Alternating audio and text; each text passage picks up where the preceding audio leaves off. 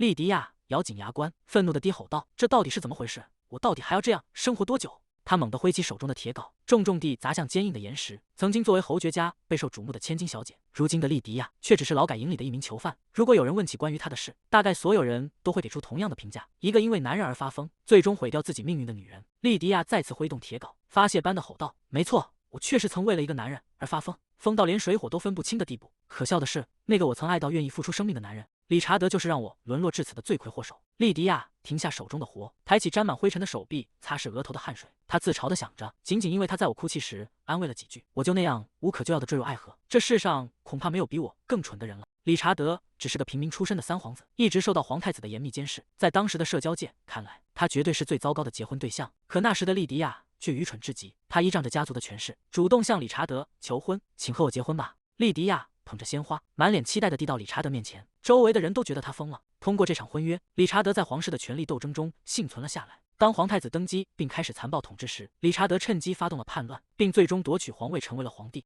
在万民的欢呼声中，理查德戴上皇冠，享受着至高无上的荣耀。然而，就在那时，他却爱上了我的堂妹吉塞尔，并彻底抛弃了我。理查德当众推开了莉迪亚，转而将吉塞尔紧紧搂在怀里。莉迪亚呆立在原地，难以置信地看着眼前亲密的两人。如果他们只是单纯的相爱，我或许还不会如此愤恨。但那两个疯子竟然还做出了更过分的事。莉迪亚独自瘫坐在冰冷的地板上，周围是一片狼藉。她绝望地流下眼泪，心中充满了被背叛的痛苦。我必须杀了吉塞尔。莉迪亚颤抖着手拔开了药瓶的塞子。在那段被爱蒙蔽双眼的疯狂日子里，她天真的以为失去吉塞尔就是对理查德最大的报复。紫色的毒药滴入杯中，溅起刺眼的浪花。然而投毒计划最终失败了，结果就像现在这样，他沦为了阶下囚。莉迪亚精疲力竭地瘫坐在矿场上，随手丢开了沉重的铁镐。他大口喘着粗气，看着自己满是污垢的双手，心中充满了悔恨。当初真该直接杀了理查德那个混蛋，再这样干下去，我的身体迟早会垮掉的。他靠在冰冷的岩石边，虚弱地闭上眼睛，打算稍微偷个懒休息片刻。就在这时，一阵沉重的脚步声由远及近，停在了他的面前。莉迪亚还没来得及睁眼，温热的鲜血便猛然溅满了他的全身。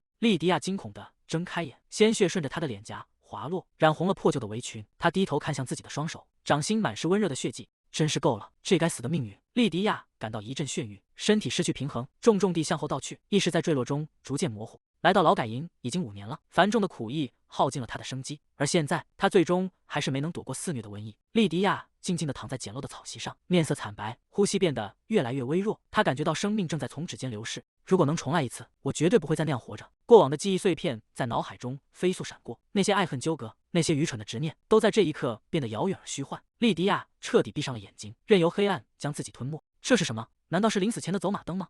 莉迪亚看着那些飞速掠过的记忆，画面中是曾经那个愚蠢的自己，正满脸通红的向理查德献花。他痛苦地捂住脸，尖叫道：“啊，快停下！”紧接着，画面又转到理查德冷漠地搂着吉塞尔，而自己却像个疯子一样在旁边哭闹。莉迪亚崩溃地哀求道：“求求你快停下，别再让我看了！”他猛地睁开双眼，眼神中充满了前所未有的决绝与愤怒。如果能回到那个时刻，我一定要狠狠扇那个白痴一巴掌。意识在虚无中剧烈震荡，一道强光贯穿了黑暗，仿佛有什么东西被彻底撕裂。莉迪亚，埃文西！伴随着一声严厉的呼唤，莉迪亚猛地回过神来，她发现自己正站在华丽的走廊里，身上穿着精致的蓝色礼服，手中还捧着那束刺眼的鲜花。她愣在原地，难以置信地环顾四周。理查德正站在不远处，用那种高傲而冷淡的眼神注视着她。这是怎么回事？莉迪亚惊慌地环顾四周，理查德带着一群卫兵闯入房间，他愤怒地指着莉迪亚吼道：“我们接到举报，说你私藏了毒药，你刚才试图毒害吉塞尔，对吧？”莉迪亚低头看向自己的手心，一只装着紫色药水的玻璃瓶正静静躺在那里。毒药？什么？他整个人僵在原地，大脑一片空白。理查德步步紧逼，指着那只药瓶继续质问道：“这就是毒药，没错吧？”莉迪亚惊恐地瞪大双眼，难道我真的回到了过去，而且偏偏回到了我因为企图投毒而被逮捕的那一天？他绝望地扶住额头，心中充满了愤怒与不甘。但是为什么偏偏是投毒之后啊？如果要让我重生，至少应该让我回到投毒之前才对吧？莉迪亚崩溃地抓着头发，在华丽的寝宫里发出了凄厉的惨叫。啊呀呀！莉迪亚紧紧攥着手中的药瓶，冷汗顺着脸颊滑落。她死死盯着理查德，大脑飞速运转。理查德见他沉默不语，愤怒地吼道：“现在你连话都不回了吗？你们还在等什么？快点搜他的肾！”卫兵们正要上前，一只戴着黑色蕾丝手套的手突然拦住了他们。等一下！吉塞尔从理查德身后走出来，神情温婉地说道：“怎么能让男人来搜一位女士的身呢？还是由我亲自来确认吧。”理查德有些担忧地看向身边的女人吉塞尔。莉迪亚看着眼前的堂妹，心中冷笑：“啊，吉塞尔！”理查德伸手护住吉塞尔，温柔地叮嘱道：“我知道你心软，但这个女人很危险，你一定要站在我身后。看着理查德那副深情款款的模样，莉迪亚只觉得胃里一阵翻腾，真恶心。吉塞尔娇羞地依偎在理查德怀里，轻声的喃道：“陛下。”莉迪亚冷眼看着这对在自己面前演戏的男女，心中暗自思忖：我绝不是为了再看一遍这种闹剧才回来的。虽然重生的时机有点尴尬，他低下头，嘴角却微微上扬，勾起一抹冰冷的弧度。但既然给了我修正过去的机会，莉迪亚猛地抬起手，在众人惊愕的目光中，狠狠扇了自己一巴掌。理查德惊叫道：“莉迪亚！”莉迪亚低着头，发丝遮住了神情，喉咙里发出一阵低沉的笑声。理查德搂着吉塞尔连连后退，惊恐地问道：“你到底在干什么？”莉迪亚缓缓抬起脸，嘴角勾起一抹疯狂而冷冽的弧度。他低声的喃道：“现在我终于清醒了。”他看向眼前的两人，眼神中再也没有了往日的卑微与爱慕，只剩下如冰霜般的寒意。从现在起，我绝不会再为了男人毁掉自己的人生。莉迪亚眼神冰冷，从现在起，我再也不会让男人毁掉我的生活。理查德猛地抓住莉迪亚的手腕，怒吼道：“你觉得你在干什么？”莉迪亚侧过头，如果他们搜查我的身体，迟早会发现这瓶毒药。既然如此，我宁愿……莉迪亚看向理查德说道：“你似乎误解了什么？这瓶毒药是用来杀我自己的。”他紧紧握住手中的药瓶，指尖微微颤抖。士兵们站在一旁，露出惊愕的神色。莉迪亚斜眼看向理查德，自残并不是犯罪。既然我已经背负了痴迷男人的名声，那就干脆让传闻更彻底一点，就说我因为未婚夫被抢走而服毒自尽吧。如果我死在这里，理查德就会陷入大麻烦。周围的宾客开始交头接耳，窃窃私语声在大厅里蔓延开来。无论如何，他怎么能眼睁睁看着前未婚妻死去？他能有今天的地位，全靠埃文西侯爵的女儿。他以后要怎么面对侯爵？舆论一定会彻底崩溃。理查德的脸色变得极其难看，额头渗出了冷汗。莉迪亚暗自思忖，为了不被诅咒纠缠一辈子，他绝对会拼命阻止我。所以只要我假装喝下去……莉迪亚猛地举起药瓶，做事要往嘴里灌去。理查德惊恐地大喊道：“快拦住他！”周围的侍卫和宾客乱作一团。理查德冲上前去，一把撞向莉迪亚的手臂。莉迪亚惊叫一声，手中的药瓶脱手而出，紫色的液体在空中飞溅，药水洒在了莉迪亚的脸上。她紧闭双眼，发出一声惊呼。莉迪亚心中一惊，糟了，我不小心吞下去了一点。大门被猛地推开，阿塞恩快步走进宴会厅，说道：“陛下，因为您一直没有回应，我就直接进来了。”阿塞恩的声音戛然而止，他停下脚步，目光落在混乱的中心，那是侯爵的女儿。莉迪亚呆立在原地，嘴角渗出一丝暗红的血迹。他看着阿塞恩，发出一声微弱的惊呼。阿塞恩盯着眼前的女子，心中疑虑丛生。那个人难道是……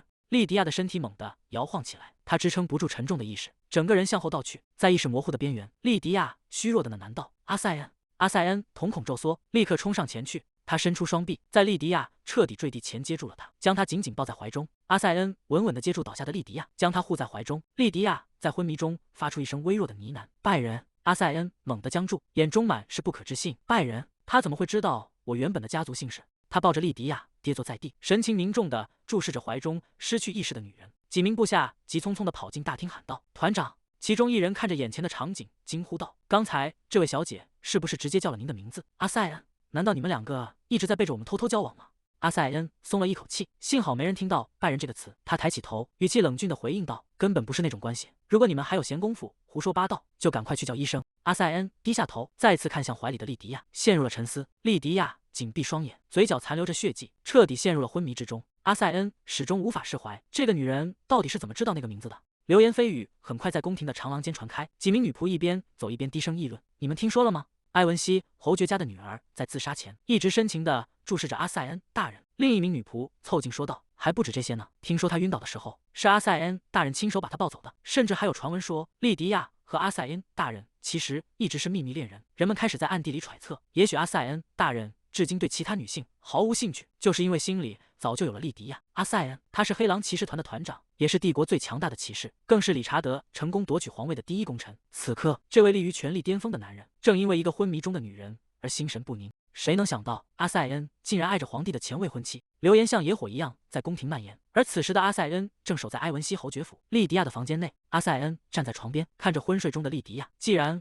我已经一路护送她来到这里，外面的传闻恐怕早就满天飞了。他原本想避开这些不必要的关注，但现在已经别无选择。弄清楚他为什么会提到拜仁，并排除潜在的威胁，这比任何流言都更重要。莉迪亚静静地躺在床上，呼吸平稳，却依然没有醒来的迹象。阿塞恩凝视着他的睡颜，心中反复咀嚼着那个词“拜仁”。那是曾经显赫一时的公爵家族，却因为叛国罪被满门抄斩，彻底消失在历史的尘埃中。而且，那也是他深埋心底的真正的姓氏，那是他绝对不能见光的真实姓氏。在那个火光冲天的夜晚，年幼的他被紧紧护在斗篷下，逃离了化为焦土的家园。阿塞恩从回忆中抽离，低头看向床上的莉迪亚，他发出一声痛苦的呻吟，身体在被褥中不安地蜷缩着。莉迪亚闭着眼低声呢喃：“好冷。”阿塞恩猛地一惊，他环顾四周，这间屋子冷得像冰窖一样。这家的仆人到底在干什么？为什么没有人照顾病人？他无奈地叹了口气，走到壁炉旁，熟练地拿起木柴和火钳，开始生火。木材在火堆中发出噼啪的响声，火光映照着阿塞恩的侧脸。他蹲在壁炉前，看着逐渐升起的火苗，自嘲地扶住额头。我明明是来监视他的，结果现在却在帮他生火，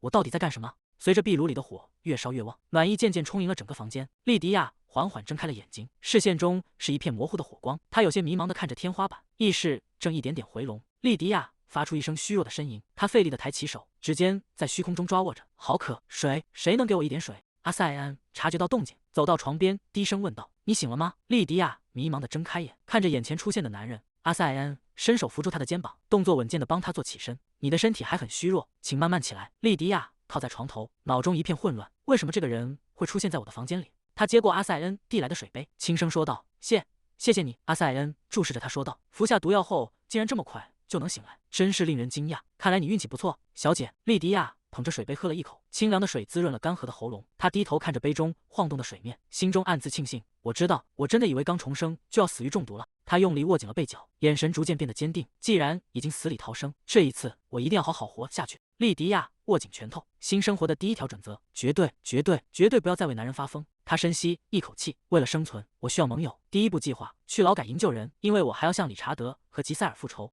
莉迪亚脑海中浮现出痛击理查德的画面，嘴角不禁露出一丝笑意。第二步计划：为了实现这一切，我必须得到阿塞恩的帮助。没想到这么快就遇到了他，真是走运。莉迪亚看向床边的男人问道：“大人，您为什么会在这里？”阿塞恩沉默地看着他，莉迪亚心中暗自盘算，他的恩人就在劳改营里，只要我能说服他，他一定会帮我。如果他拒绝，我就用那个秘密作为筹码跟他谈判。阿塞恩微微皱眉问道：“你不记得昨天发生的事了吗？”莉迪亚愣了一下，昨天？阿塞恩注视着莉迪亚说道：“昨天你叫了我拜人，小姐。”莉迪亚脸上的笑容瞬间凝固，她猛地咳嗽起来，惊慌失措地回应道：“我说了吗？你确定你没有听错吗？”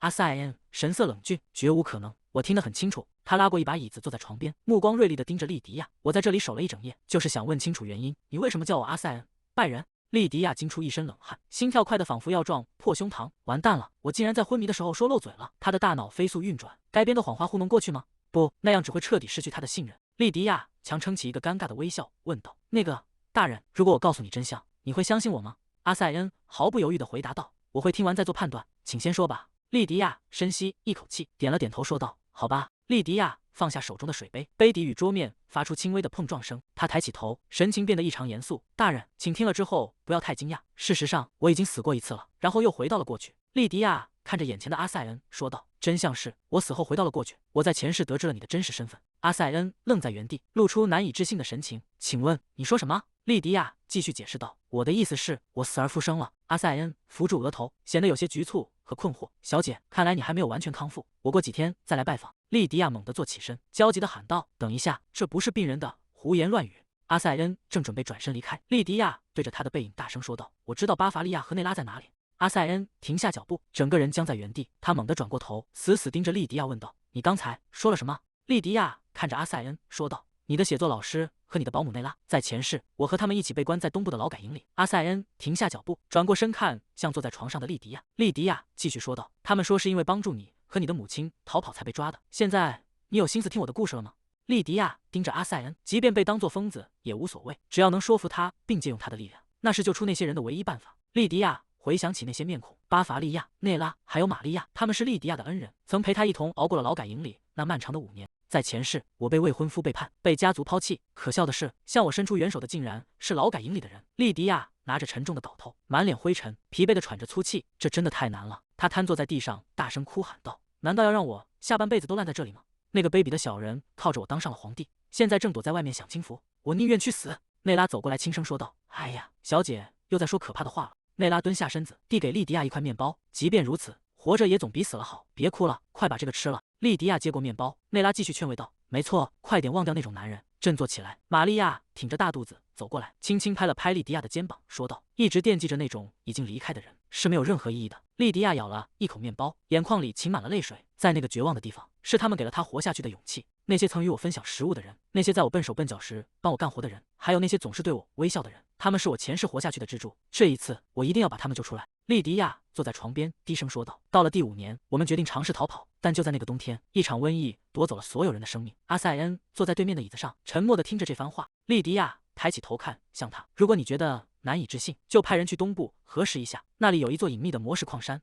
莉迪亚盯着阿塞恩，心想这些证据应该足够让他相信了。阿塞恩沉默了许久，脸上露出一丝复杂的苦笑。他缓缓开口道：“我完全理解了，小姐，看来解除婚约对你的打击真的很大。”莉迪亚愣住了，他竟然完全不相信我。莉迪亚急忙起身喊道：“等一下，请再听我说几句。”阿塞恩站起身，头也不回地走向门口。“打扰一位身体欠安的人，是我失礼了。等你康复后，我再来拜访。”莉迪亚伸手想要拉住他，大声呼喊道：“阁下，请等一下！”阿塞恩推门走出房间，门外传来了敲门声。一名侍从走上前，恭敬地说道：“阿塞恩大人，少爷说想请您共进晚餐。”阿塞恩神色凝重地回应道：“抱歉，请转告少爷，今天就到此为止吧，我突然有些急事要处理。”阿塞恩快步走在走廊上，心中思绪万千。无论怎么想，他肯定是因为打击太大疯了。但他随即停下脚步，眉头紧锁，陷入了沉思。可是他对内拉和巴伐利亚的事情知道的太详细了。阿塞恩深吸一口气，抬手按住额头，显得十分焦虑和困惑。在情况变得更糟之前，必须在侯爵府里仔细盯着那位小姐。阿塞恩回想起莉迪亚缩在被子里的样子，她看起来似乎被冷落了，难怪身体状况这么差，真是个可怜的人。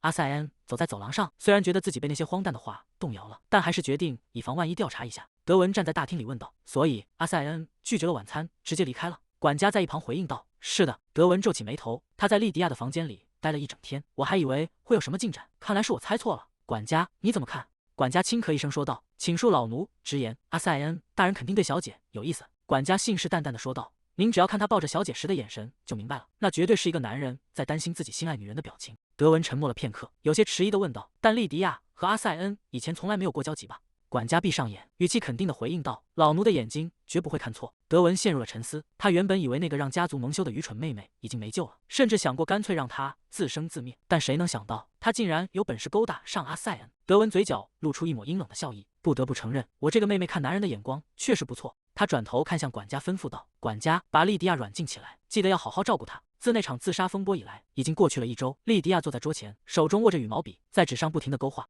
这段时间里，她一边调养身体，一边针对各种可能出现的情况制定对策。纸上写满了关于阿塞恩的计划，无论是他选择帮忙，还是拒绝协助，他都做了详尽的推演。然而，现在最大的问题是，阿塞恩那边始终没有任何消息。莉迪亚放下笔，深深地叹了口气。她确实考虑过阿塞恩不愿帮忙的可能性，但为了能尽快救出那些人，她必须找到一个盟友。莉迪亚猛地站起身，双手撑在桌面上，不能再这样干等下去了。她决定去找德文解除禁足，与其坐以待毙，不如主动出击，去见阿塞恩。莉迪亚推开房门说道：“德文，我……”德文转过头看向莉迪亚问道：“莉迪亚，你来得正好。”她神情平静地继续说道：“陛下已经为你安排了一桩婚事。”德文将一份文件递给莉迪亚，莉迪亚看着手中的纸张问道：“婚约？”德文回应道：“据说对方是蒙德伯爵。”莉迪亚死死攥住信纸，她愤怒地吼道：“你现在竟然要我嫁给一个连孙子都有的老头子！”德文背对着他说道：“这是你前未婚夫亲自安排的婚事，你就不能顺从一次吗？”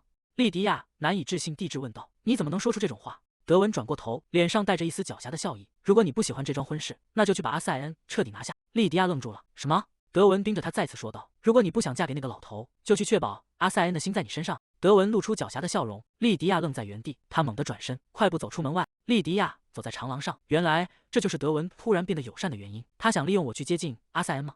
还有那个背叛者，他害怕我真的嫁给阿塞恩，所以才急着把那个老头推给我。莉迪亚停下脚步，虽然预料到会有这种事发生，但真正面对时还是让人火大。该死！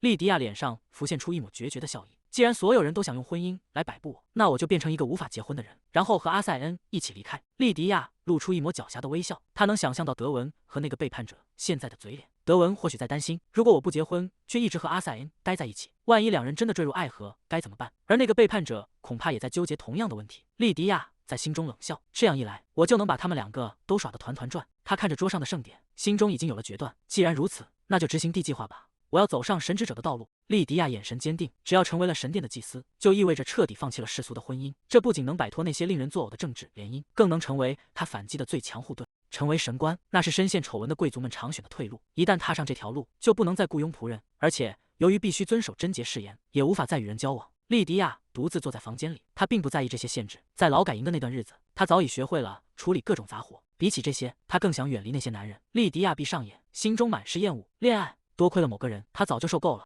脑海中浮现出不堪的画面，即便有了未婚妻，那个男人依然在肆无忌惮的背叛。男人全都是一个样。莉迪亚猛地攥紧胸口的衣襟，咬紧牙关，她已经下定了决心，这辈子再也不要和男人扯上关系。莉迪亚望向窗外，神色冷峻而坚定。莉迪亚环顾房间，时间已经不早了，该出发了。她露出一丝冷笑，那些人大概以为在门口安排了守卫，她就无法离开。莉迪亚赤脚踩在地板上，既然门被堵住了，那就从窗户出去。她将长布拧成绳索，紧紧系在窗台边，翻身跨出窗外，说道：“好了，出发吧。”阿塞恩正穿梭在花园的树丛中，他很清楚，如果潜入的行为被发现，处境会变得更加糟糕。但如果正式登门拜访，必然会引起巨大的骚动，他别无选择。阿塞恩想起那些关于自己的流言蜚语，只能继续在阴影中前行。阿塞恩在夜色中穿行，他必须尽快见到那位小姐。派往东部地区的人传回了消息，那里确实存在一个劳改营。阿塞恩神色凝重，周围到处都是监视的眼睛，他甚至无法贸然寄出一封信，只能选择这种方式潜入。今天一定要得到一个合理的解释。他正快步走向宅邸，却突然停下了脚步。阿塞恩猛地抬头看向2楼，一个身影正悬在半空中。莉迪亚正抓着布条从窗户滑下，由于体力不支，她的手猛地一滑，莉迪亚发出一声惊叫，整个人失去了平衡，从高处坠落。她在劳改营干了那么多苦活，本以为已经锻炼出了足够的体力，没想到竟然会在这种时候失手。莉迪亚原本以为能顺利爬下一层楼，可她忘了，这具身体早已不是在劳改营干活时的状态。莉迪亚小姐，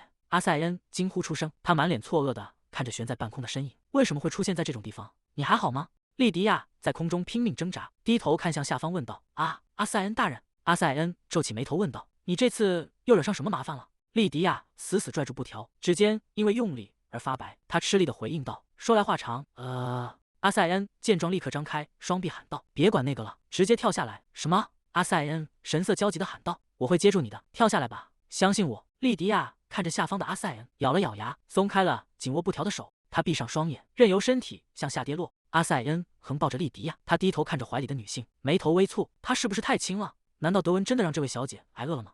莉迪亚靠在阿塞恩怀里，有些局促地开口道：“那个，打扰一下，阿塞恩大人。”阿塞恩没有停下脚步，低声回应道：“怎么了？就算觉得不舒服，也请先忍耐一下。”莉迪亚的手指紧紧抓着裙摆，神情愈发慌乱。不是那样的，现在那个……他感觉到裙摆在向上滑落，忍不住惊呼道：“天哪，我的衣服掀起来了，能不能先放我下来一下？”阿塞恩停下动作，有些迟疑地问道：“你是说让我放手？”莉迪亚疑惑地看着他，不明白他为什么会犹豫，只是要求回到地面上，这应该不是什么困难的请求吧？阿塞恩依旧紧紧抱着他，没有松手的意思。莉迪亚看着他紧绷的神情，心中突然升起一个念头：等等，难道说……阿塞恩的手指微微颤动，他似乎理解错了莉迪亚的意思，竟然伸手去抓那堆叠的裙摆，试图帮他把衣服拉下来。莉迪亚猛地一颤，整个人僵在阿塞恩怀里。他难道以为我是让他亲自动手整理裙子吗？阿塞恩的手指不可避免地触碰到了他的皮肤，莉迪亚感到一阵战栗，他的手一直在蹭着我的腿。就在这时，走廊尽头传来了急促的脚步声，两名女仆提着灯走近，正低声交谈着。阿塞恩反应极快，他抱着莉迪亚迅速闪身，躲进阴影之中。莉迪亚紧张地揪住他的衣襟，屏住呼吸。女仆的声音在寂静的夜里格外清晰：“阿塞恩大人到底去哪了？怎么一转眼就不见了？”直到脚步声远去，阿塞恩才缓缓松开手，将莉迪亚放回到地面上。莉迪亚赤着脚站在草地上，裙摆终于垂落下来，遮住了她的双腿。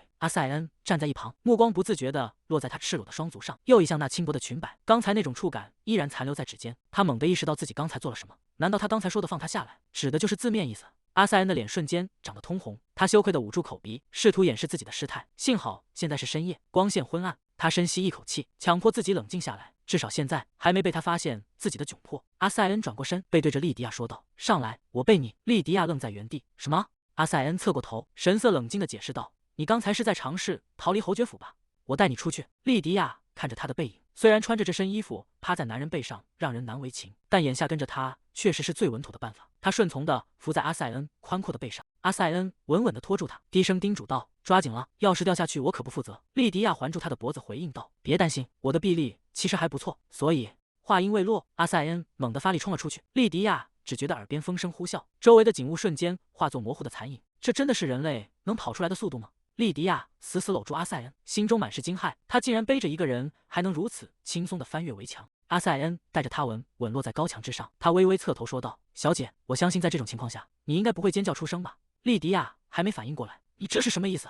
阿塞恩没有回答，直接带着他从高耸的围墙上一跃而下。莉迪亚终于明白了他刚才的提醒，他竟然打算从这种高度直接跳下去，失重感瞬间袭来，两人坠入墙外幽暗的森林之中。阿塞恩背着莉迪亚在林间穿行，莉迪亚因为刚才剧烈的颠簸和惊吓，双手死死勒住阿塞恩的脖子。阿塞恩被勒得有些喘不过气，无奈地问道：“你是打算勒死我吗？”莉迪亚虚弱地回应道：“不。”阿塞恩小心地把他放了下来。莉迪亚站稳后，有些疑惑地问道：“说起来，你为什么会鬼鬼祟祟地出现在那里？”阿塞恩牵起马绳，解释道：“如果我光明正大地出入侯爵府，肯定会招来奇怪的传闻。”莉迪亚想起之前的风波，有些尴尬地说道：“也是，仅仅是因为你把我从宅邸抱出来，就已经传出了无数流言蜚语。”阿塞恩沉默了一瞬，莉迪亚看向他请求道：“对了，能不能请你把我送到神殿去？”阿塞恩停下手中的动作，语气冷淡地回应道：“小姐，你恐怕去不了神殿了。”莉迪亚愣住了，什么？阿塞恩背对着他，声音在幽暗的森林中显得格外低沉。“你说你在前世见过我，但看来你并不了解我。”他猛地攥紧手中的缰绳，转过身来，脸上带着一丝令人胆寒的笑意。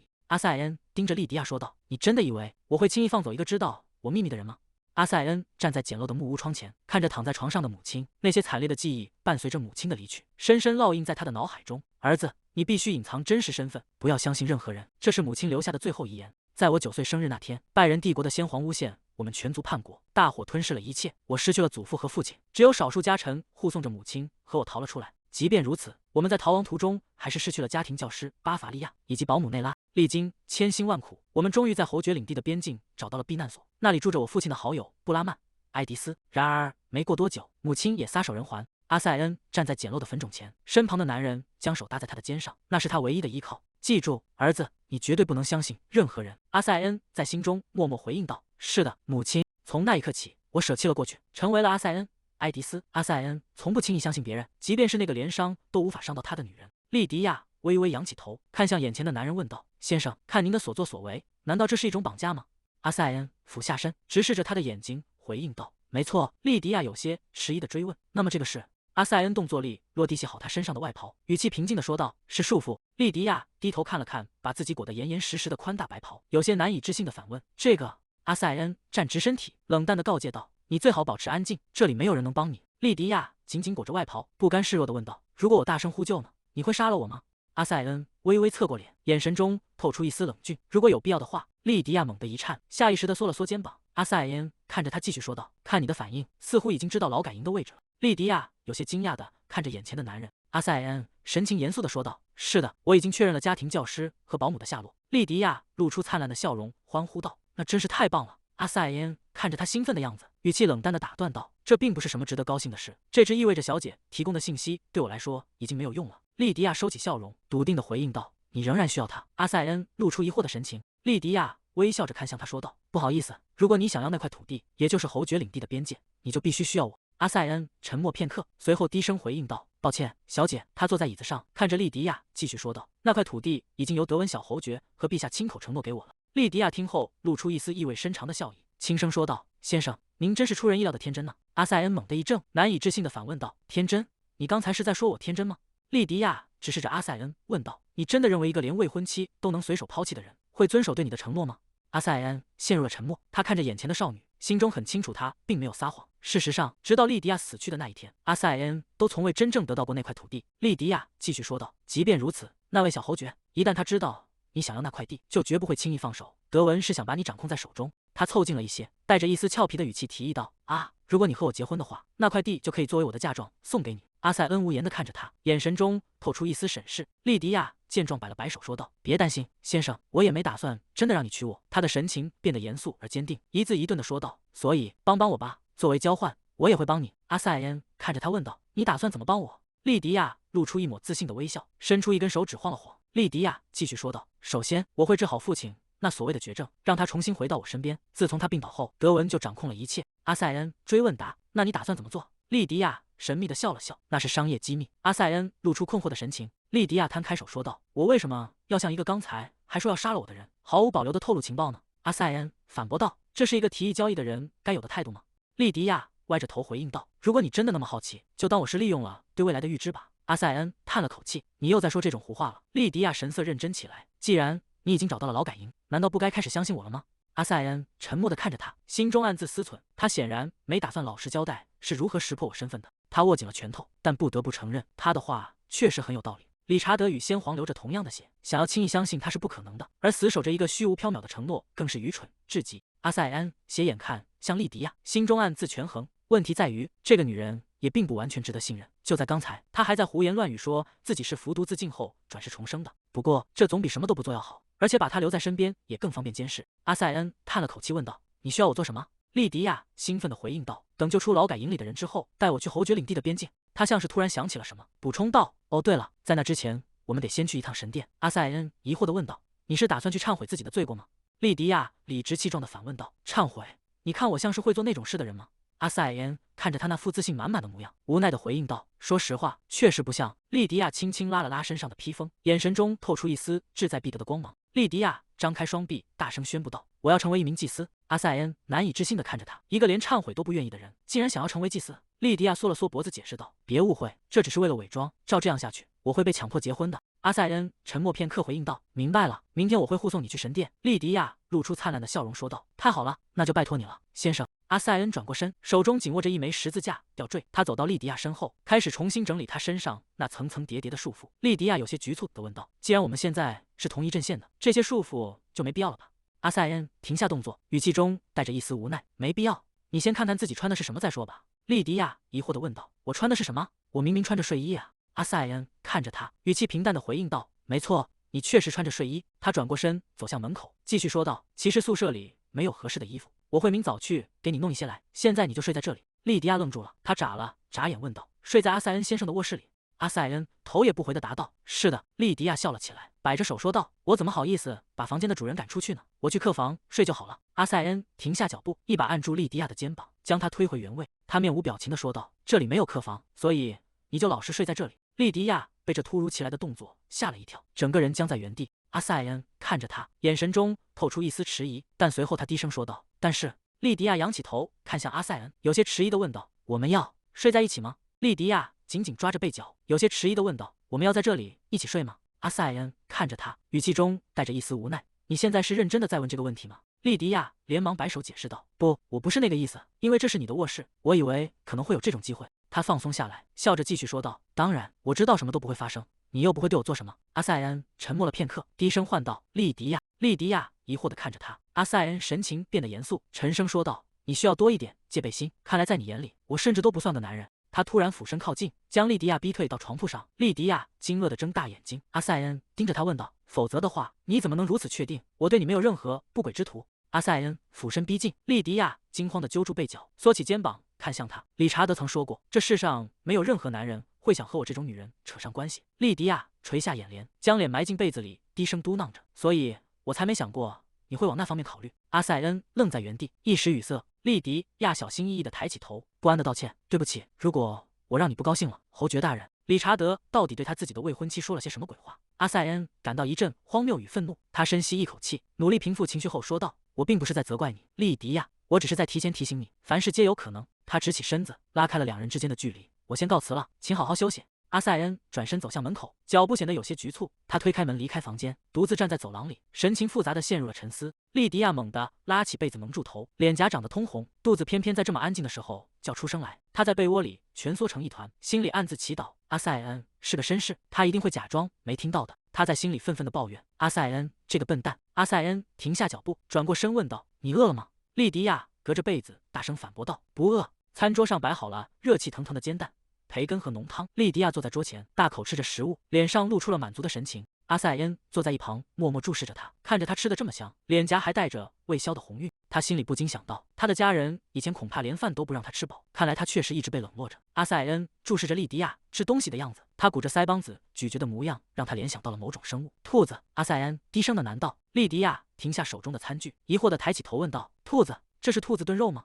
阿塞恩摇了摇头，仔细打量着他说道：“不，我是说你现在的样子很像冬兔。”莉迪亚好奇地追问道：“什么是冬兔？”阿塞恩解释道：“那是生活在北方森林里的动物，长着粉色的皮毛。如果你去边境地带的话，经常能见到它们。”莉迪亚露出惊喜的神情，兴奋地问道：“粉色的兔子，那一定很可爱，可以养它们吗？”阿塞恩陷入了沉默，他看着莉迪亚期待的样子，欲言又止。莉迪亚歪着头等待着答案。阿塞恩最终只是含糊地回应道：“恐怕很难养活。”我的女士。莉迪亚脸上写满了困惑，不明白为什么这种可爱的生物会难以饲养。夜色渐深，宅邸在月光下显得格外静谧。医生收回手，对吉塞尔说道：“孩子很健康。”吉塞尔轻抚着隆起的腹部，脸上洋溢着温婉的笑意。理查德坐在一旁，手撑着脸颊，陷入了沉思，神情显得有些冷峻。吉塞尔察觉到他的异样，轻声问道：“陛下，理查德回过神来，淡淡的回应道：“啊，抱歉，我只是在想阿塞恩和莉迪亚的关系，这让我有些在意。”吉塞尔的笑容僵住了，身体微微一颤，他紧紧盯着理查德，问道：“难道你对莉迪亚还有感情吗？”理查德轻笑一声，站起身，走向吉塞尔，说道：“皇后，我想要的是站在阿塞恩那一边。”他伸手揽住吉塞尔的肩膀，将他带入怀中。吉塞尔露出惊愕的神情，理查德凑近他的耳畔，眼神中透着掌控一切的冷意。“我想办法把他留在京城，让他成为我的亲信。”他宽大的手掌附在吉塞尔的手背上，轻轻摩挲着，语气低沉而坚定。吉塞尔靠在理查德怀中，眼神中透出一丝阴冷。如果那两个人最终结婚了，事情会变得很麻烦。理查德的手指轻轻摩挲着吉塞尔的手背，吉塞尔微微侧过头，微笑着提议道：“既然这件事让你如此困扰，我可以亲自去一趟侯爵府。只要见到阿塞恩，我很快就能掌握目前的情况。”次日清晨，莉迪亚坐在床边，揉着惺忪的睡眼，打了个哈欠。门外传来了敲门声，莉迪亚看向门口，问道：“是阿塞恩大人吗？”房门被缓缓推开，一个陌生的红发男人走了进来，他怀里抱着一叠衣物，神情冷淡地站在床前。莉迪亚愣住了，呆呆地看着眼前的陌生人，他是谁？红发男人冷冷地开口道：“外面有人找你。”莉迪亚吓了一跳，下意识抓紧胸前的衣服遮挡，有些局促地回应道：“哦，谢谢你。”男人并没有离开，而是站在原地，用充满敌意的目光审视着莉迪亚。莉迪亚被盯得心里发毛，这家伙为什么要这样瞪着我？男人走近几步，语气不善地说道：“我们的团长可不是你这种大小姐能高攀的对象，如果你再打什么歪主意，我劝你最好趁早放弃。”莉迪亚愣住了，难以置信地反问道：“什么？”男人露出一抹嘲讽的笑意，继续说道：“你还没结婚对吧？与其在这里纠缠，不如重新去巴结皇帝陛下如何？”莉迪亚气得浑身发抖，这家伙到底是怎么回事？第一次见面就这么没礼貌。他强压下怒火，挤出一丝僵硬的微笑，问道：“请问这位大人，您叫什么名字？”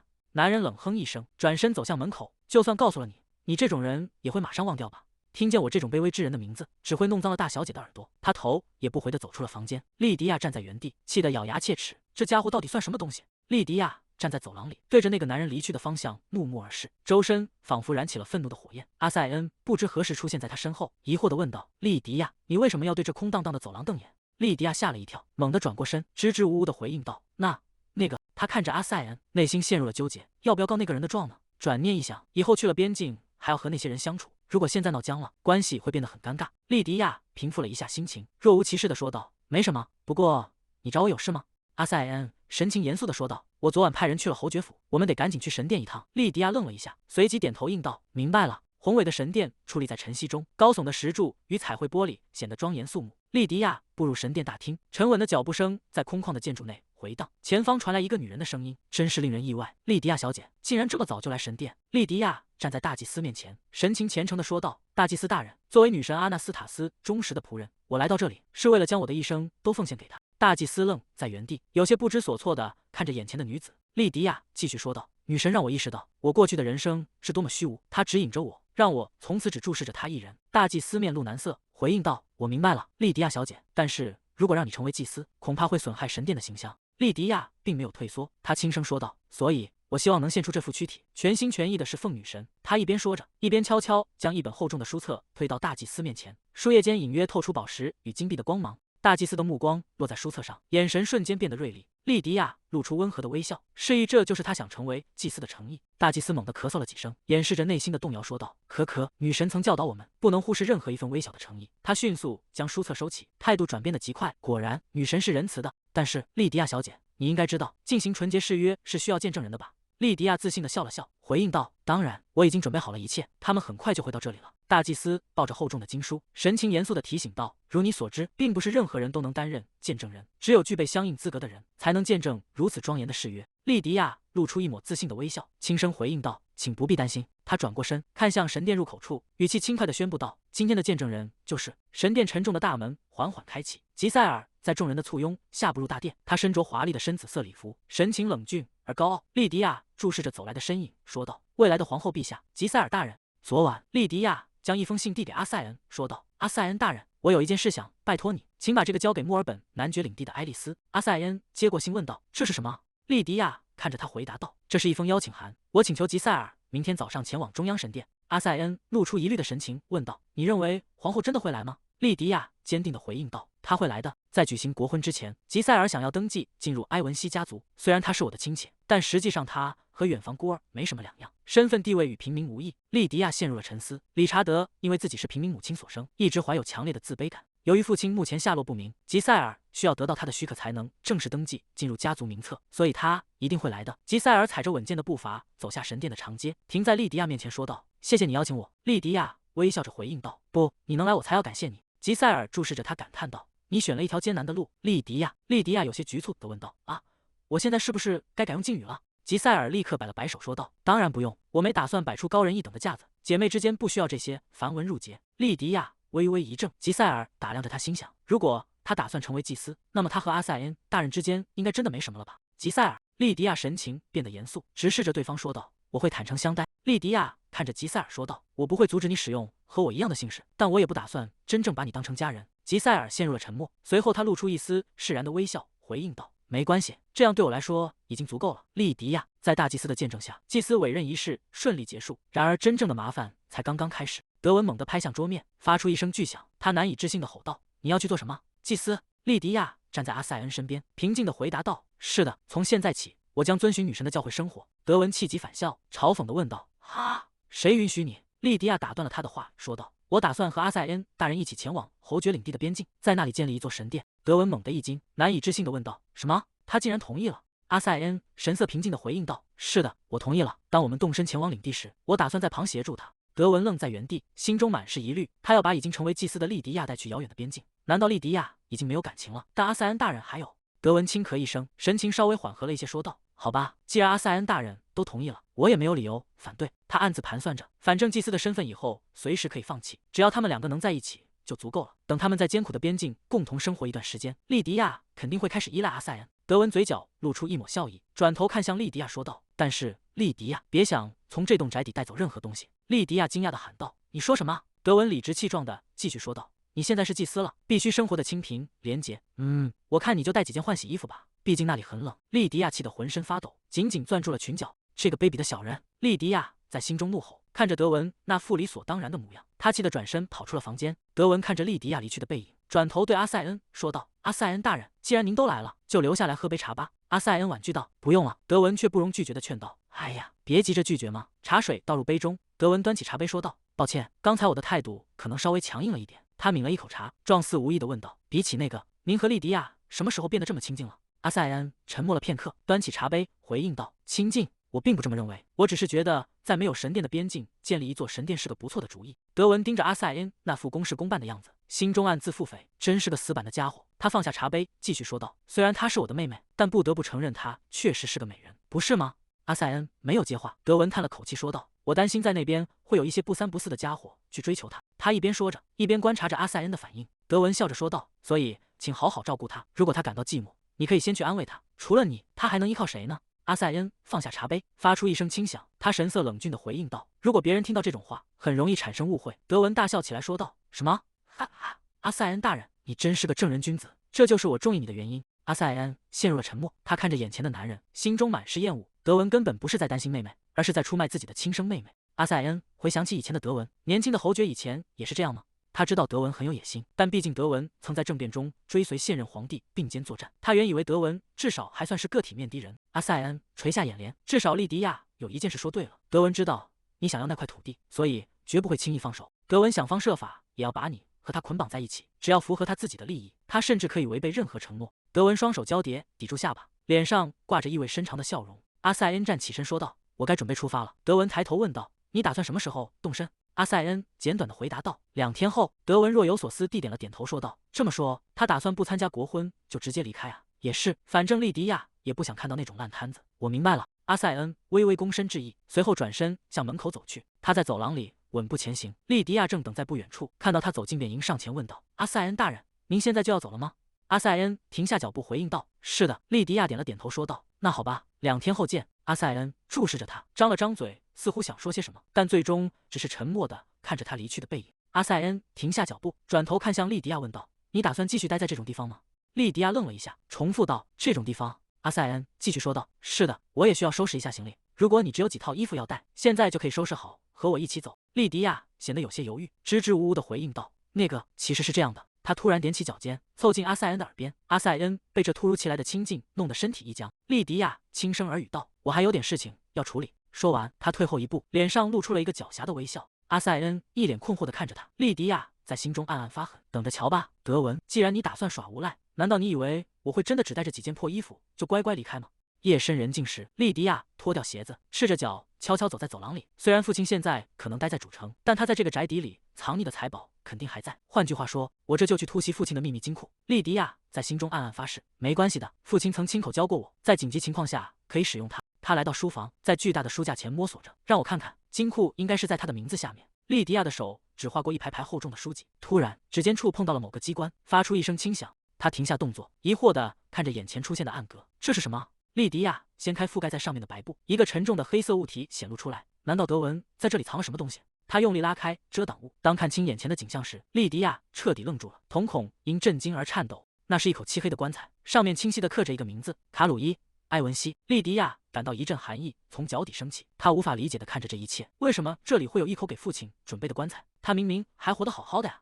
莉迪亚看着眼前的棺材说道：“德文，你这个疯子！”他转过身，目光冰冷地注视着前方。父亲还在为了活下去而挣扎，你竟然已经开始订购他的棺材了。莉迪亚陷入了回忆，虽然父亲算不上一个好丈夫，但他确实是一个称职的父亲。他想起德文曾经与父亲亲近的模样，父亲绝不该被自己的亲生儿子这样对待。莉迪亚继续思索着，父亲比任何人都看重家庭，他总是无条件地支持着我们。回忆中，父亲曾为了家人的决定而震惊，也曾坚定地宣布侯爵领地将支持反叛。他总是站在家人这一边。德文，无论你做什么，这口棺材永远都不会被派上用场。莉迪亚独自走进书房，她站在高大的书架前，指尖轻轻划过一排排厚重的书籍。她在书架间仔细翻找，双手不断拨开那些陈旧的典籍。终于，她的动作停了下来，找到了。莉迪亚从书架深处取出一个隐秘的木盒，随着清脆的锁扣声响，她缓缓打开了盒盖。这就是父亲提到的钻石，满满一盒钻石映入眼帘。莉迪亚看着这些晶莹的东西，思绪回到了过去。那是叛乱成功后，在他准备离开首都之前，父亲躺在病榻上，紧紧握着他的手，交代了保险箱的事。父亲曾对他说，如果以后有需要，就尽管拿去使用。莉迪亚看着盒子里闪烁的钻石，他心里明白，父亲一定知道他在支持理查德之后已经倾家荡产了。他合上木盒，发出一声轻响。莉迪亚低声自语道：“我会好好利用他们的，父亲。”他抱着盒子转身离开，穿过空旷的长廊，裙摆在地面上轻轻扫过。再等一等，他在心中默默祈祷：“我一定会救你的。”莉迪亚坐在繁花簇拥的庭院中，眼神变得坚定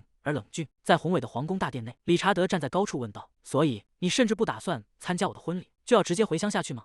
这真让我感到伤心。”阿塞恩站在台阶下，微微低头回应道：“请原谅我，陛下。”理查德坐在高耸的王座上，问道：“听说你要带莉迪亚一起走？”阿塞恩微微颔首回应道：“是的，我认为在边境建立一座神殿会很有帮助。”理查德露出了一丝意味深长的微笑，他心里很清楚，莉迪亚刚刚成为祭司，短时间内或许不会出什么差错，但祭司的身份随时都可以放弃。如果那两个人真的坠入爱河，莉迪亚随时都会辞去职务。理查德收敛了笑意说道：“我尊重你的意愿，但你最好对莉迪亚保持警惕。”阿塞恩沉默地看着王座上的君主。理查德继续说道：“你觉得如果我真的和那位小姐对上，我会输吗？”阿塞恩平静地回应道：“我不是那个意思。”理查德摇了摇头，语气变得严肃起来：“那个女人已经疯了，我是在警告你，千万不要和她纠缠在一起。”理查德看着手中的棋子，心中暗自盘算：比起刚刚登基的我，埃文西侯爵家族掌握的权力实在太大了。如果他们再得到阿塞恩和黑狼骑士团的支持，那将会非常麻烦。理查德垂下眼帘，掩盖住眼底的阴霾。我必须阻止阿塞恩和莉迪亚走到一起。阿塞恩站在大殿中央，回应道：“陛下，您似乎误会了，我和莉迪亚小姐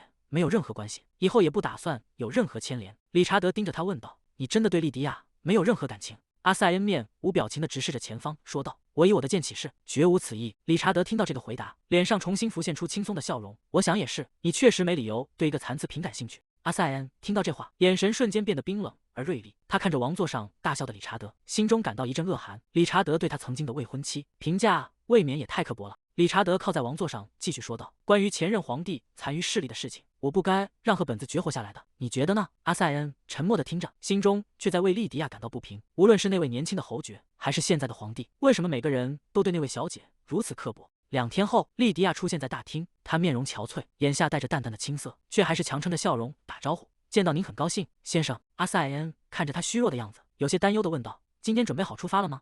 你的脸色看起来不太好。”莉迪亚摆了摆手回应道：“啊，我没事，我没事，只是有点累了。”阿塞恩看着他的背影，心中暗自揣测：难道那位年轻的侯爵又欺负他了？莉迪亚走向不远处的德文，问道：“德文，我们现在可以走了吗？”德文站在原地，手里拿着一份文件，说道：“等等，在你走之前，你需要签署这份关于吉塞尔收养的同意书。”莉迪亚停下脚步，转过头，冷冷地盯着德文，眼神中充满了愤怒与克制。德文站在桌边催促道：“还有这个。”莉迪亚一言不发，俯身在文件上签下了名字。德文看着堆在一旁的行李，说道：“我明明告诉过你只带几件衣服，但你的行李看起来可真不少。”莉迪亚猛地回过头，惊讶地看着他。德文突然走上前，一把抓住了莉迪亚的行李包。等等！德文猛地将包掀翻，里面的衣物瞬间散落一地，白色的布料铺满了地板。莉迪亚尖叫道：“德文！”站在不远处的阿塞恩目睹了这一切，他皱起眉头，神情显得有些局促。莉迪亚指着地上的狼藉怒吼道：“你到底在干什么？就算是祭司也要穿内衣吧？你是不是太过分了？”德文沉默地盯着地上的衣物，若有所思。他原本以为莉迪亚在包里藏了什么秘密，但看来他真的只带了衣服。莉迪亚紧紧抓着自己的裙摆，愤怒地瞪着德文，身体因为气愤而微微颤抖。德文转过身，语气平淡地说道：“是我的失误，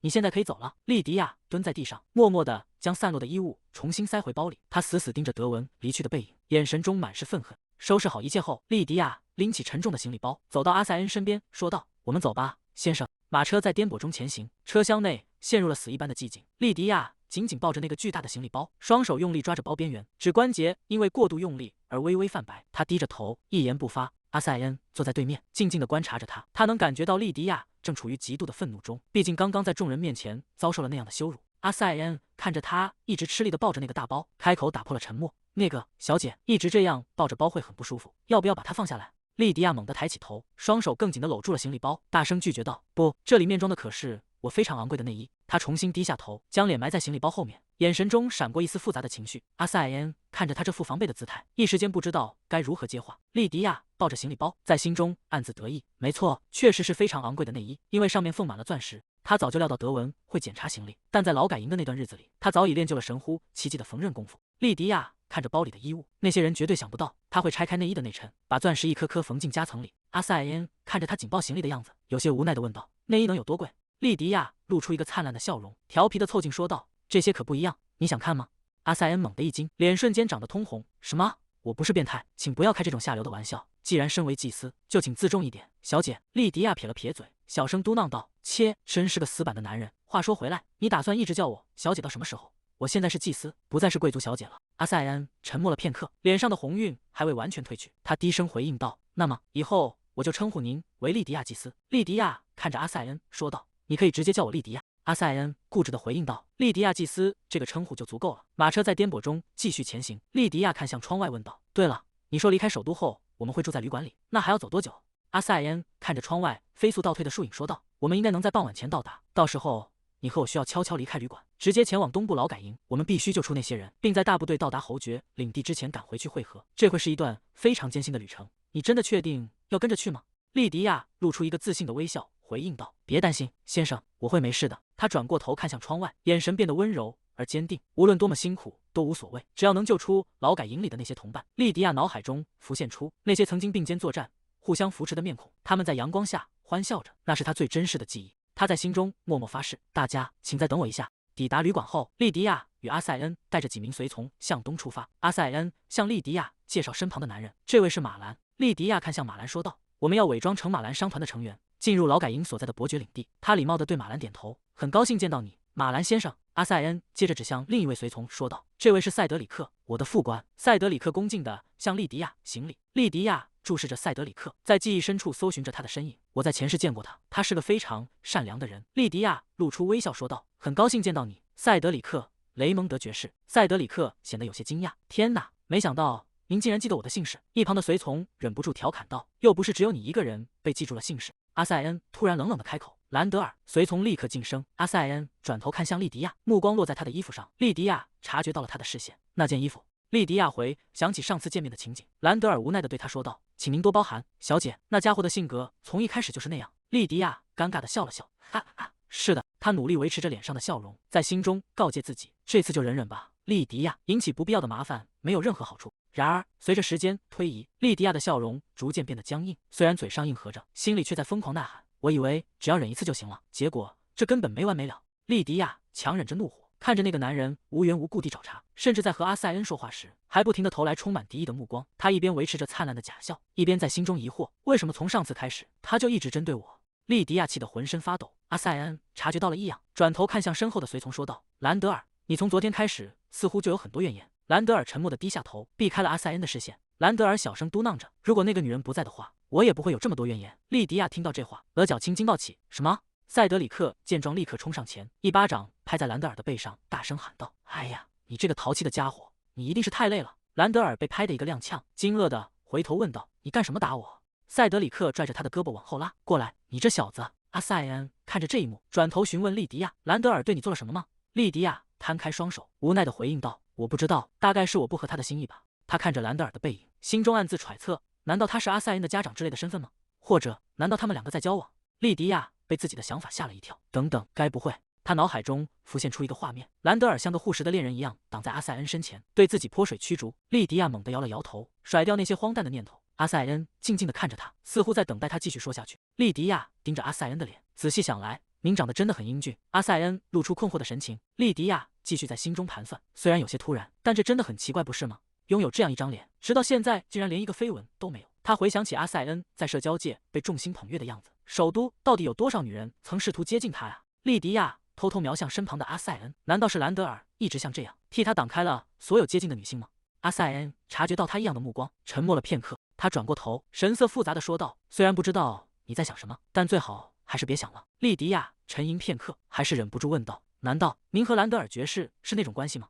他猛地皱起眉头，脸色变得极其难看。“绝对不是。”莉迪亚咬着手指，若有所思的回应道：“是吗？”他看着前方兰德尔的背影，那他为什么要对我表现出那种态度呢？夜幕降临，东部劳改营附近的旅馆内灯火通明。塞德里克找到莉迪亚，语气诚恳地说道：“抱歉，兰德尔那个混蛋一定让您感到很不舒服吧？”莉迪亚坐在一旁，神情冷淡地听着。塞德里克叹了口气，继续说道：“那家伙也有一些苦衷，还请您多多谅解。”莉迪亚微微侧过头，有些不解地问道：“到底是什么样的苦衷，会让他表现成那样？”塞德里克沉默了片刻，缓缓开口道：“如您所知，我们骑士团的大多数成员都出身于雇佣兵或平民。我们在成功执行反政变行动后，凭借功勋获得了爵位。”莉迪亚点了点头：“是的。”塞德里克的神色变得有些复杂。然而，兰德尔是奴隶出身，所以即便他获得了骑士爵位，也没有被赐予家族姓氏。莉迪亚若有所思地问道：“难道他因为只是名义上的骑士而感到自卑吗？”塞德里克苦笑着摸了摸下巴：“我不确定您是否还记得，在胜利之后，我们前往首都的路上，我曾向您推荐兰德尔作为您的护卫骑士。”他有些尴尬地咳嗽了一声，但当时您却说：“奴隶怎么能成为骑士呢？”莉迪亚如遭雷击，整个人僵在原地。天哪！他终于回想起了那段被遗忘的记忆。那时候的自己正处于一种极度负面的贵族傲慢中。记忆中的莉迪亚神情轻蔑，语气刻薄地质问道：“你在开玩笑吗？奴隶怎么能成为骑士？”当时的他满脑子都是要嫁给理查德并成为皇室成员的虚荣。他甚至傲慢地命令道：“去给我找个正经的骑士来。”直到现在，他才迟钝地意识到自己曾经犯下的过错。他感到无比羞愧，自己竟然在完全忘记伤害过对方的情况下，还理直气壮地对他感到厌烦。莉迪亚独自坐在窗前，看着窗外的夜色，陷入了深深的自责之中。莉迪亚独自坐在空荡荡的餐厅里，难道这就是我回归的原因吗？为了让我这次能活得像样一点，他深深地叹了口气，看向对面的塞德里克说道：“谢谢你告诉我这些，塞德里克先生。如果不是你，我可能会犯下更大的错误。”塞德里克爽朗地笑了笑：“这没什么。”莉迪亚站起身，走上楼梯，虽然已经很晚了，但还是现在去道歉吧。就在他准备去找兰德尔时，走廊尽头的房门猛地被推开，阿塞恩神色严峻地走了出来。莉迪亚愣了一下，问道：“阁下？”阿塞恩径直走到他面前，说道：“小姐，请准备出发。”莉迪亚有些困惑：“哎，等等，关于兰德尔爵士。”阿塞恩打断了他的话：“以后再说。”他抬头看向窗外，乌云遮住了月亮，现在是完美的时机，我们必须趁着夜色潜入。莉迪亚看着他严肃的神情，沉默片刻后回应道：“明白了。”一行人趁着夜色离开了旅馆，向着目的地进发。东部劳改营，在劳改营冰冷的矿场中，玛利亚疲惫地伸了个懒腰。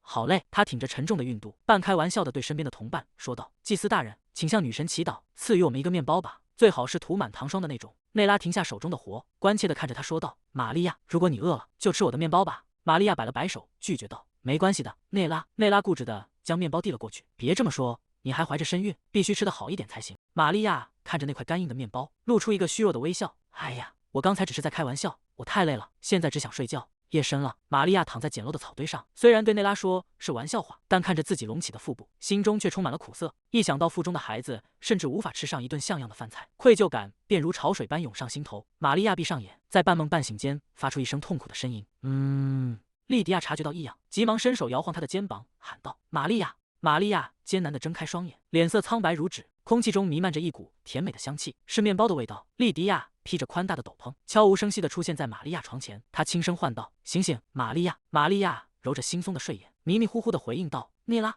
她努力睁开眼，虽然刚才还觉得面包的话题只是个玩笑，但那股香气却真实的不可思议。玛利亚猛地清醒过来，看清了眼前的人影。哎，他惊愕地盯着这个深夜潜入的陌生女子，心中充满了警惕与疑惑。这是谁？莉迪亚竖起食指抵在唇边，示意他保持安静。嘘。随后，莉迪亚从怀中掏出一块面包递了过去，拿着这个，悄悄跟我来。玛利亚呆呆地接过面包，那是她梦寐以求的涂满了糖霜的面包。她看着莉迪亚的背影，难以置信地低声问道：“难道您是女神派来的使者吗？”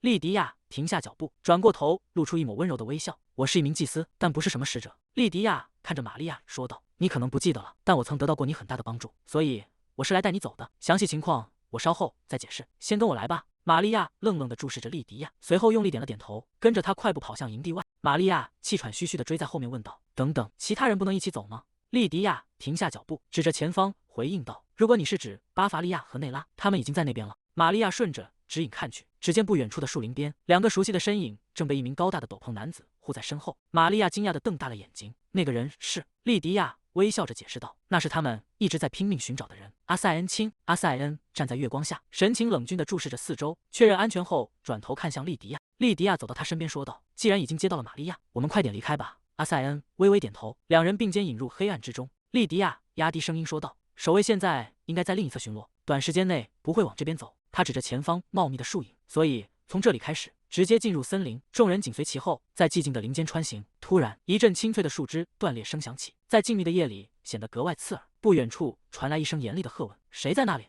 一盏提灯的光亮猛地照向这边。莉迪亚与阿塞恩瞬间停下脚步，将玛利亚等人护在身后。阿塞恩眼神冰冷，警惕地盯着光源处。玛利亚与同伴们惊恐地缩成一团，屏住了呼吸。莉迪亚咬紧牙关，心中暗叫不好。深夜的林间，一个提着灯笼的身影正缓缓走近。内拉和莉迪亚猛地停住脚步，警觉地盯着前方。灯火映照出一张苍老而疲惫的面孔。莉迪亚看清来人的模样，惊讶地脱口而出：“罗伯特爷爷！”罗伯特停下脚步，困惑地打量着眼前的少女，问道：“小姐，你认识我吗？”他喘着粗气，显然深夜的奔波让他有些吃力。莉迪亚身后的同伴们也显得有些局促。莉迪亚平复了一下心情，说道：“这么晚了，您怎么不睡觉，在这里到处乱逛？真是吓死我了。”一旁的玛利亚也跟着附和道：“就是说啊。”罗伯特有些不悦地反驳道：“明明是你们先弄出动静的，为什么要对我发火？”他眯起眼睛，审视着这群行色匆匆的人，若有所思地低声说道：“看样子你们是想从这里逃走吧？”气氛瞬间变得凝重，罗伯特却突然松了口气，摆了摆手说道：“算了，这跟我没关系，别被抓到了，平安离开吧。”说完，他提着灯笼转身走向林中深处，只留下一个渐渐远去的背影。我已经没剩下多少时间了，但年轻人应该离开这里，去开始新的生活。莉迪亚望着那个落寞的身影，轻声唤道：“爷爷！”他快步追了上去，拦在罗伯特面前。罗伯特停下脚步，催促道：“快走吧，别在这里磨蹭了。”莉迪亚急切地说道：“不是那样的，您愿意和我们一起走吗？”罗伯特愣住了，他停下手中的动作，有些不可置信地看着眼前的少女。阿塞恩快步走上前，一把抓住莉迪亚的手臂，低声提醒道：“小姐，这不在我们的计划之内。”莉迪亚转过头，神情坚定地解释道：“罗伯特爷爷是采矿专家，带上他会对我们有帮助的。你应该知道边境地区也有矿山吧？”阿塞恩迟疑了一下，回应道：“但是那个地方……”莉迪亚没有理会阿塞恩的顾虑，他再次看向罗伯特，真诚地伸出了手：“爷爷，这是我们唯一的机会，一起走吧。”莉迪亚注视着罗伯特，再次邀请道：“是的，爷爷，我们一起走吧。”周围的同伴们也纷纷露出笑容，催促着罗伯特快点跟上。罗伯特低头看着手中的灯笼，沉默了片刻，终于迈开了沉重的脚步，跟在了队伍后面。他一边走一边低声喃喃道：“我只是个没剩下多少日子的老头子，如果半路上我成了累赘，你们就直接把我丢下吧。”身旁的年轻人笑着递给他一块干粮，说道：“您在说什么呢？我们要一起走到最后。”莉迪亚走在队伍前方，突然感到一阵寒意袭来，他下意识地缩了缩脖子，发出一声轻微的喘息。阿塞恩察觉到了他的异样，立刻伸手扶住他的肩膀，关切地看着他。莉迪亚摇了摇头，示意自己没事，随后加快了脚步，带着众人消失在幽暗的林间深处。他们就这样成功逃离了劳改营。清晨的阳光穿过茂密的树叶，洒在林间的小路上，马蹄声在寂静的山谷中回荡。莉迪亚骑在马上，身上披着宽大的斗篷，阿塞恩紧随其后，时刻关注着他的状态。阿塞恩轻声问道：“身体有什么不舒服的地方吗？”莉迪亚有些局促地回应道：“那个，只是骑马骑得太久了，屁股有点疼。”阿塞恩听后轻咳一声，神情变得有些不自然。他低声提醒道：“小姐，我之前就说过，请不要说这种粗鲁的话。”莉迪亚不以为然地反驳道：“屁股怎么了？那也只是身体的一部分啊，又没让你帮我涂药膏。”他撇过头去，小声嘟囔着表达不满。阿塞恩握紧了手中的缰绳，说道：“如果你真的提出那种要求，我会立刻让你下马。”他转过头，神情严肃地补充道：“遗憾的是，我并不想和变态共骑一匹马。”小姐，莉迪亚无奈地叹了口气：“你真是太死板了，比起这个，你对我的称呼也错了。”阿塞恩沉默了片刻，回应道：“因为你看起来一点也不像神职人员，所以我很难自然地喊出那个头衔。莉迪亚轻笑出声：“你随口损人的本事倒是不小，既然这样，干脆直接叫我莉迪亚吧。”阿塞恩愣住了，他迟疑地看着莉迪亚，嘴唇微动，却没能立刻发出声音。在长久的沉默后，他终于低声地喃道：“莉迪亚。”莉迪亚转过头，静静地注视着他。阿塞恩移开视线，脸上泛起一丝不易察觉的红晕，两人共乘一骑，气氛一时间变得有些微妙而局促。阿塞恩为了打破沉默，开口问道：“比起这个，你刚才提到的矿山，是指边境领地的那座银矿吗？”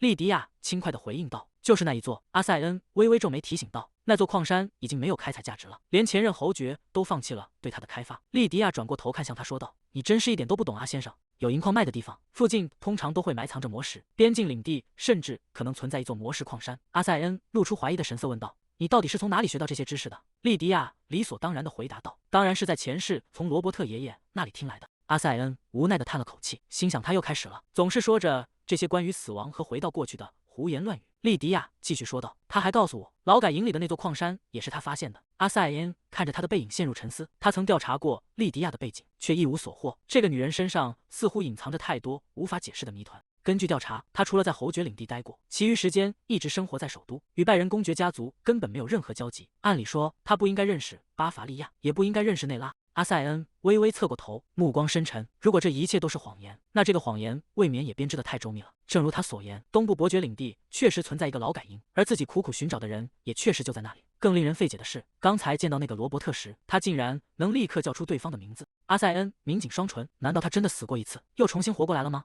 莉迪亚突然转过头，打断了他的思绪。他兴致勃勃地说道：“总之，如果那里真的是魔石矿山，你一定要分给我一大笔钱，听到了吗？”阿塞恩收起思绪，恢复了往日的冷静。他淡淡的问道：“你打算拿那笔钱做什么？”莉迪亚露出灿烂的笑容，理所当然的回答道：“当然是用来享受生活呀。”莉迪亚望着远方说道：“等复仇结束了，我要去南方一个温暖的小岛生活。你知道的，我讨厌冬天。”阿塞恩沉默的听着，心中暗自思忖：如果他真的在劳改营待过，讨厌冬天确实合情合理。他握紧了手中的缰绳，目光落在莉迪亚的背影上。不，也许不仅仅是讨厌冬天，你其实是讨厌这个帝国本身吧？莉迪亚听到这话，转过头看向他。阿塞恩注视着他的眼睛，等待着回答。莉迪亚突然笑出声来：“那也是事实。”阿塞恩看着他灿烂的笑脸，心中却莫名涌起一股异样的情绪。这个念头突如其来的占据了他的脑海。他下意识地收紧双臂，将莉迪亚往怀里搂了搂。莉迪亚有些惊讶地缩起肩膀，感受着身后传来的体温。两人在马背上陷入了短暂的沉默。阿塞恩看着怀中少女的背影，心中默默想到，她确实是一个与寒冬格格不入的人。他低下头，轻声说道：“你那个去南方的计划，我觉得很不错。”莉迪亚。路边的一家旅店内，餐桌上摆满了热气腾腾的食物，刚出炉的面包散发着香气，还有丰盛的香肠与肉类。莉迪亚招呼着大家说道：“光吃面包肯定不够，大家多吃一点。”内拉坐在桌边，手里紧紧攥着餐具，眼眶通红，身体止不住的颤抖。莉迪亚察觉到异样，关切地问道：“内拉，你怎么了？”内拉抬起头，泪水在眼眶里打转，声音哽咽着回应道：“只是直到现在才有了一点实感。”他看向对面的阿塞恩，泣不成声地说道：“少爷，能看到您还活着，真是太好了。您有没有哪里受伤？”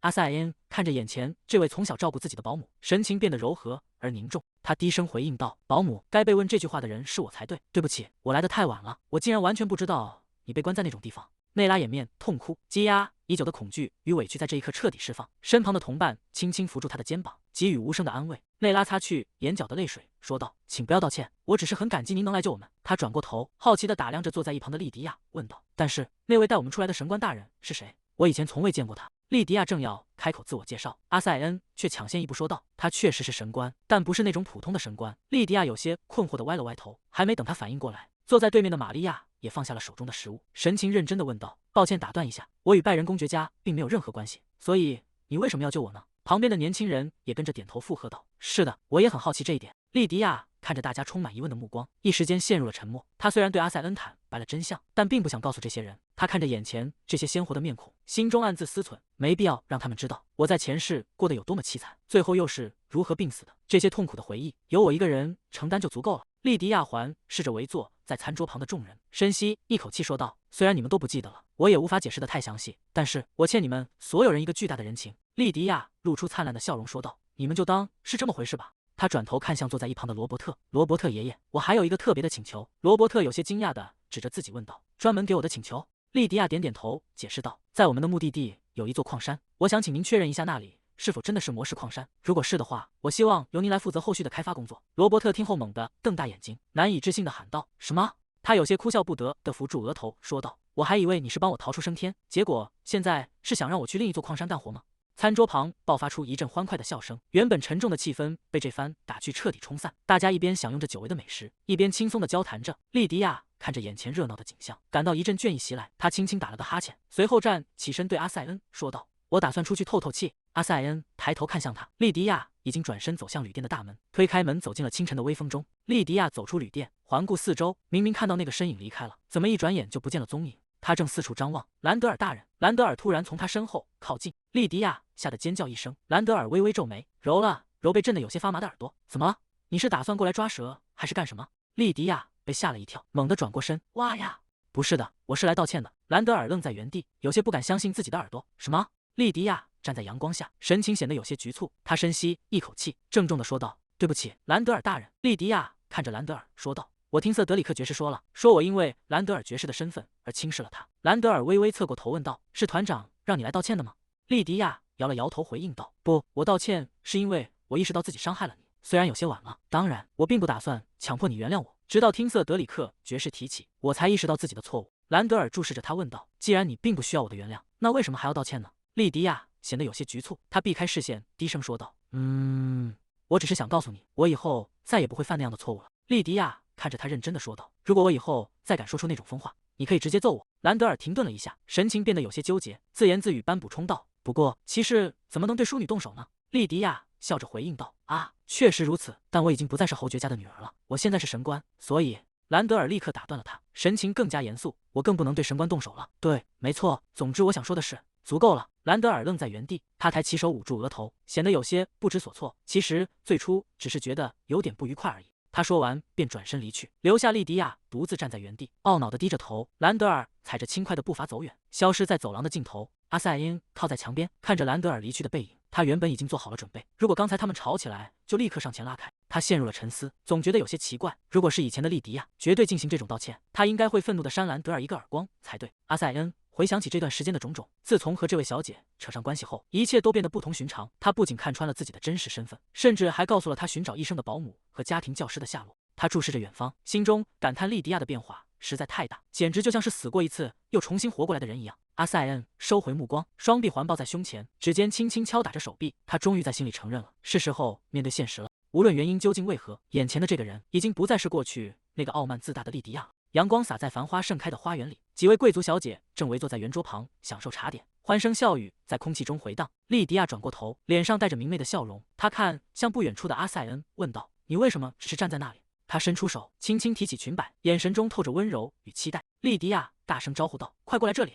阿塞恩看着在花丛中欢笑的莉迪亚，他缓缓迈开步子，向着那个充满活力的身影走去。阿塞恩猛地从梦中惊醒，他急促地喘着气，额头上渗出细密的汗珠。他掀开被子坐起身，神情恍惚地环顾四周，脑海中还残留着刚才梦境的余温，那一切真实的让他感到困惑。阿塞恩按住胸口，试图平复狂乱的心跳，这到底是个什么样的梦？他穿好衣服走下楼梯，脚步声在安静的屋子里回响。他扶着扶手，整个人显得有些心不在焉。正在楼下忙碌的保姆抬起头，惊讶地看向他，问道：“你已经醒了吗，主人？”阿塞恩停下脚步，看着眼前熟悉的面孔，问道：“为什么不多睡一会儿？”保姆笑着回应道：“现在的状况简直就像做梦一样，我开心的根本睡不着。”一旁的家庭教师也凑了过来，他指着自己的脸颊附和道：“我也是，反正我们也要早点出发，所以就直接起来了。”阿塞恩静静地看着他们欢笑的样子，心中涌起一股复杂的情绪，这确实感觉就像是一场梦。阿塞恩看着眼前忙碌的两人，那些他以为再也见不到的人，此刻正鲜活地站在他的面前。他不由得想起了莉迪亚，如果不是他告诉了自己真相，恐怕还要花上更久的时间才能找到他们，甚至可能这辈子都无法再相见。阿塞恩的手指下意识地收紧，握住了楼梯扶手。他突然意识到一件事，自己好像还没有正式向他道谢。就在这时，莉迪亚揉着惺忪的睡眼走了过来，他打了个哈欠，问道：“早上好，还是说现在是凌晨？”阿塞恩被突如其来的声音吓了一跳，整个人猛地一颤。他看着还没完全清醒的莉迪亚，显得有些局促。莉迪亚捂着嘴咕哝道：“好困啊。”阿塞恩静静地注视着他，看着他睡眼朦胧的样子，心里莫名觉得他像一只兔子，甚至觉得有些可爱。莉迪亚察觉到了视线，她疑惑地抬起头问道：“你为什么那样看着我？我脸上有什么东西吗？”阿塞恩猛地回过神来，他迅速避开目光，在心里责备自己到底在想些什么。莉迪亚歪着头，一脸不解地盯着这个突然变得奇怪的男人。阿塞恩移开视线说道：“不，没什么，我只是……”他停顿了一下，看着莉迪亚，认真的说道：“我只是想对你说声谢谢。”莉迪亚惊讶的瞪大了眼睛：“什么？这么突然？”阿塞恩继续说道：“多亏了你，我才能找到我的家庭教师和保姆，真的非常感谢你。莉迪亚的脸瞬间长得通红，她显得有些慌乱，双手在空中胡乱挥动着，回应道：“哎，不，我的意思是，这也是为了我自己。”阿塞恩并没有退缩，他依然诚恳地说道：“即便如此，我还是很感激你。”莉迪亚急得大声喊道：“现在道谢还太早了，爵士。”他一边摆手一边解释道：“在我们彻底离开东方之前，还不算真正脱离危险。”阿塞恩听后微微一愣，随即点了点头，说道：“这倒也是。”莉迪亚用力点头回应道：“没错。”莉迪亚挥动着手臂，大声说道：“所以我们快点离开吧。”阿塞恩看着他还穿着睡裙的样子，问道：“就穿成那样？”莉迪亚猛地僵住，脸瞬间变得通红，她慌乱地喊道：“我这就去换衣服。”阿塞恩看着他落荒而逃的背影，嘴角不由得微微上扬，露出一抹温柔的笑意。莉迪亚气鼓鼓地往前走，阿塞恩在身后问道：“你要去哪？”莉迪亚头也不回地喊道：“你不需要知道。”他快步跑回房间，心跳得飞快。阿塞恩刚才那个样子到底是怎么回事？明明平时那么冷淡，竟然会那样捉弄人。清晨的森林中，一辆马车正缓缓行驶在小路上，几名骑马的随从护送在侧，就像来的时候一样。他们决定伪装成马兰商会的雇员，以此逃离伯爵的领地。马车内部的空间十分狭窄，玛利亚蜷缩在角落里抱怨道：“好挤啊！”同行的伙伴立刻示意他安静。嘘。由于从劳改营救出来的人们面临着被关卡发现的风险，他们只能将这些人伪装成货物，藏在狭小的车厢里秘密运送出去。莉迪亚骑在马上，靠近了正在赶路的马车，他看向坐在车夫位置上的马兰，喊道：“嘿，马兰！”马兰转过头看向他。莉迪亚继续问道：“通过关卡的时候，你会用钱贿赂那些士兵，对吧？”马兰点头回应道：“是的，没错，这样我们才能快速通过。”莉迪亚从怀里掏出2枚金色的纽扣，递了过去：“请用这个吧，我有些事情想要确认一下。”马兰接过那2枚沉甸甸的纽扣，虽然我已经准备好了贿赂用的钱，但是好吧，我明白了。莉迪亚露出一个意味深长的微笑，说道：“那枚金色的纽扣是从德文的夹克上扯下来的，上面刻着埃文西侯爵家族的文章。”莉迪亚看着前方，心中已经布好了局。当这枚纽扣作为贿赂交到士兵手中时，他就会开始在伯爵的领地内流通。他非常好奇，当伯爵得知这个消息时，会做出什么样的反应。莉迪亚拉低了斗篷的兜帽，遮住了自己的神情。马车继续向着关卡驶去。理查德并不知道这里存在非法的劳改营。莉迪亚陷入了沉思。既然如此，在前世我究竟是怎么被拖到那种地方去的？如果那个人不是理查德，难道是德文在背后搞了什么鬼？莉迪亚脑海中浮现出德文的身影，他正带着那副虚伪的笑容，手中把玩着带有家族文章的饰品。莉迪亚拉紧了斗篷的兜帽，眼神变得冷峻。当然，那枚纽扣可能不会传到伯爵手中，或者对方根本不会有任何反应。他用力握紧了手中的缰绳，指节因为用力而微微泛白，但没关系，真相总会随着时间浮出水面。与此同时，在远方的宅邸内，一只手猛地拍在桌面上，发出了沉重的闷响。德文咬紧牙关，愤怒地低吼道：“那个混蛋！”德文双手撑在桌沿，身体前倾，咬牙切齿地低声咒骂：“理查德那个混蛋！”莉迪亚成为女祭司的消息已经传遍了整个首都。德文抬起手，按住隐隐作痛的额头，深深地叹了一口气。谣言的源头就在皇宫，显然是理查德亲自散布了这些消息。他坐回椅子上，烦躁地翘起腿。理查德这是铁了心要让莉迪亚远离阿塞恩。既然这并非虚假的传闻，德文无法公开否认。虽然他目前还没有打算直接与理查德对抗，但局势已经变得愈发棘手。德文眼神一冷，沉声唤道：“管家！”房门被推开，管家恭敬地站在门口回应道：“是的，大人。”德文盯着前方说道：“给吉塞尔传个话，让他尽快来一趟侯爵府。”理查德整理着领口的饰品，他无法坐视不管，什么都不做。吉塞尔坐在沙发上，端起茶杯说道：“哥哥，别太担心那些传闻。”德文靠在椅背上回应道：“那是足以束缚莉迪亚未来的传闻，我怎么能不担心？”吉塞尔放下茶杯，轻声说道：“即便如此，如果他们两个真的坠入爱河，谁又能阻止呢？他只需要放弃祭司的头衔就好，这并不违反任何教义。”德文双手环抱在胸前，沉默地听着。吉塞尔继续问道：“比起这个，你还是没有结婚的打算吗？”德文愣了一下，反问答道：“为什么突然问这个？”吉塞尔微笑着看向他：“我现在也是埃文西家族的一员了，我只是担心家族的血脉会就此断绝。”德文轻笑一声说道：“听说你还没忘掉初恋。”他坐在沙发上，看着眼前的女人，他起初只是在讨好我，现在却开始插手不该管的事了。德文开口喊道：“吉塞尔！”吉塞尔微笑着回应：“看来你想要的不仅仅是我的家族姓氏。”德文撑着脸颊说道：“被你看穿了，我很想知道你在策划什么，所以告诉我实话吧。初恋只是个借口，我只是单纯不想结婚。那么你到底想要什么？”吉塞尔保持着优雅的微笑：“如果你一直不结婚，而我有了第2个孩子，你会接受那个孩子作为你的继承人吗？”德文沉默地听着。吉塞尔继续说道：“如果我收养一位王子，理查德就没法轻易抛弃埃文西家族了。”德文嘴角上扬，露出一丝玩味的笑意，说道：“这确实是个挺诱人的提议。”德文伸手扶住茶壶，看着对面的吉塞尔说道：“我会考虑的。”吉塞尔。马车队在山间的小路上缓缓行进，我们迅速离开了东方，加入了前往侯爵领地的骑士团。莉迪亚披着浅色的斗篷，疲惫地走在马车旁，她揉着酸痛的手腕，低声抱怨道：“啊，真是累坏了。”她看着前方的路，心想终于可以稍微放松一下了。莉迪亚脚下一滑，身体猛地失去平衡向后仰去，她惊呼出声：“哎！”就在她即将摔倒的瞬间，一只手稳稳地托住了她的后背。莉迪亚惊呼一声，身体猛地后仰，却撞进了一个宽阔结实的怀抱。她急忙站稳身子，抬头看向扶住自己的人，说道：“谢谢你，兰德尔大人。”兰德尔沉默地松开手，只是微微颔首示意，随后便一言不发地转身走向马群。莉迪亚看着他离去的背影，有些尴尬地站在原地。他拍了拍胸口，长舒一口气，看来我是真的累得放松警惕了。他心中暗自庆幸，刚才要是没被兰德尔接住，恐怕真的会摔得很惨。莉迪亚抬手按住额头，神情有些懊恼，早知道刚才就该乖乖待在马车里的。阿塞恩站在不远处，低头看着自己的掌心，手指不自觉地微微蜷缩。他沉默地注视着前方，眼神中透着一丝复杂的情绪。我本想亲手接住他的。阿塞恩猛地停下脚步，他低头看着自己的手掌，眉头紧锁。我到底在想什么？不远处，莉迪亚正一蹦一跳地走向马车，斗篷随着他的动作轻轻晃动。阿塞恩目不转睛地盯着他的背影，神色变得有些古怪。他的腰还疼吗？说起来，上次他好像提到过屁股很痛。他下意识地握紧了拳头，指关节因为用力而微微泛白。大人，一个声音突然从身后传来。阿塞恩疑惑地回过头，只见巴伐利亚走上前，伸手搭在他的肩膀上。巴伐利亚语重心长地说道：“我明白您正处于血气方刚的年纪，但您真的不该那样做。”阿塞恩一脸茫然地问道：“我不知道你在说什么？”巴伐利亚露出一副了然的神情，压低声音解释道：“我是说，您不该那样盯着一位女士的背影看。”阿塞恩立刻反驳道：“我没有。”巴伐利亚笑着摇了摇头，继续调侃道：“况且，莉迪亚现在可不只是位女士，她还是位祭司。请允许我纠正一下，您绝对不能盯着一位祭司的背影看。”阿塞恩气急败坏地吼道：“都说了我没在看。”巴伐利亚一边走远一边摆手说道：“撒谎也是不对的，大人，我想我得向女神祈祷，请求她原谅您今天犯下的罪孽。”阿塞恩站在原地，脸色阴沉的可怕，心中满是被冤枉的愤懑。大人，莉迪亚的声音突然从身后传来。阿塞恩猛地一惊，有些局促地转过身，脸颊上还残留着未褪去的红晕。他稳住心神问道：“怎么了？”莉迪亚露出灿烂的笑容，眼神明亮地提议道：“在进入侯爵领地之前，我们能不能先去附近的田地看看？”阿塞恩虽然有些疑惑，但还是点头应允道：“我不介意，但你为什么想去那里？”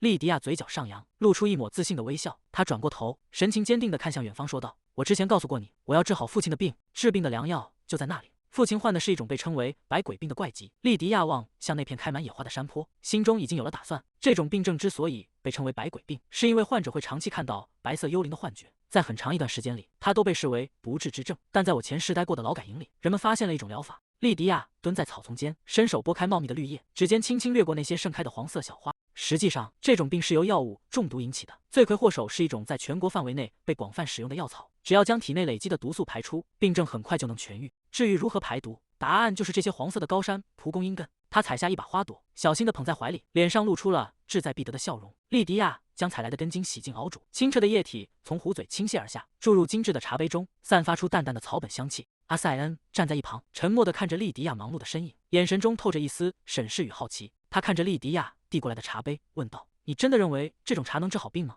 莉迪亚露出自信的微笑：“如果你不相信我，那就看着吧。”他坐到床边，一手托住父亲的后颈，一手将茶杯凑到他唇边，小心翼翼地为他喝下。莉迪亚紧紧握着空掉的茶杯，指尖因为用力而微微发白。在前世，我被困在劳改营里，甚至没能见到父亲最后一面。这一次，我绝不会让他就这样白白死去。10天后，父亲缓缓睁开双眼，原本浑浊的目光变得清澈而深邃。他转过头，看向守在床边的身影，莉迪亚正神情忧虑地注视着他。父亲轻声唤道：“莉迪亚！”莉迪亚猛地一颤，眼中瞬间盈满了泪水。她激动地喊道：“父亲！”他不顾一切地扑上前去，紧紧抱住了病愈的父亲。父亲温柔地回抱住莉迪亚，眼中满是慈爱。他轻声调侃道：“哦，你这个傻姑娘，就这么想念你的父亲吗？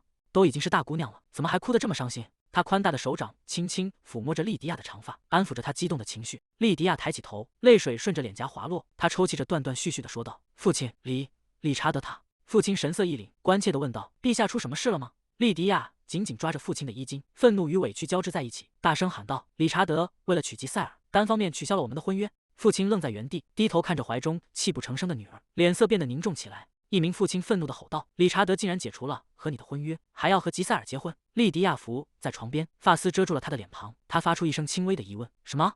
他嘴角勾起一抹冰冷的弧度。理查德，让我们看看你会有多惨吧。莉迪亚坐起身，咬着指尖说道：“他在和我还有婚约的时候，就和吉塞尔私通了，而且那个女人已经怀孕了。”父亲听闻此言，愤怒的满脸通红，他大声咆哮道：“私通？他怎么敢在我的女儿面前做出这种事？是谁冒着家族覆灭的危险去支持那场叛乱的？”他紧握双拳，咬牙切齿地咒骂道：“那个傲慢无礼的小畜生！”父亲急切地问道：“德文呢？他做了什么？”莉迪亚掩面啜泣，泪水在眼眶中打转。她哽咽着回答道：“德文毫无抵抗地接受了婚约，废除。他甚至把吉塞尔登记成了我们家族的养女。我拒绝过，但他们威胁说，如果我不答应，就把我关在宅邸里。”父亲气急反笑，哈！他转头看向门口，大声问道：“管家，关于这件事，德文派人来过吗？”管家站在门边，迟疑了一下，回应道：“少爷，自从他离开首都后，就再也没有派人回来过。”父亲愤怒地拍向床铺，这么严重的事情，他甚至都没想过要征求我的同意。难道说，在我卧病在床期间，唯一照顾我的人只有我的女儿吗？他怒不可遏地吼道：“立刻把德文给我叫回来！”莉迪亚伸手按住父亲的手背，轻声劝阻道：“等一下，父亲，我本来不想说这些，因为担心您会受到太大的打击。”父亲惊愕地看向莉迪亚：“你是说，还有比这更令人震惊的事吗？”莉迪亚垂下眼帘，语气平静地说道：“德文已经提前为你准备好了棺材。”父亲猛地僵住，随后感到一阵眩晕，整个人脱力地向后倒去。管家惊恐地大喊道：“老爷！”莉迪亚也露出担忧的神色，喊道：“父亲！”父亲痛苦地扶着额头，冷汗顺着脸颊滑落。他强撑着身体说道：“我必须亲自派人去首都确认这一切。谢谢你告诉我这些，莉迪亚。”他转头看向管家，吩咐道：“管家，确保我康复的消息不要传到首都去。”管家微微躬身回应道：“是的，明白了。”莉迪亚静静地坐在一旁，眼神变得冰冷而深邃。父亲是一个对血统有着近乎执着偏见的人，他始终坚持继承人必须是流淌着他血液的儿子。正因如此，他过去总是对身为继承人的德文格外宽容，但这一次他绝不会轻易放过德文了。而这一切都在他的计划之中。德文与父亲之间的关系必然会彻底破裂，而这正是我的复仇起点。在埃文西领地城堡的日子过得十分平静，仿佛我曾经经历过的那些苦难都只是一场谎言。莉迪亚正和一名玛利亚走在街头，两人手中拎着购物袋，正开心地交谈着。阿塞恩走在前方，身后的塞德里克突然发出一声惊叹：“哦！”塞德里克停下脚步，看着迎面走来的两位女士，问道：“你们两位这是要去哪儿？”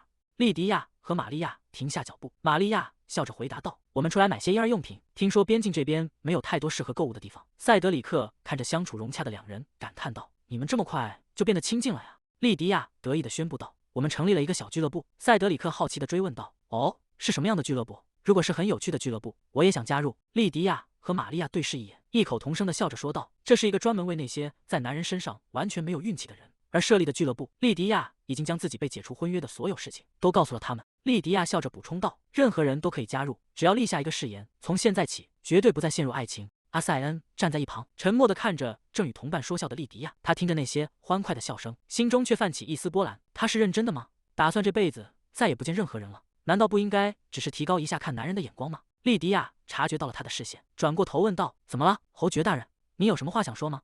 阿塞恩被问得措手不及，身体微微一僵，支支吾吾地回应道：“他避开莉迪亚的目光，神色显得有些局促。“其实没什么，只是派往首都的信使已经回来了。”莉迪亚露出惊讶的神情，这可是个全新的情报。两人并肩走在华丽的长廊上，脚步声在空旷的大厅内回荡。阿塞恩说道：“我刚才看到侯爵已经可以下床走动了。老实说，我被吓了一跳。我虽然听说过那种药的效果，但没想到他起效会这么快。”莉迪亚凑近阿塞恩，脸上带着得意的笑容问道：“所以怎么样？”阿塞恩有些困惑地回应道：“什么怎么样，小姐？”莉迪亚挑起眉毛，语气中透着一丝自信：“你现在相信我了吗？”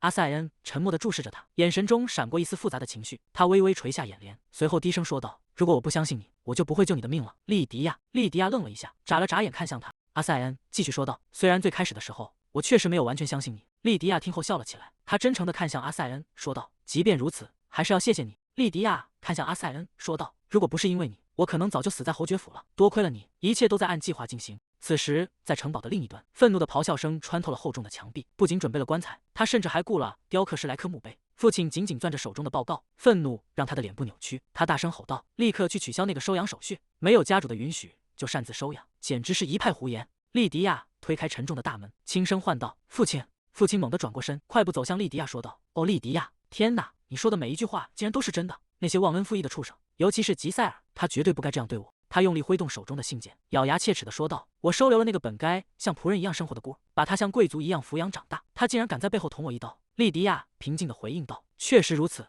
一旁的管家也愤愤不平地插话道：“多亏了老爷收留他，他现在离成为皇后只有一步之遥了。然而他非但没有寻找治愈您的良药，反而勾引了少爷，甚至妄图取代真正的大小姐的位置。”莉迪亚听着这些话，嘴角露出一抹不易察觉的冷笑。莉迪亚看着愤怒的父亲，轻声引导道：“收养手续肯定会被取消的，但如果所有的罪名都由吉塞尔一个人承担，那就太可惜了。父亲，您仔细想想，吉塞尔真的有胆量独自做出这种决定吗？理查德肯定也参与了这次收养。”父亲冷笑一声：“哈！”他猛地站起身，眼神中充满了决绝。我再也坐不住了，我要立刻前往首都。莉迪亚露出担忧的神色，急忙劝阻道：“请等一下，如果您现在过度劳累，您的身体可能会……”父亲伸手轻轻抚摸莉迪亚的头顶，语气变得温和了许多：“你已经把我治好了，还能有什么问题？”他收起笑容，坚定地说道：“我要亲自去把这一切都纠正过来。”他看着莉迪亚，慈祥地叮嘱道：“你就留在这里，好好休息，等事情平息之后再过去。”莉迪亚轻轻摇了摇头，微笑着回应道：“不，我想去边境。既然我已经成为了祭司，就想全身心地投入到这份职责中。”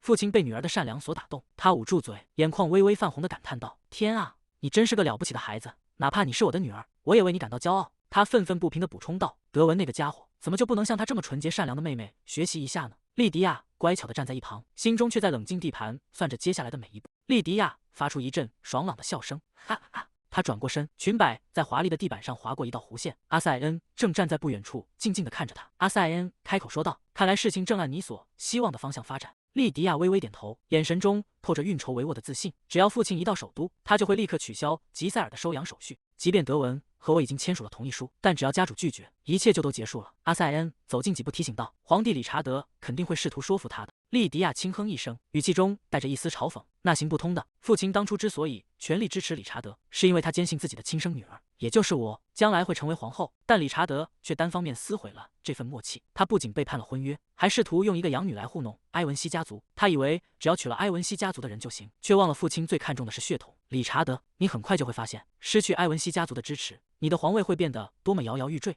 父亲此刻感受到的背叛与耻辱是巨大的，任何说辞，甚至是来自理查德的威胁，都无法动摇他的决心。对父亲来说，理查德不过是一个乳臭未干的新皇帝，无论理查德做什么，父亲都会按照自己的意愿去处理。阿塞恩静静地注视着他，看着他那比在首都时红润许多的面色，心中暗自感叹，他看起来心情很好。他微微垂下眼帘，神情中透出一丝不易察觉的迟疑。随后他像是下定了某种决心，开口问道：“你也打算回首都吗？”莉迪亚停下笑声，有些惊讶地转过头看向他。啊！阿塞恩避开了他的视线，语气中带着一丝局促：“我的意思是……”他停顿了一下，目光落在莉迪亚身上，轻声问道：“你愿不愿意留在这里？”阿塞恩停下脚步，转过身看向身旁的莉迪亚，说道：“那个，你能不能留在这里？”莉迪亚愣住了，眨了眨眼，有些困惑地看着他。阿塞恩显得有些局促，急忙解释道：“啊，我的意思是……”莉迪亚打断了他的话，盯着他问道：“阁下，难道您是担心我会到处泄露您的秘密，所以才让我留在这里，好方便监视我吗？”阿塞恩露出惊慌的神色，连连摆手回应道：“什么？不是那样的。”莉迪亚像是突然明白了什么，追问道：“啊，那您的意思是让我留在侯爵领地，而不是跟着您去边境吗？”莉迪亚看向阿塞恩，说道：“别担心，就算我跟着你，也不会妨碍你的。我根本没打算踏进埃迪斯府邸一步。”阿塞恩有些疑惑地问道：“你说不去府邸，那你在边境准备好住处了吗？”莉迪亚竖起手指解释道：“塞德里克大人说过，边境也有一座神殿，祭司理所当然应该住在神殿里。”阿塞恩沉默了片刻，神殿确实存在，问题是那里已经荒废了50年。他看着莉迪亚说道：“你似乎没听说过，那栋建筑实际上已经成了废墟。”莉迪亚回应道：“你不是说还剩个框架吗？我计划和巴伐利亚一起把它修好再住。”阿塞恩无奈地按住额头，一时间无话可说。莉迪亚继续说道：“总之，我保证不会惹麻烦，你就等着瞧吧。”他说完便转身离开，脚步声在走廊里回荡。阿塞恩看着他的背影，他一定是因为没去过那里才这么说，根本不知道边境到底有多么寒冷和危险。第二天，父亲启程前往首都。既然领主城堡的事情已经办完，我们也开始准备出发前往边境。莉迪亚站在马车旁指挥着，随从指着一堆物资问道：“侯爵提供的这些补给该怎么处理？”莉迪亚看向远处的货运马车，说道：“把那些都装到那辆车上去。”一只手稳稳地扶住了莉迪亚。阿塞恩走到他身边，低声唤道：“莉迪亚。”他转过头，看到阿塞恩正神情严肃地注视着自己。阿塞恩叮嘱道：“这次请坐在马车里面，去往边境的路很危险。”莉迪亚有些疑惑地重复道：“危险？”他看了看周围忙碌的景象，随后点头应允：“好吧。”马车在颠簸中缓缓前行，车轮碾过路，面的声音接连不断。莉迪亚坐在车厢内，内拉陪在他的身边。莉迪亚看着窗外，心想：虽然路确实有点崎岖，但并没有发生他所说的那种危险。他靠在车窗边，随着马车的晃动，渐渐合上了双眼。莉迪亚坐在颠簸的马车里，思索着：既然魔兽生活在边境，他大概是出于警告才那么说的。在侯爵岭边缘有3个村庄，被人们统称为边境。那里土地贫瘠，夜晚漫长，魔兽频繁出没。世世代代以来，作为埃万西侯爵家臣的埃迪斯家族，一直负责守护边境，以此换取税收和兵役的豁免。所以，这就是阿塞恩现在守护边境的原因。马车持续摇晃着，他忍不住轻笑出声。但在到达边境之前，真的会有魔兽出现在半路上吗？突然间，一声巨响炸裂开来，整辆马车剧烈震动。莉迪亚被巨大的冲击力甩向一侧，她惊魂未定地稳住身体。外面传来了凄厉的嘶吼声，是魔兽！巨大的红色节肢怪物挡住了去路，口中吐出长长的信子。士兵已经拔剑冲上前去，对着众人厉声喝道：“所有人准备战斗！”莉迪亚发出惊恐的尖叫，马车在剧烈的撞击中翻覆，沉重的闷响伴随着破碎声连成一片。莉迪亚痛苦地呻吟着，从倾斜的车厢中挣扎着爬起。她顾不得自己的伤势，急切地呼喊身边的人：“内拉，内拉，快醒醒！”内拉伏在地上，发出微弱的呻吟。莉迪亚用力推开车门，手掌按在冰冷的门框上，指尖因为用力而泛白。外面的战斗声震天动地，骑士们嘶吼着下达指令：“别让魔兽靠近人群，把他往这边引。”莉迪亚吃力地搀扶起虚弱的内拉，试图带他离开摇摇欲坠的车厢。玛利亚站在不远处，焦急地挥手喊道：“内拉阿姨，莉迪亚祭司，快往这边走，快点！”玛利亚的声音戛然而止，她惊恐地瞪大双眼，整个人僵在原地。低沉的嘶吼声从莉迪亚身后逼近，带着令人胆寒的压迫感。莉迪亚紧紧抱着内拉，疑惑地看向玛利亚，问道：“玛利亚，你怎么了？”她下意识地回过头，发出一声惊异的轻呼：“莉迪亚僵在原地，怀里还紧紧抱着昏迷的内拉。她缓缓转过头，瞳孔因极度的恐惧而剧烈收缩。该怎么办？双腿像灌了铅一样无法挪动，只能眼睁睁看着那血盆大口在眼前张开，腥臭的气息扑面而来。我要死在这里了吗？他绝望地闭上双眼，紧紧咬住牙关。就在这千钧一发之际，一道凌厉的剑光破空而至，伴随着血肉被撕裂的闷响，巨大的冲击力在身前炸开。莉迪亚猛地睁开眼，一个宽阔的身影挡在了他面前。阿塞恩侧过头问道：“你没事吧，莉迪亚？”他的脸上溅到了血迹，西装外套也被鲜血染红，但他握剑的手依旧稳健如初。莉迪亚颤抖着呼喊道：“阿塞恩大人！”阿塞恩转过身，重新面向那些蠢蠢欲动的魔兽，语气冷静而坚毅：“我会尽快解决掉他们，在那之前，请待在那里，别动。”莉迪亚注视着阿塞恩的背影，虽然早就听说过他被称为帝国最强之剑，但亲眼目睹这种力量后，他才真正理解了其中的含义。阿塞恩挥剑斩向魔兽，动作快得让人无法捕捉，鲜血四溅，巨大的怪物在他面前瞬间崩溃。莉迪亚心想，难怪德文和理查德会如此拼命的想把他留在身边。战斗结束后，阿塞恩和另一名骑士护送着莉迪亚与内拉走向安全地带。玛利亚急忙迎了上来，焦急地问道：“你们两个没事吧？”他看着莉迪亚脸上的血迹，惊呼道：“天哪，怎么这么多血？”莉迪亚抬起手，轻声安慰道：“没关系的，玛利亚，这不是我的血，是刚才魔兽的血溅到了我身上。”玛利亚一边帮他擦拭脸颊，一边说道：“虽然没受伤是万幸，但这样子也是个大问题。等我们在这里安顿好，你得赶紧洗换身衣服。”莉迪亚点头应道：“好的。”1个小时后，莉迪亚在附近的溪流边洗净了污垢，她理了理湿润的长发，感叹道：“呼，感觉清爽多了。”玛利亚抱着换下来的脏衣服走过来，莉迪亚看向她说道：“多亏附近有条小溪。”玛利亚提议道：“既然都到这儿了，我们要不要顺便把这些衣服也洗了？”莉迪亚点头说道：“那我们回溪边去吧。”两人刚走回岸边，眼前的景象让他们猛地停住脚步。莉迪亚惊得张大了嘴巴，玛利亚也下意识捂住了嘴。溪水边，骑士们正3、5成群的聚在一起，他们脱掉了被血染红的上衣，赤裸着上身在水中清洗。玛利亚感叹道：“天哪，确实，骑士们身上肯定也沾满了血，他们也需要清洗一下。”莉迪亚看着那些正在擦拭身体的男人们，一时间不知所措。玛利亚却显得兴致勃勃，她朝着骑士们的方向大声喊道：“我们要在这一带洗衣服，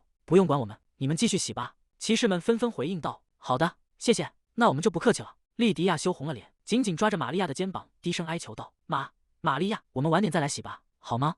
玛利亚凑到她耳边，小声嘀咕道：“又没全部脱掉，有什么关系？再说了，他们身材都那么好，欣赏一下又怎么了？”玛利亚露出一脸坏笑，眼神直勾勾地盯着前方。莉迪亚急得伸手捂住玛利亚的眼睛，大声制止道：“你不许看，玛利亚，这样太失礼了。”他一边努力遮挡玛利亚的视线，一边羞愤地看向别处。莉迪亚猛地愣在原地。阿塞恩正站在溪水中清洗，他脱去了上衣，水珠顺着结实的肌肉线条滑落。莉迪亚下意识地捂住玛利亚的嘴，脸颊瞬间变得通红。他一直以为阿塞恩是那种偏瘦的身材，没想到他的肌肉竟然如此紧实。玛利亚凑到他耳边调侃道：“祭司大人，你刚才也觉得很养眼对吧？”莉迪亚吓了一跳，慌乱地反驳道：“你在胡说什么啊？”他在心里疯狂呐喊：“我在想什么呢？清醒一点，莉迪亚！”莉迪亚努力平复着狂跳的心脏，严肃地看向玛利亚说道：“玛利亚，这种玩笑对祭司来说太困扰了。”玛利亚却不以为意地摆了摆手：“哎呀，别这么死板嘛！我想女神也会允许我们欣赏美好事物的。况且我们又不是在偷窥，他们就这么大摇大摆地站在我们面前，我们能怎么办呢？”莉迪亚听着玛利亚的话，目光不由自主地又飘向了溪边的身影。“是这样吗？”玛利亚肯定地回答道：“当然了。”玛利亚凑近莉迪亚，压低声音问道：“那么，祭司大人觉得谁的身材最好呢？”莉迪亚愣住了，发出了一声局促的惊呼。他们以为自己的交谈足够隐秘，然而溪边的每一位骑士其实都听得一清二楚。更准确地说，他们正屏息凝神地偷听着。毕竟这些单身骑士平时哪有机会得到女士对自己体格的认可？这种千载难逢的机会绝对不能错过。骑士们交换了一个眼神，脸上浮现出自信，甚至有些得意的神色。他们开始有意无意地展示起自己的身姿。一名骑士大声喊道：“祭司大人，请仔细看好了，见识一下我们强壮的肌肉吧！”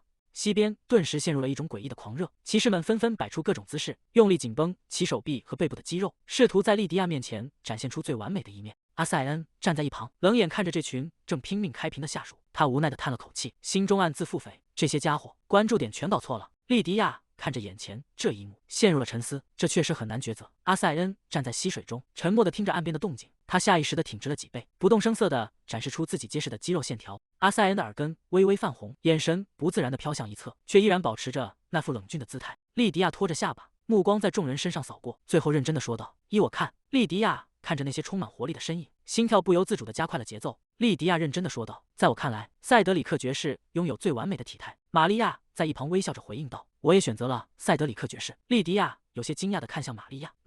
玛利亚继续说道：“我猜这会是全票通过。”阿塞恩站在不远处，听着他们的对话，整个人如遭雷击般僵在原地。塞德里克兴奋地挥动拳头喊道：“好极了！”他一边展示着自己的肌肉，一边自言自语地嘀咕着：“真是太棒了！”阿塞恩面色阴沉地盯着远处的塞德里克，心想，也许是因为距离太远，所以他们才没能看清。他有些不甘地低声说道：“真是的，正如人们所说，实战肌肉才是最重要的。你们这些女士根本不懂。”塞德里克在人群中得意地大笑起来。阿塞恩看着他的背影，心中愈发感到局促和烦闷。塞德里克对着周围的人挑衅道：“如果你们嫉妒的话，就直说吧，你们这群家伙！”阿塞恩赤裸着上身站在水边，沉默地审视着自己。他陷入了深深的自我怀疑。难道他们喜欢那样的肌肉吗？到底哪里有吸引力？难道只是单纯喜欢那种粗犷感？阿塞恩用力抓紧手中的衣物，指尖因为过度用力而有些泛白。不对，如果那种身材才是他们的喜好，那莉迪亚之前为什么要那样盯着我看？他回想起莉迪亚注视着自己的模样，他明明看了那么久，久到让他理所当然的以为他一定会选择自己。阿塞恩走到瀑布边，任由冰凉的水流冲刷着身体。他一边擦拭着头发，一边心想：皇帝也没有那样的肌肉。看来喜好和爱果然是两回事。他披上外衣，神情变得有些凝重。能够克服自己的喜好去选择，这才是真正的爱吧。阿塞恩突然停下动作，整个人愣在原地。等等，我到底为什么要纠结这种事？阿塞恩走进帐篷，来到床边，关切地问道：“内拉，您感觉怎么样？”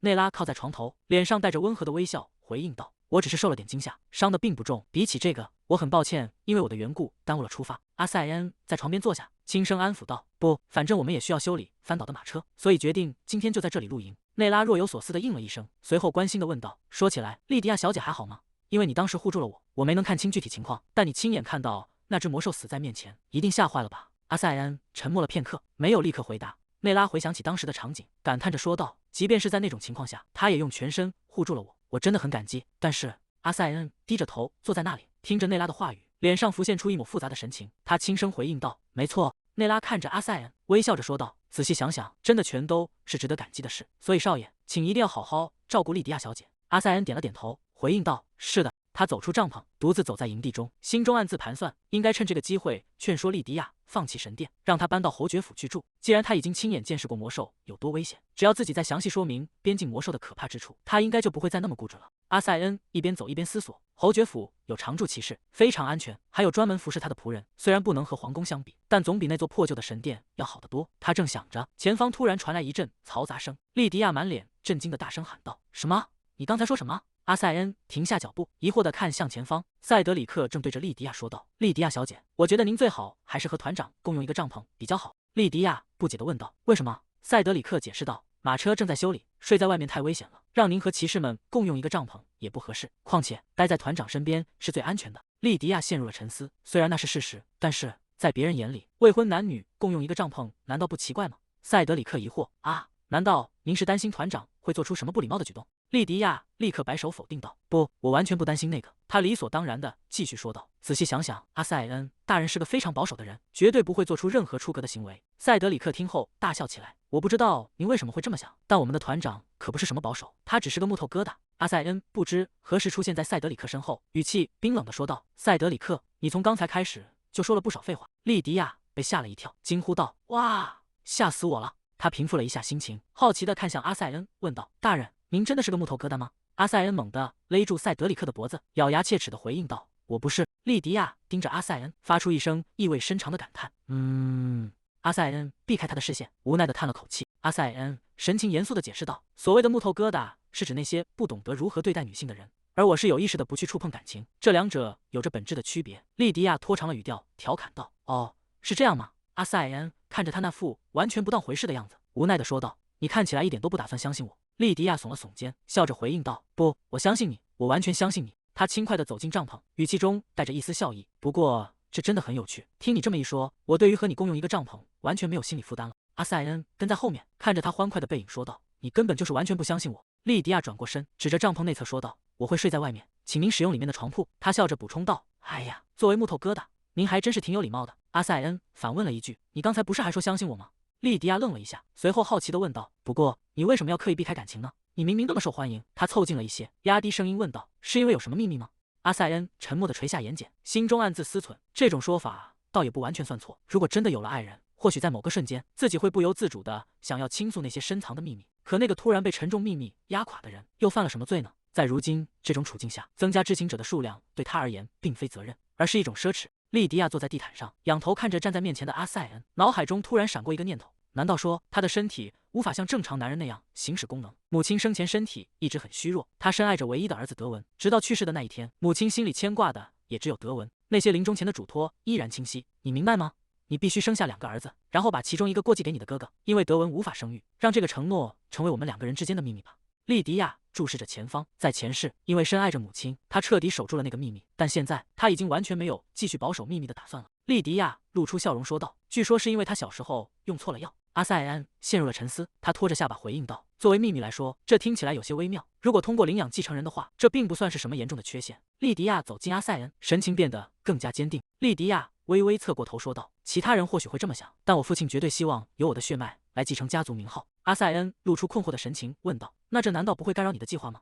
莉迪亚嘴角勾起一抹深长的笑意：“侯爵唯一的儿子就是那位年轻的继承人，所以我怀疑他不会轻易放弃德文。”阿塞恩轻笑了一声，回应道：“有道理，不过当然，针对这一点也有解决的办法。”莉迪亚看着阿塞恩，即便你开口问我，我也不会告诉你的，这可是一个真正的秘密。他心里很清楚，如果阿塞恩知道了这件事，或许会尝试直接去和德文谈判。莉迪亚收敛了笑意，眼神变得深沉，倒不是因为不信任他，而是变数越少越好。阿塞恩整理了一下领带，说道：“反正我也不是特别好奇。”阿塞恩转过身看向莉迪亚，问道：“比起这些，你真的打算一直留在神殿吗？”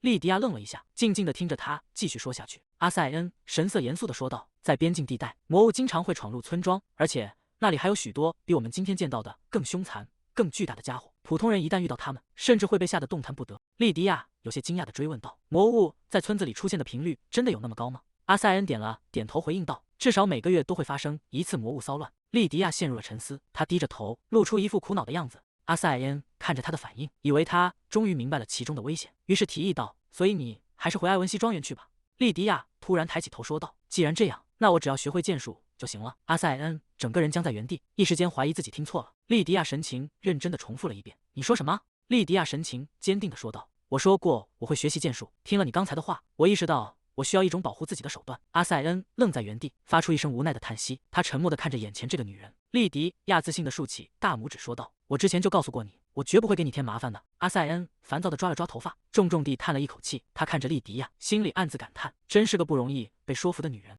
阿塞恩无奈地说道：“别再说这些胡话了，快去睡觉，我们明早还要早起出发。”莉迪亚有些惊讶地回应道：“天哪，这么早我怎么睡得着？”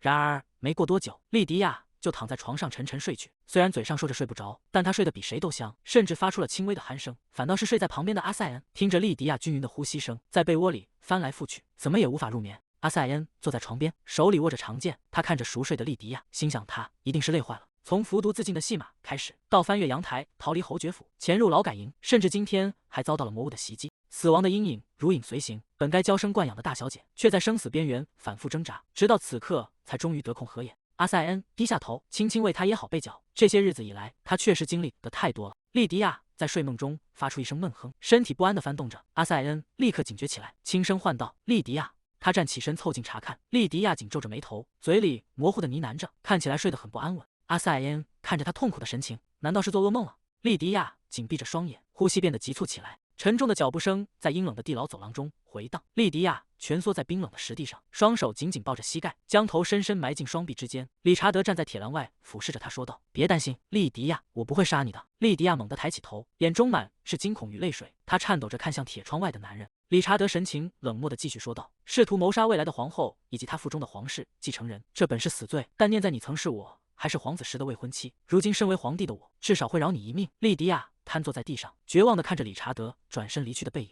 他伸出手，指尖颤抖着触碰冰冷的铁栏，低声的喃道：“理查德。”理查德停下脚步，侧过脸，冷冷地回应道：“我们之间的清算到此为止了，从现在起，老实待着吧。”莉迪亚，他头也不回地走向走廊深处，声音在空旷的地牢里回响：“免除你的死刑，是我能给出的最后仁慈。”理查德站在牢笼外，居高临下地俯视着莉迪亚，他猛地抽回被莉迪亚抓着的衣角，头也不回地走向地牢出口。莉迪亚急促地喘息着，喉咙里发出破碎的呻吟：“不要走，我错了，求求你再多留一会儿。”他双手死死抓着冰冷的铁栏，指节因为用力而泛白，泪水不断从眼眶中涌出。“我好害怕！”理查德凄厉的呼喊在阴暗潮湿的石墙间回荡。莉迪亚无力地瘫倒在地上，身体因为极度的恐惧而剧烈颤抖。另一个莉迪亚静静地站在一旁，冷眼看着地牢中那个卑微求饶的自己。他看着那个曾经为了祈求一点怜悯而舍弃尊严的灵魂。莉迪亚看着铁窗外透进的微弱光线，眼神逐渐变得冰冷而清澈。他注视着那个在绝望中挣扎的身影，心中再无波澜。理查德的身影彻底消失在走廊尽头，正如莉迪亚所料，他从始至终都没有回头看一眼。莉迪亚站在黑暗中，看着理查德远去的背影，真是个可怕的男人。回头看一眼就有那么难吗？他低头看着自己颤抖的双手，随后紧紧攥住了衣襟。“别担心，理查德。”莉迪亚的眼神变得冰冷而锐利。“我也不会杀你的，取而代之的是，我会让你这辈子再也无法安稳度日。”莉迪亚在睡梦中痛苦地呢喃着：“理查德，不要走。”阿塞恩站在床边，低头注视着陷入梦魇的莉迪亚。他听清了那个名字，眼神瞬间变得阴沉。他想起莉迪亚曾说过，他恨那个男人。阿塞恩沉默地看着他，听着他一声声呼唤着仇人的名字，脸色愈发冰冷。他转过身，背对着床铺站立，周身散发出冷冽的气息。阿塞恩听着莉迪亚在梦中的呢喃，无论他有多恨那个男人，看来在他内心的某个角落依然残留着爱意。阿塞恩眉头紧锁，心中涌起一股莫名的烦躁，但这又算什么？他看向熟睡的莉迪亚，无论他对皇帝抱有怎样的感情，那都与我毫无关系。阿塞恩转过身，独自站在窗边。既然如此，为什么从山谷到现在的这一刻，这种感觉又再次出现了？他紧紧攥住拳头，每当待在莉迪亚身边，这些无法控制的情绪就会不断涌现。清晨的阳光洒在宏伟的庄园建筑上，德文站在庭院中，神色慌张地喊道：“父亲要过来了。”侍者微微躬身回应道：“是的，我们在检查站的人员发来消息，他刚才已经穿过了首都城墙。”德文显得有些局促，追问答：“那他的百鬼病痊愈了吗？”侍者迟疑了一下，德文摆了摆手说道：“算了，当我没问。”一辆华丽的马车缓缓驶入庄园，德文看着窗外吩咐道：“首先把那口棺材移走，我去迎接父亲。”马车停稳后，父亲在随从的搀扶下走下车，他看起来身体依旧有些虚弱。德文快步跑向大门，喊道：“父亲！”他张开双臂，脸上挂着灿烂的笑容，迎接道：“天哪，这简直太不可思议了！您已经完全康复了吗？”即便亲眼所见，我还是不敢相信。父亲站定脚步，低沉地唤了一声：“德文。”德文立刻收敛了些许张扬，恭敬地回应道：“是的，父亲。”父亲因沉着脸询问：“你试图将吉塞尔登记进我们家族名下的传闻是真的吗？”德文僵在原地，脸上的笑容瞬间凝固。父亲在管家的搀扶下不下马车，他身形摇晃，紧紧抓着手杖，质问道：“是真的吗？你真的打算把吉塞尔登记进我们的家族名册？”德文脸上流下冷汗。德文转过身来，脸上挂着温和却疏离的微笑。他走上前扶住公爵，说道：“父亲，我们先进屋再谈吧。我担心您的身体会再次吃不消。”门扉发出一声轻响，被缓缓推开。德文暗自松了一口气，幸好棺材已经处理掉了，要是被发现，我们就真的麻烦了。德文看着父亲苍白的面容，有些担忧地问道：“管家？”父亲看起来不太好，他真的没事吗？管家一边稳住父亲的身子，一边回应道：“他只是因为旅途劳顿感到疲惫，病已经治好了，所以没必要。”父亲突然打断了管家的话，他抬起头，目光锐利地盯着德文。比起德文，实话告诉我，你真的打算让吉塞尔入籍吗？德文沉默了片刻，避开父亲的视线，低声回答道：“是的，父亲。”父亲猛地咬紧牙关，脸色因愤怒而变得铁青。他死死盯着眼前的德文，声音因激动而颤抖：“你难道没有自尊心吗？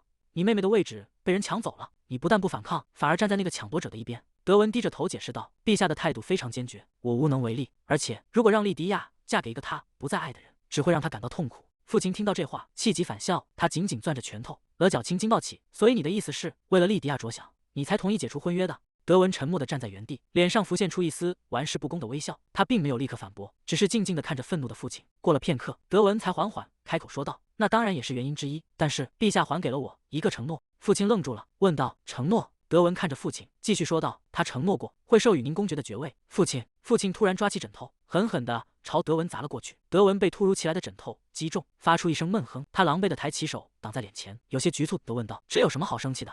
父亲气得浑身发抖，他用力跺了一下脚，怒斥道：“你这个愚蠢的孩子！”父亲指着德文怒吼道：“你被野心蒙蔽了双眼，竟然要毁掉我们整个家族的血脉！” 2天后，一行人平安抵达了边境。莉迪亚怀里抱着一个包裹，走在边境小镇的街道上。她好奇地环顾四周，打量着这里陌生的建筑和往来的行人。莉迪亚停下脚步，四处张望着，似乎在寻找着什么。莉迪亚看着破败的街道，有些疑惑地问道：“为什么这里的村庄状况这么糟糕？我以为政变期间战火并没有波及到边境。”他环顾四周，几乎找不到一栋完好的建筑。塞德里克先生，塞德里克停下脚步，转过身看向他，解释道：“政变期间有一半的骑士当了逃兵，导致我们无法有效地抵御魔兽的袭击。”他露出一丝宽慰的微笑，继续说道：“不过，既然团长已经回来了，我们应该很快就能恢复这里的秩序。”莉迪亚听着他的话，若有所思地看向远方。虽然是显而易见的事，但阿塞恩先生对边境来说确实是不可或缺的存在。塞德里克点了点头，回应道：“从某种意义上来说，确实如此。”两人继续在街道上并肩而行。莉迪亚抱着包裹，目光落在不远处的一群人身上。那是一群穿着朴素的领民，他们正围聚在一起，神情显得激动而喜悦。人群中，几名年长的男子正紧紧簇拥着一个身影，其中一人甚至激动地流下了眼泪。他们互相搀扶着，嘴里不停地念叨着什么，脸上洋溢着久违的笑容。莉迪亚静静地看着这一幕，轻声感叹道：“看来他们认出他了。”他看着那些欢呼雀跃的领民，心中暗自思忖：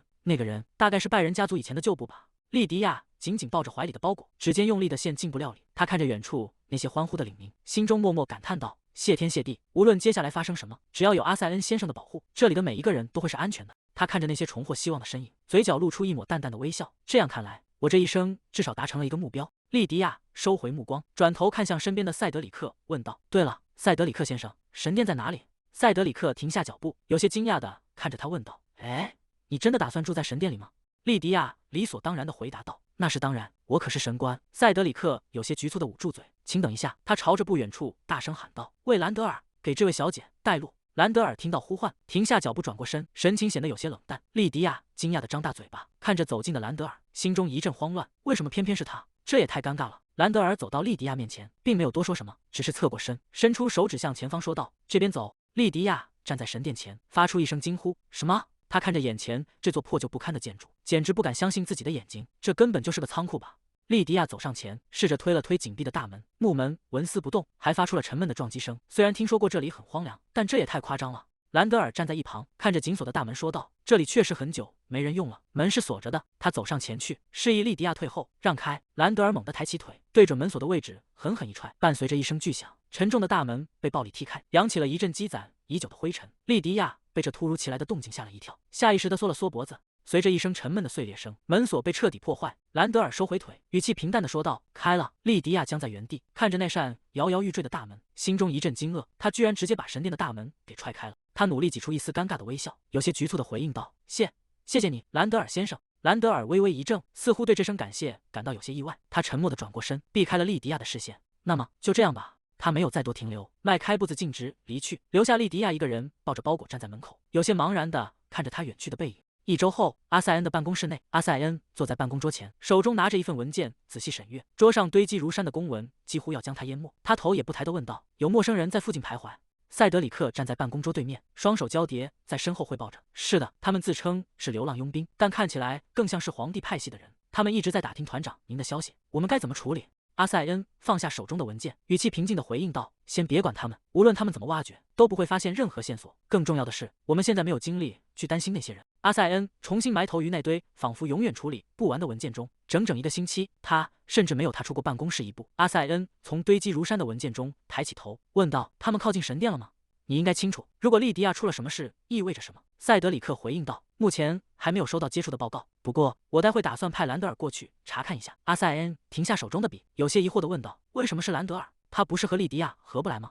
塞德里克摆了摆手，笑着说道：“哦，那是很久以前的事了，他们现在相处得很好。兰德尔甚至一直在帮他修理神殿。”阿塞恩陷入了沉思，他一直出入神殿，明明他根本不相信神明。阿塞恩沉默地盯着桌面，眼神中透出一丝疑虑。突然，阿塞恩猛地按住扶手站起身来。塞德里克被这突如其来的动作吓了一跳，问道：“团长？”阿塞恩抓起外套披在肩上，大步朝门口走去。“我顺路去一趟神殿。”神殿外的草坪上，莉迪亚正抱着东西走过，他停下脚步，有些惊讶地看向前方。“阿塞恩先生。”阿塞恩正穿过庭院走来，莉迪亚迎上前去问道：“您是来找巴伐利亚的吗？他现在不在这里。”阿塞恩停下脚步：“不，我只是过来随便看看。神殿现在看起来像样多了。”莉迪亚微笑着说道：“最近我们一直在努力修缮这里，很多人都来帮忙了，尤其是兰德尔先生，他真的很了不起。无论是敲敲打打的木工活，还是锯木头和打扫卫生，他几乎无所不能。”阿塞恩听着这些话，神情变得有些微妙。啊，是的，我听说他来帮忙了。莉迪亚有些惊讶地看着他，心中暗自嘀咕：听说他是在装作不知道吗？他回想起之前兰德尔来帮忙的情景，那时候他对兰德尔说道：“兰德尔先生，真的很感谢您的帮助，多亏了您，修缮进度快了很多。”兰德尔当时显得有些局促，他避开莉迪亚的目光，抓了抓后颈回应道：“这没什么。”他随后又小声嘟囔了一句：“他只是因为阿塞恩团长的命令才这么做的。”莉迪亚回想起兰德尔当时说的话，心中有些无奈，他确实是这么说的。莉迪亚拖着下巴，也许他只是太害羞了，所以才不好意思承认。他在心里暗自发笑，塞德里克说的没错，这家伙意外的很单纯。阿塞恩察觉到那道灼热的视线，有些不自在地问道：“干什么？为什么用那种眼神看着我？”莉迪亚立刻收起笑意，轻快地回应道：“没什么原因。”他像是突然想起了什么，拍了一下手，说道：“啊，既然刚好遇到了，我能请你帮个小忙吗？”莉迪亚双手交叠在胸前，眼中闪烁着期待的光芒，说道：“听说森林里有一片铃兰花，那是女神的象征。如果我挖一些回来种在神庙庭院里，可以吗？”阿塞恩听后露出些许无奈的神情，他看着满脸兴奋的莉迪亚，低声说道：“当你刚才说有事相求的时候，我还在想会是什么。”他停下脚步，转头看向身边的莉迪亚，语气变得严肃而认真：“独自进入森林太危险了，如果你坚持要去，我会陪你一起去。”莉迪亚跟在阿塞恩身后走在林间，他有些局促地开口说道：“那个侯爵大人，您一定很忙，如果您不方便陪我去也没关系，稍后我会和巴伐利亚祭司一起去的。”阿塞恩停下脚步，侧过头，冷冷地回应道：“绝对不行！你现在这么说，回头肯定会自己偷偷溜走。”莉迪亚心里一惊，他怎么会知道？还没等莉迪亚反应过来，阿塞恩已经转过身，向他伸出了手。莉迪亚愣在原地，有些疑惑地看着那只伸向自己的手。阿塞恩神色平静地解释道：“这里的岩石很滑，请小心脚下。”莉迪亚将手搭在阿塞恩宽大的掌心中，两人指尖交错，阿塞恩稳稳地牵着她，穿过林间湿滑的乱石滩。阿塞恩停下脚步说道：“到了。”莉迪亚顺着他指的方向望去，眼前的景象让他惊喜地瞪大了双眼，他忍不住发出感叹：“哇！”莉迪亚兴奋地跑向花丛，大声欢呼道：“这里有好多花呀！”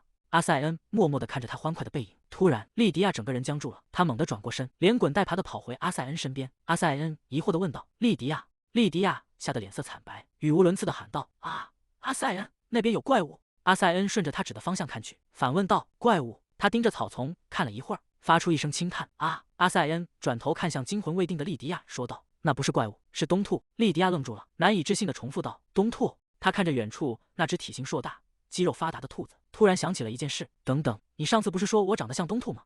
阿塞恩平静地回应道：“我是说过。”莉迪亚指着远处那只肌肉发达的生物，大声反驳道：“这绝对不可能，那东西哪里像我了？难道在你眼里我就是个怪物吗？”阿塞恩耐心地解释道：“不，只有在冬天的时候才像，现在是春天，所以它看起来才不一样。”他一边比划着，一边继续说道：“冬兔只有在冬天才会长出厚实蓬松的毛，变得圆滚滚的。”莉迪亚愤怒地吼道：“骗子！”阿塞恩无奈地叹了口气：“总之，那不是怪物，没必要担心。”莉迪亚双手抱胸，气鼓鼓地扭过头去。哼！两人在林间继续走着，脚步声在安静的森林里回荡。阿塞恩像是突然想起了什么，停下脚步说道：“啊，对了，我差点忘了我们是为什么来的。”阿塞恩看向莉迪亚问道：“莉迪亚，最近是不是有一些自称佣兵的人来找过你？”莉迪亚停下手中的动作，惊讶地回应道：“您怎么知道的？他们不久前确实来过。”阿塞恩神色凝重地说道：“他们是皇帝派来的帝国侦察兵，我会尽快把他们赶走，但以防万一，你还是要多加小心。”莉迪亚握着铲子的手猛地一紧，她担忧地问道：“您打算怎么赶走他们？如果处理不当，他们可能会怀疑您在边境隐藏了什么。”莉迪亚看着阿塞恩的背影，心中充满了忧虑。如果引起了怀疑，理查德甚至可能会公开派人过来。要是那些记得巴彦公爵家臣的人出现在边境，事情就麻烦了。莉迪亚陷入了沉思，最好的办法是让他们自己离开，要怎么做才能实现呢？莉迪亚拖着下巴陷入沉思，她突然抬起头提议道：“或许可以制造一个关于你和我的绯闻。”阿塞恩愣在原地，低头看着蹲在花丛中的莉迪亚。莉迪亚继续分析道：“当然，如果做得太过火，可能会适得其反，所以只要表现出你对我完全没兴趣，而我是一直单方面追求你的那个人，这样应该就足够了。”阿塞恩的脸颊微微泛红，他张了张嘴，却没能说出话来。莉迪亚越说越兴奋，他拍了一下手，说道：“什么？那些侦察兵看到这种八卦，肯定会立刻跑回去汇报的。”他抬起头，眼中闪烁着狡黠的光芒，问道：“对吧？”莉迪亚滔滔不绝地计划着。我觉得像以前对付理查德那样做就完美了。理查德曾说过，我有一种让男人失去兴趣的本事。如果他听说这件事，大概会同情你，然后就不再关注边境的情况了。莉迪亚继续问道，或者他可能会为了杜绝谣言而把你召回首都，你觉得呢？阿塞恩果断地回应道，他不会的。如果他真的那么做了，人们会认为他对那个被他抛弃的未婚妻仍有留恋。理查德是通过政变夺取的王位，所以他的地位至今仍不稳定。理查德坐在华丽的王座上，神情高傲而冷峻，他绝不会允许自己的名誉受到这种威胁。理查德在加冕后立即解除婚约，这已经严重损害了他的形象，更何况对方还是侯爵家的女儿。即便如此，莉迪亚在政变期间曾是他最忠诚的支持者之一，他的忘恩负义总该有个限度。理查德现在急需民心的支持，绝不会想卷入这种混乱的丑闻中。莉迪亚转过头看向阿塞恩，说道：“我觉得这是一个不错的计划，你觉得呢？”阿塞恩沉默地注视着他，眼神中透出一丝复杂的情绪。他微微低下头，避开了莉迪亚的视线，良久才低声回应道：“好吧。”阿塞恩注视着莉迪亚说道：“但这个计划必须是你我之间的秘密。”而且他蹲下身子，视线与莉迪亚齐平，语气变得格外郑重。既然决定要这么做，你就必须认真投入。莉迪亚露出灿烂的笑容，回应道：“没问题，我会做好准备的。”阿塞恩站起身，看着满脸笑意的莉迪亚说道：“我会经常去你的庄园拜访，直到把那里的门槛都踏平为止。”阿塞恩看着他，有些无奈地补充道：“如果你一开始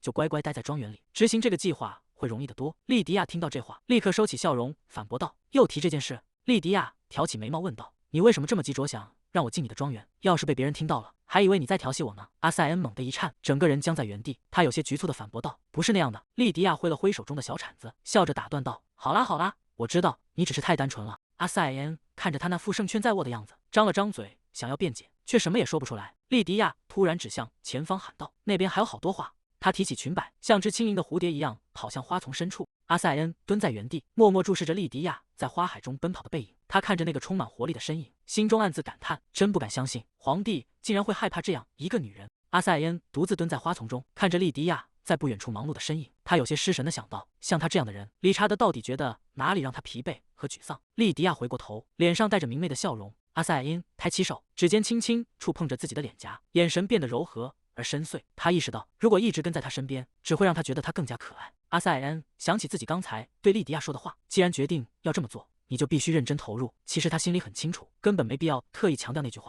处理那些侦察兵的方法有很多种，他完全可以拒绝莉迪亚的提议，但他并没有拒绝，因为阿塞恩看着莉迪亚在花丛中忙碌的身影，他并不排斥这种感觉。像这样和你待在一起，夕阳染红了天际。阿塞恩陪着莉迪亚回到了神殿，莉迪亚怀里抱着一大捧白花，站在门口说道：“感谢您送我回神殿，侯爵大人。”他像是突然想起了什么，伸出食指抵在阿塞恩面前，提醒道：“但是您知道的吧，您不能再表现得这么温柔了。在计划里，我才是那个应该追着您跑的人。”阿塞恩微微一愣，随即反驳道：“这不是温柔，是近距离监视。”莉迪亚摆了摆手说道：“不管怎样，这会毁了计划的。为了我们的共同目标，请务必配合。”阿塞恩沉默片刻，低声回应道：“我会努力的。啊，还有，谢谢您派兰德尔先生过来。”阿塞恩疑惑地重复道：“兰德尔？”莉迪亚点头说道：“是啊。”您不是派他来帮忙清理神殿了吗？我刚才都听说了。阿塞恩站在原地，神情变得有些微妙。阿塞恩在心中暗自思忖，原来那个叫兰德尔的小鬼是自作主张跑来的，还拿我当借口。莉迪亚抱着花，笑得格外灿烂。我明白您是因为害羞才想隐瞒，但我还是想向您道谢。阿塞恩沉默地看着他，他本该澄清事实，告诉他那个人并不是他派去的。然而看着莉迪亚的笑容，他突然不想开口解释了。阿塞恩掩住口鼻，以此遮掩脸上的局促。他低声回应道：“好吧，那我先告辞了。”他转身离去，脚步声在空旷的小径上回响。阿塞恩抬头看了看天色，已经傍晚了。他想起自己曾告诉过塞德里克，只会在这里待一小会儿。他独自走在回去的路上，脑海中不断浮现出刚才的对话。莉迪亚要假装追求阿塞恩，而阿塞恩则要假装推开莉迪亚。莉迪亚独自站在神殿前的空地上，低头看着怀里的花，陷入了沉思。莉迪亚站在神殿前，望着阿塞恩离去的方向，心中暗自思忖：我真的能成功吗？他回想起刚才定下的计划，嘴角不自觉地微微上扬，露出一抹意味深长的微笑。与此同时，阿塞恩独自走在夕阳下的街道上，神情冷峻而沉稳，两人各怀心思，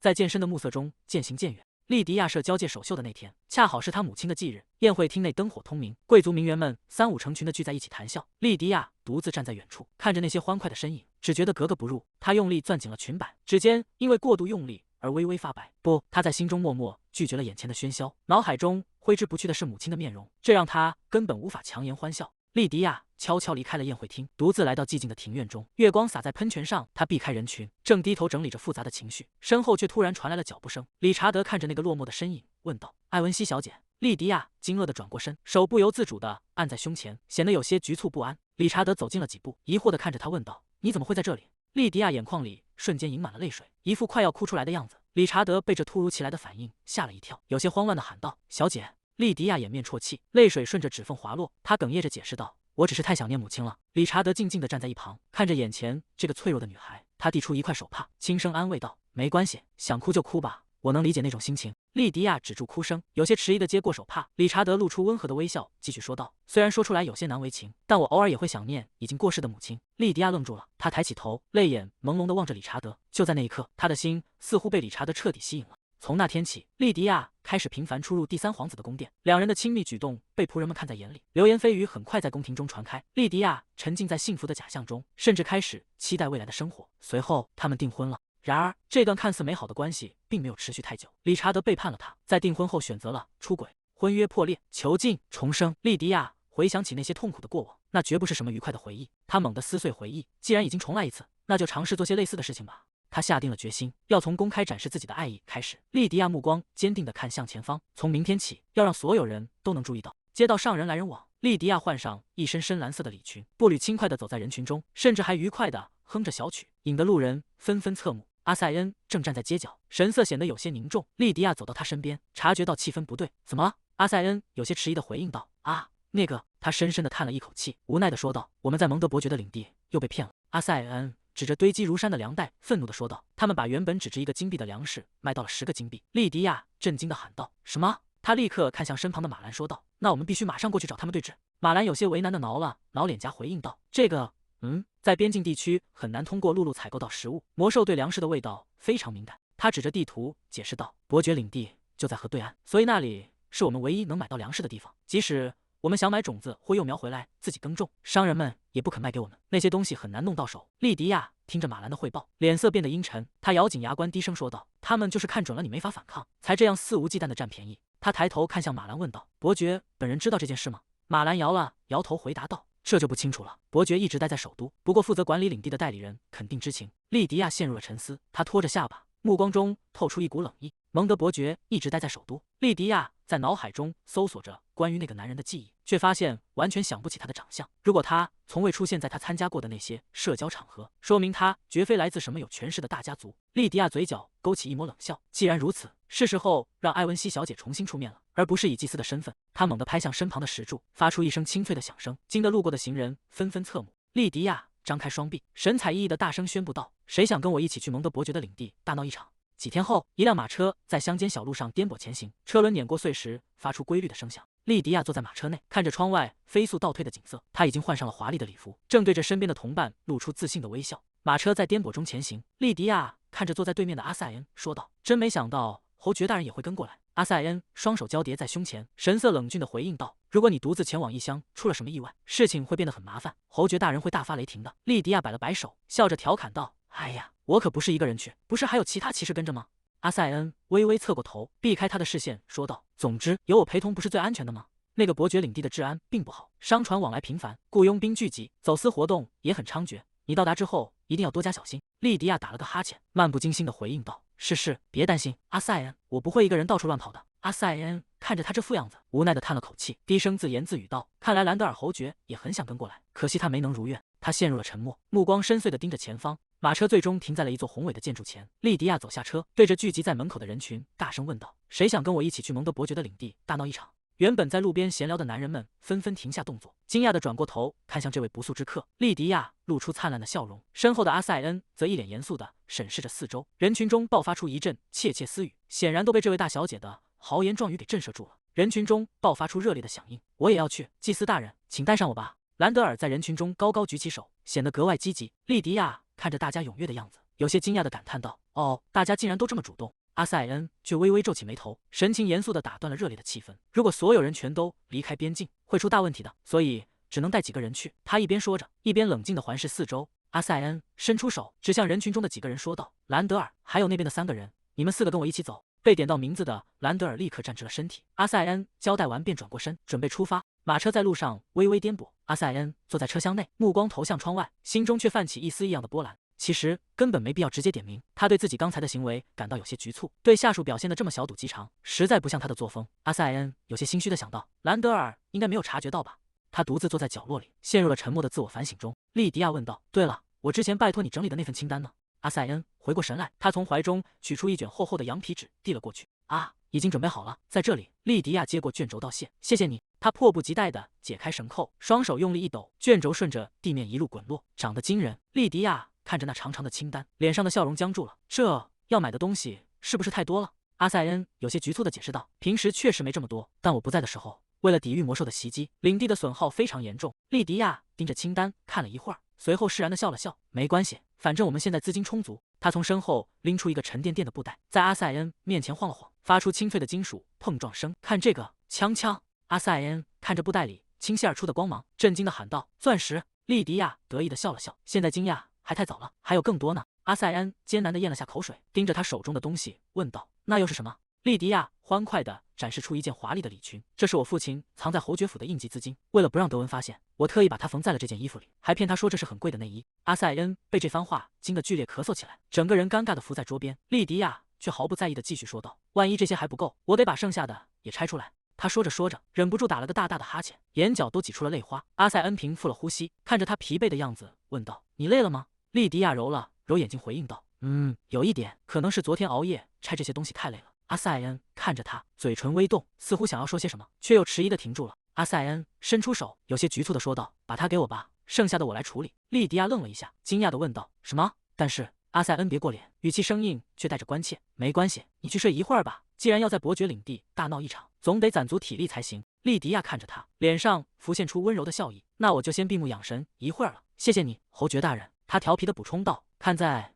你这么辛苦的份上，就算你偷偷拿走1、2颗，我也不会说什么的。”阿塞恩没好气地回应道：“我才不会拿。”马车在路上规律地颠簸着，发出沉闷的声响。莉迪亚靠在车厢边，呼吸渐渐变得平稳均匀，陷入了沉睡。阿塞恩静静地看着他的睡颜，随后低下头，开始细心地拆解礼裙缝隙里的宝石。他的动作很轻，生怕惊扰了这份宁静。他看着手中的宝石，发出一声长长的叹息，眼神中透出一丝复杂的情绪。阿塞恩颓然地低下头，用手紧紧捂住额头，整个人陷入了深深的自我怀疑中。他看着眼前这堆乱七八糟的衣物和宝石，在心中暗自叹息：我到底在做什么？莉迪亚站在高处，俯瞰着眼前的景象，发出一声惊叹：哇！这里是万德郡，街道两旁林立着各式建筑。莉迪亚观察着四周，购物街上有旅馆，还有餐厅，甚至能看到农田。明明只从边境跨过了一条河，生活条件竟然如此不同。阿塞恩走在莉迪亚身后，两人穿行在整洁的街道上。莉迪亚环顾四周，心中暗自思忖：这片领地虽然不大，却像是一块被隐藏的宝石。按理说，拥有这种水准的万德伯爵应该很有名才对，为什么我从未听说过他？真是奇怪。莉迪亚摇了摇头，不再纠结于此，反正现在这不是最重要的事。他停下脚步，看向身旁的马兰，说道：“马兰。”莉迪亚露出微笑，提议道：“我们先去精品店吧。在接下来的1周里，我将重新变回那个声名狼藉的侯爵之女。”莉迪亚，一个任性、自私且固执的女孩，计划大致是这样的：首先要挥金如土，散布我依然得到侯爵家族支持的传闻。我要假装成一个无知且被宠坏的女孩，故意让自己被宰客。等到消息传到那个代理人耳中，说我已经现身，我就大闹一场，把那个男人救出来。莉迪亚露出自信的微笑，心中暗自盘算：多亏了阿塞恩随行，这件事会变得更加容易。把那位阿塞恩大人当做普通的护卫随从，带着他到处乱逛，会让我看起来非常不成熟，而且这还有助于散布我迷恋他的传闻。莉迪亚掩嘴轻笑，阿塞恩跟在他的身后，神情略显疑惑。为了实现这个计划，我第一件需要做的事就是……马兰走在前方，指着眼前的建筑，向阿塞恩介绍道：“这是郡里最好的精品店，祭司大人。”莉迪亚双手抱胸，理所当然地宣布：“当然是买衣服。”他切换到大小姐模式，看向精品店大门，说道：“真的吗？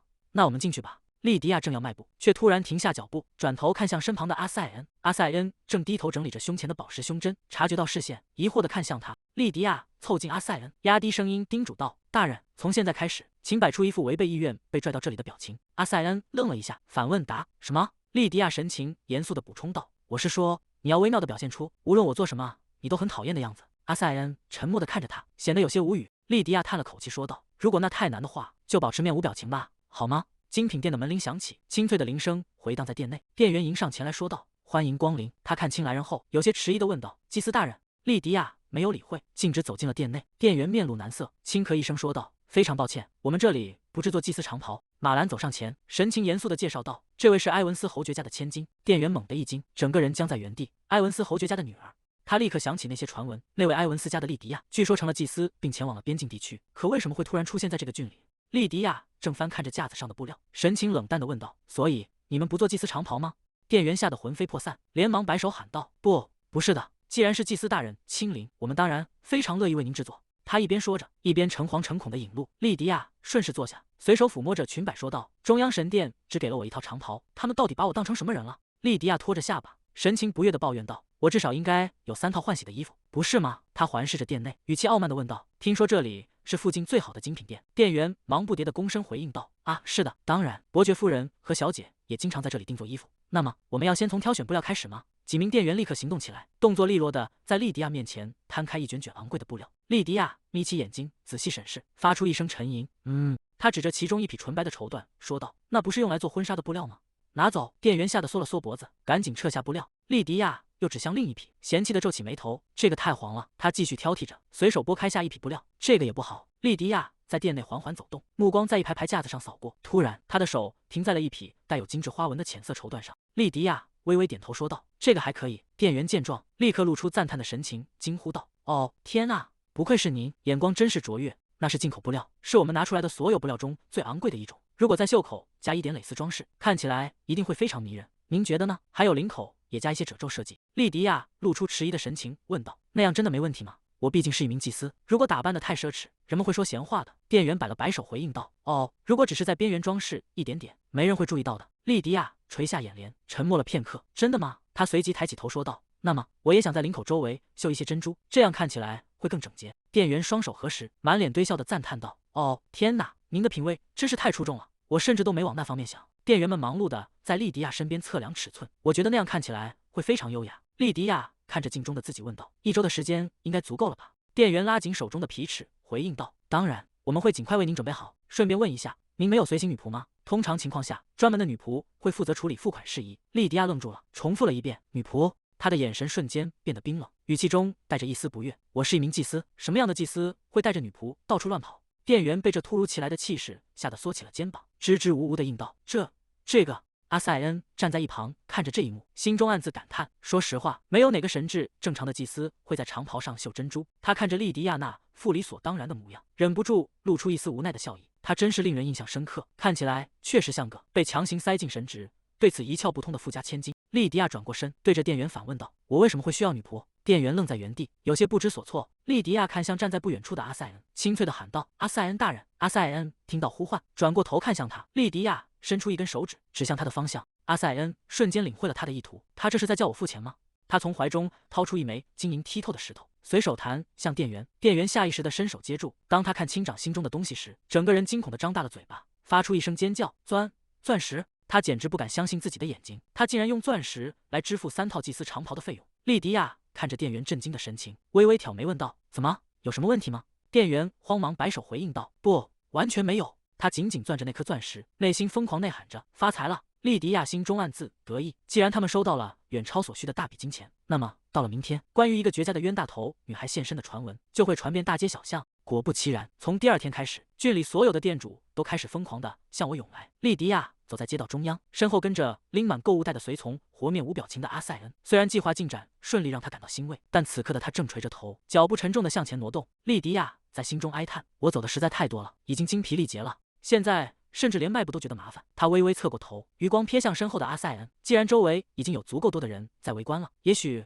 我该尝试计划的下一个部分。莉迪亚突然停下脚步，身体摇晃了一下，发出一声惊呼：“哦天啊！”阿塞恩正走在后面，被这突如其来的动静弄得一愣。莉迪亚顺势瘫坐在地上，捂着脸发出一声娇弱的惊呼：“我的腿好痛，我真的走不动了。”他抬起头，用一种近乎无理取闹的语气对阿塞恩说道：“大人，你能抱我走吗？”莉迪亚在心中暗自得意，很好，现在他应该会沉着脸拒绝我吧？这样一来，我那任性又迷恋他的传闻就彻底坐实了。然而，还没等他反应过来，阿塞恩已经弯下腰，动作利落地将他横抱起来。阿塞恩稳稳地抱着他，低头看向怀中的莉迪亚，问道：“你真的很累吗？”莉迪亚整个人悬在空中，惊愕地瞪大了眼睛。莉迪亚彻底愣住了，这完全超出了他的计划。他张着嘴，半天只挤出几个破碎的音节。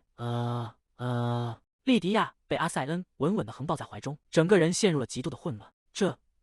这和计划的不一样啊！他在心中疯狂呐喊。原本预想的冷漠拒绝完全没有发生，取而代之的是众目睽睽下的亲密举动。脚步声在走廊里回响，阿瑟恩将莉迪亚轻轻放在床上，随后直起身子，向他微微点头示意。阿瑟恩低声说道：“那么，请好好休息。”他转身准备离开，莉迪亚愣在原地，眼看着他走向门口，突然猛地冲上前去，一把抓住了阿瑟恩的手臂。莉迪亚急切地喊道：“先生！”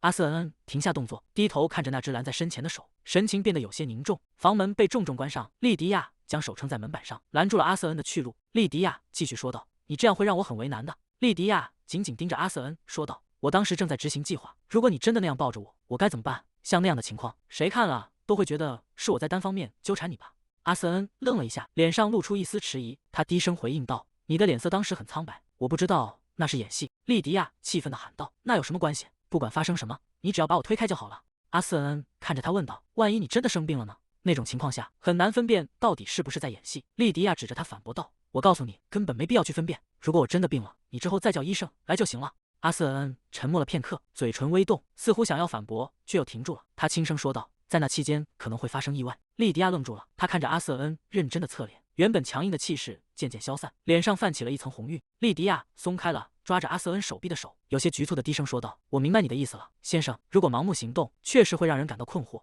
阿瑟恩转过头看向窗外，既然事情已经变成这样，不如我们约定一个专属的信号吧？莉迪亚好奇地问道：“比如呢？”他低下头陷入沉思，手指抵住下巴，发出苦恼的沉吟声。突然，莉迪亚像是想到了好主意，抬起手指向斜上方，兴奋地说道：“啊，眨眼怎么样？”他俏皮地闭上一只眼睛，对着阿瑟恩做了个眨眼的动作，笑着问道：“你觉得呢？如果我这样做，在别人眼里看起来也像是在诱惑你，对吧？”阿瑟恩愣在原地，注视着莉迪亚生动的神情。莉迪亚再次眨了眨眼，语气轻快地补充道：“只要我做了这个动作，你就把我推开，或者板着脸直接走掉。”阿瑟恩看着莉迪亚，沉默了片刻后说道：“那看起来确实像是在诱惑，但我认为那并不是一个好信号。”莉迪亚猛地瞪大眼睛，惊讶地喊道：“哎，为什么？”阿瑟恩静静地注视着他，语气平缓地回应道：“因为我并不想把你推开。”莉迪亚整个人僵在原地，满脸困惑地问道：“请问你说什么？”阿瑟恩看着他不知所措的样子，嘴角微微上扬，露出一抹淡淡的笑意。他轻声说道：“这是实话，作为把你推开的信号，那个动作难道不是太可爱了吗？”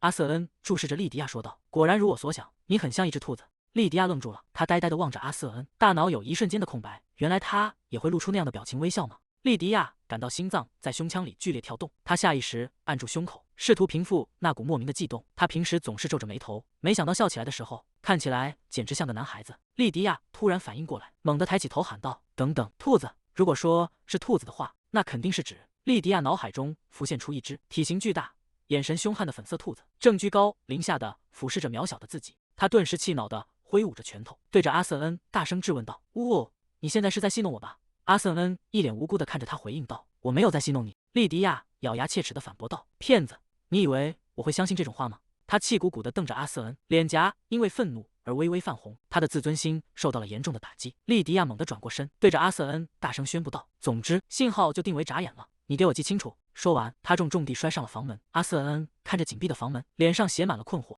莉迪亚脸上的红晕久久不散，他脑海中不断回想起阿瑟恩刚才的话：“正如我所想，你很像一只兔子。”莉迪亚猛地摇头，试图甩掉那些乱七八糟的想法。啊，别再想了，他绝对不是在夸我可爱，肯定是指我长得像那种凶猛的东兔。他深吸一口气，努力让自己冷静下来。总之，虽然第一次尝试失败了，但只要从现在开始好好表现，我一定能挽回局面。好，就这么办。遗憾的是，莉迪亚并不知道这场行动从一开始就注定会失败。酒馆的餐桌旁，几名随从正凑在一起低声议论，其中一人惊讶地问道：“你们看到了吗？团长竟然亲手抱起那位小姐走了。”另一人感叹道：“他以前可是连看都不看女人一眼的，要是王都的人看到这一幕，恐怕会直接晕过去吧。”又有人凑过来补充道：“你们注意到他的表情了吗？简直就像在呵护什么稀世珍宝一样。”马兰坐在一旁，不过那位小姐看起来倒像是觉得待在团长怀里很舒服，才故意让他抱的。另一名随从点头表示赞同，确实是这样，看来那位小姐得尽快察觉到我们团长的心意才行啊。这时，塞德里克笑着插话道：“那恐怕很难，团长之所以被称为木头，就是因为他连自己的心意都搞不清楚。”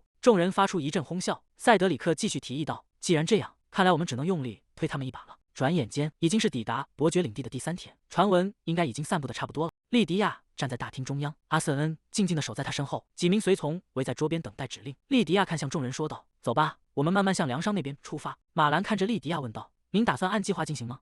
莉迪亚自信地回应道：“当然，所以无论我今天做什么，都请不要阻止我。”接到上人来人往，利迪亚带着随从们穿过石砖铺就的小巷，停在了一家粮商的摊位前。利迪亚随手拿起一个土豆，看向店主问道：“我想买土豆，一箱多少钱？”店主满脸堆笑的搓着手说道：“原本是一箱10枚金币，既然是卖给您，我就特别算您8枚金币好了。”利迪亚在心中暗自思忖，马兰之前说过，一箱土豆的市场价应该是20枚银币。他放下土豆，语气冷淡的问道：“对比这个质量，你不觉得开价太高了吗？”店主夸张地摊开双手辩解道：“哎呀，这已经是折扣价了，就算您去别的店，也绝对找不到比这更便宜的价格。”利迪亚转过头看向身后的商贩问道：“是这样吗？”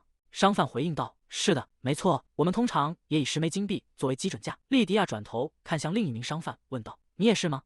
那名商贩摊开双手，发出一阵爽朗的笑声，说道：“当然了，那位朋友很诚实，他确实给了您优惠价。”利迪亚沉默的听着，手指轻轻一拨，原本拿在手中的土豆顺着指尖滑落，啪嗒一声掉在地上，咕噜噜的滚到了商贩脚边。利迪亚站在摊位前，冷冷的注视着眼前的商人们，说道：“在你们眼里，我一定看起来很蠢吧？”商贩愣了一下，有些迟疑的回应道：“什么？”利迪亚猛地抬高音量，愤怒地呵斥道：“你们竟敢合伙来诈骗我！”话音刚落，他猛地挥动手臂，将摊位上的木架狠狠掀翻，伴随着一阵剧烈的破碎声，整筐的土豆瞬间倾倒在地，四处飞散。利迪亚怒视着眼前的商人，大声质问着：“你以为我连土豆的价格都不知道吗？你现在是在瞧不起我吗？”商人吓得脸色发白，结结巴巴地辩解道：“不是那样的。”利迪亚猛地抬起脚，重重地踩在散落的木架残骸上，发出一声清脆的碎裂声。他指着商人吼道：“我说你瞧不起我，你凭什么说没有？你知道我父亲是谁吗？他可是侯爵，埃文西侯爵。”商人被吓得连连后退，颤抖着声音解释道：“这真的不是诈骗，伯爵领地的物价本来就比王都高。”利迪亚猛地挥手打断了他的话：“省省你的借口吧，算了，我才不想吃你们这种人种出来的庄稼，我宁愿自己种自己吃。”利迪亚转过身，对着身后的马兰喊道：“马兰，去把所有的苗木都买下来。”商人们见状，连忙向马兰投去求助的目光，哀求道：“马兰，请帮帮我们吧！”马兰看着眼前混乱的局面，无奈地叹了口气，低声自言自语道：“啊！”马兰对着商人们露出为难的神情，随后转向利迪亚说道：“非常抱歉，小姐，他们不会把苗木卖给我们的，种子也不会卖。”利迪亚猛地瞪大眼睛，难以置信地喊道：“什么？所以他们既不卖庄稼，也不卖种子？”他气得浑身发抖，指着商人们怒吼道：“你现在是想让我在这边境之地饿死吗？”商人们被这突如其来的怒火吓得缩成一团，急忙摆手解释道：“啊，我们从没说过不卖。”利迪亚根本不听解释，继续大声斥责道：“你们竟敢这样无视埃文西家族！”利迪亚低下头，嘴角却在无人察觉的角度微微上扬，露出一抹得逞的笑意。他再次抬起头时，脸上已满是狂怒的神色，指着前方歇斯底里地喊道：“现在，立刻叫旺德伯爵给我滚出来！”集市上的骚动瞬间传到了领主的城堡。伯爵的代理人在听到消息后，立刻给利迪亚送来了一封信。利迪亚接过信件，问道：“邀请函？”他看着信纸，愤怒地说道：“如果他想让我过去，就应该亲自过来。他以为自己是谁，竟然敢对人呼来喝去！”利迪亚猛地将信件撕成碎片，大声吼道：“他不过是个伯爵的代理人而已！”他将碎纸片狠狠甩向代理人，呵斥道：“滚出去！”代理人呵斥到被纸片砸中，显得有些局促不安。利迪亚猛地转过身，背对着众人，他看着窗外，陷入了沉思。既然大家都聚齐了，我是不是该重新审视一下计划？阁下，利迪亚抱怨道：“我的胳膊和腿好痛啊！”利迪亚揉着肩膀，哀叹道：“痛得我都要睡不着了。”他清了清嗓子，观察着周围人的反应，心想：好了，谁都能看出来我是在故意找茬吧。马兰和另一名随从站在对面，神情显得有些不知所措。利迪亚继续在心中盘算，只要那位大人拒绝我，大家就都会觉得我受了委屈。马兰走上前说道：“我就猜到会这样，从您掀翻那些土豆筐开始，您就在勉强自己了。”另一名随从也跟着劝道：“小姐，下次请把这种粗活交给我们处理吧。”利迪亚愣住了，发出疑惑的声音：“哈？”马兰一脸担忧地看向身边的同僚，说道：“照这个样子下去，小姐明天可能会卧床不起的。队长，你去给小姐按摩一下吧。”塞德里克在一旁推了推阿瑟恩，说道：“这主意不错。”利迪亚满脸不可置信，心里的计划瞬间崩塌。什么？不，事情不该是这样发展的。他们应该觉得奇怪才对啊，应该说他怎么突然又开始装可爱了？难道他喜欢队长吗？应该是这种反应才对。阿瑟恩面无表情地回应道：“听起来是个好主意。”利迪亚在内心咆哮道：“好主意个屁啊！”还没等他反应过来，阿瑟恩已经走上前，直接将他横抱起来，说道：“那我先送您回房间。”利迪亚被阿瑟恩稳稳地横抱在怀中，他整个人都僵住了，大脑一片空白。阿瑟恩迈着沉稳的步伐，抱着他穿过走廊，皮靴踩在木质地板上，发出有节奏的声响。利迪亚终于回过神来，他羞红了脸，悄悄伸出手，在阿瑟恩的腰间用力掐了一下。他在心里抓狂地质问道：“你在干什么？没看到我的信号吗？”阿瑟恩面不改色地回应道：“看到了。”利迪亚气得推搡着他的胸膛，大声吼道：“哈！我明明告诉过你，看到信号就要把我推开，你怎么能就这么顺着他们的话做？你真的打算给我按摩腿吗？”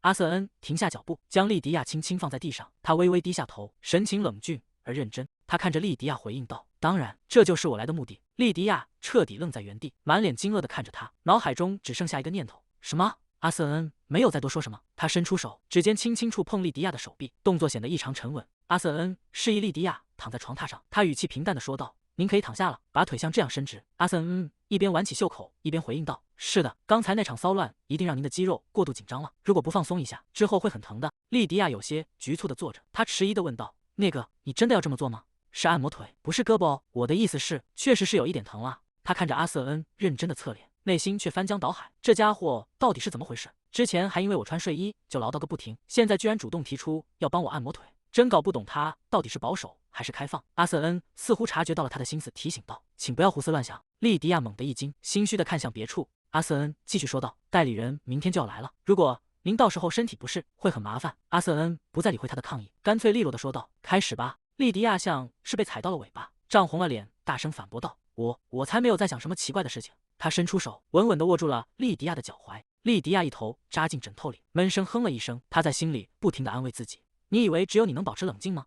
我也完全没问题，这不过就是个按摩而已。”阿瑟恩的手指触碰到了她的皮肤，动作极其轻柔，几乎只是在指尖试探。莉迪亚趴在枕头上，感受着那若有若无的力道，心想：没错，只是按摩。然而，这种轻飘飘的触感持续了好一会儿，莉迪亚终于忍不住回过头，疑惑地看向阿瑟恩。他皱起眉头问道：“阁下，你管这叫按摩吗？照这种力度，你就算按上一整天，我的肌肉也不会放松下来的。”阿瑟恩停下动作解释道：“那是因为您的腿实在太细了，如果我再稍微用点力，总觉得它们会折断一样。这和马兰或者塞德里克的腿完全不同。”莉迪亚没好气地回应道：“那当然不一样了，人的腿哪有那么容易折断啊？”阿瑟恩沉默了片刻，低声说道：“即便如此。”他重新调整了姿势，神情变得严肃起来，握紧了双手，说道：“我会试着再加点力度的，如果疼的话，请告诉我。”阿瑟恩加重了手上的力道，指尖稳稳地按压在肌肉上。莉迪亚舒服地眯起眼睛，发出一声满足的叹息。没错，这才是按摩该有的感觉。他侧过脸趴在枕头上，轻声说道：“太完美了，就保持这个力度。”阿瑟恩低声回应道：“明白了。”他一边专注地按摩，一边抬眼看向莉迪亚，神情严肃地补充道：“还有一件事，从现在开始，不要再把身体疼痛当作行动信号了。”莉迪亚撑起身子，疑惑地问道：“为什么？这明明是采取行动最好的借口。”阿瑟恩停下动作，直视着他的眼睛，说道：“因为那样我就无法判断你是真的受伤了，还是在演戏。就像今天你说腿疼得厉害，其实只是在演戏，对吧？”莉迪亚被戳中了心事，有些心虚地反驳道：“倒也没有疼到需要抱怨的地步了。”他有些不满地坐起来，继续说道：“我们费了那么大劲才定下的信号，你为什么要这么说？我可是想出了很多类似的策略。”阿瑟恩垂下眼帘，语气平静却不容置疑：“你可以再去想别的策略。”莉迪亚气得鼓起双颊，像个受了委屈的孩子。她愤愤不平地心想：你说的倒轻巧，又不是你在费脑子想这些，真是的，跟你沟通简直是不可能完成的任务。阿瑟恩看着莉迪亚，平静地说道：“我觉得我们沟通的挺好。”莉迪亚气得把脸埋进枕头里，闷声反驳道：“这就是问题所在，你根本没意识到沟通不畅。”随着阿瑟恩指尖有节奏的按压，一股暖意从腿部蔓延开来，莉迪亚感到眼皮越来越沉，意识也开始变得模糊。她抱着枕头翻了个身，发出一声长长的叹息：“如果不能假装受伤，我还能用什么借口呢？”莉迪亚在脑海中飞快地盘算着，难道要邀请他一起喝茶，或者缠着他去野餐，甚至趁机搞点不经意的肢体接触？他想起之前试图靠近阿瑟恩时，他那副严防死守的冷淡模样，忍不住撇了撇嘴，那一招肯定会被他直接挡回来的。他迷迷糊糊地想着，或许我还可以。莉迪亚的声音越来越小，最终彻底安静了下来。他闭上双眼，陷入了沉睡。阿瑟恩停下手中的动作，轻轻揉了揉自己的鼻梁。他看着熟睡中的莉迪亚，低声唤道：“莉迪亚，您的腿部肌肉已经放松了，接下来是手臂。”他看着莉迪亚安静的睡颜，目光在昏暗的房间里显得格外深沉。莉迪亚趴在枕头上，呼吸变得均匀而深沉，她彻底睡着了。阿瑟恩停下动作，静静地看着她的睡颜。他伸出手，指尖轻轻抵住下唇，陷入了沉思。即便如此，现在只有我们两个人独处，他是不是也太没有防备了？阿瑟恩坐在床边，目光始终没有离开莉迪亚。他看着她毫无戒备的模样，嘴角泛起一丝自嘲的弧度。不，也许缺乏警惕的人是我。他回想起这段时间的点点滴滴，从最初一起在花丛中采花，到如今这样自然地为他按摩。阿瑟恩站起身，走到窗边，看着远处的夜色。我最初只是想把他留在身边，好让我能还清那笔债，但不知从什么时候起，我已经偏离了最初的目的。但他随即陷入了更深的自我怀疑，产生这种感觉真的没问题吗？只要我带着这个秘密生活，就永远不知道危险何时会降临。我有权利沉溺于这种奢侈的情感中吗？阿瑟恩看着熟睡的莉迪亚，心中默默想到：当然，我不讨厌被你这样左右。阿瑟恩垂下眼帘，目光落在莉迪亚身上，他伸出手，轻轻抓紧了手中的被单。考虑到我的处境，我本无意让这一切继续发展下去。他俯下身，动作轻柔地为莉迪亚盖好被子。然而，讽刺的是，我也不想就此停止。第二天，卢燕站在大厅中央，面对着莉迪亚和阿瑟恩，神情显得有些局促而讨好。莉迪亚坐在椅子上问道：“所以，你真的打算给我任何我想要的东西？”卢燕搓着手，忙不迭地回应道：“是的，圣女大人，只要您开口就行。”莉迪亚嘴角微微上扬，露出一抹意味深长的微笑。她直视着卢燕，语气轻快，却带着一丝令人胆寒的冷意。哪怕我想要的是你的首级。卢燕一直觉得自己是个幸运的人，作为伯爵唯一的家臣和代理人，他从一个既无头衔也无领地的普通贵族，一跃成为了能够左右整个伯爵领的人物。他认为没有比这更好的运气了。正因如此，卢燕觉得眼前这位天真的年轻小姐也很好对付，只要稍微安抚和哄骗一下，她就会安静下来。莉迪亚微笑着问道：“你说过会给我任何我想要的东西？”卢燕原本是这么深信不疑的，直到刚才那一刻，莉迪亚收敛了笑意，语气冰冷地问道：“哪怕是你的脑袋也可以吗？”卢燕猛地僵住，双手局促地搅在一起，结结巴巴地回应道：“是的。”莉迪亚看着他说道：“看来你把我当成了傻瓜，你觉得只要稍微安抚我一下，我就会心满意足地回去吗？”卢燕惊恐地瞪大眼睛，冷汗顺着额角滑落，她急忙辩解道：“绝无此事。昨天我召见了那些无赖商人，已经狠狠地教训了他们一顿。为了表示歉意，我还打算亲自支付停泊费和运费。”莉迪亚坐在桌前，阿塞恩静静地站在他身后。莉迪亚重复着他的话：“狠狠地教训一顿。”他微微侧过头，眼神中透出一丝嘲弄。通常情况下，人们不会把召见商人、随便聊几句、收下贿赂然后放人走的行为称作狠狠地教训一顿。卢燕整个人僵在原地，心中充满了惊骇。他是怎么知道的？莉迪亚站起身，逼视着眼前的男人问道：“难道你不知道那些商人只在边境地区以离谱的高价出售粮食吗？”卢燕下意识地向后退了一步，颤声回应道：“我不知道。”莉迪亚继续追问道：“那么停泊费呢？那些码头明明是由领主城堡的人管理的，可为什么只有去往边境时，费用会变得比市价贵得多？”卢燕脸色惨白，双手在空中无力地挥动着，她近乎绝望地喊道：“我真的不知道。”卢燕急切地辩解道：“看来是那些下属在我不知情的情况下私自挪用了财物，我会回去给他们一个深刻的教训。”莉迪亚冷冷地打断他：“这么说，你是一个对手下的一举一动都一窍不通的代理人？”他转过身，看来我得亲自去见见伯爵本人了。卢燕大惊失色，急忙追上前问道：“什么？可是伯爵大人现在人在首都。”莉迪亚头也不回地回应道：“那我就去首都见他，反正我也正打算去那里。”他停下脚步，侧过脸看向卢燕：“既然都要去了，我也该和我父亲谈谈伯爵领地通过欺诈手段获取非法利益的事情。”卢燕在心中疯狂地呐喊：“不，绝对不行！”他很清楚，阿塞恩是扶持现任皇帝登基的首要功臣之一。如果这件事传到皇帝耳中，皇帝会毫不犹豫地将罪名全部推到伯爵头上。而一旦事态这样发展下去，作为代理人的自己必死无疑。卢燕双膝一软，重重地跪倒在莉迪亚面前，她颤抖着哀求道：“莉迪亚小姐，是我错了，求求您，请您平息怒火吧。”卢燕跪在地上，忙不迭地喊道：“我现在就去把那些混蛋商人的脑袋带回来！不，我要把他们全家的脑袋都砍下来！”莉迪亚皱起眉头，露出厌恶的神情，问道：“什么？”他看着惊慌失措的卢燕，感到一阵荒唐，真恶心！我要商人的脑袋做什么？卢燕愣住了，呆呆地抬起头问道：“请问您说什么？可是刚才您明明提到了脑袋。”马兰轻咳一声，走上前引导道：“这位年轻的小姐是想履行她作为神职人员的职责，她一心想要向边境的人民施予仁慈，但那些商人显然没能理解她的意图，这让她感到非常困扰。”卢燕擦了擦额角的冷汗，卑微地问道：“那么我该怎么做才好？”马兰露出一丝狡黠的微笑，低声提议道：“卢燕大人，不如加入这位小姐的计划，如何？”卢燕猛地抬起头，眼中闪过一丝震惊。卢燕猛地站起身，大声喊道：“莉迪亚小姐！”他快步走到莉迪亚面前，神情激动地说道：“是我太愚蠢了，竟然没能领会您那如大海般宽广的慈悲，请原谅我的无能，并给我一个忏悔的机会吧。”莉迪亚看着他问道：“你打算怎么忏悔？”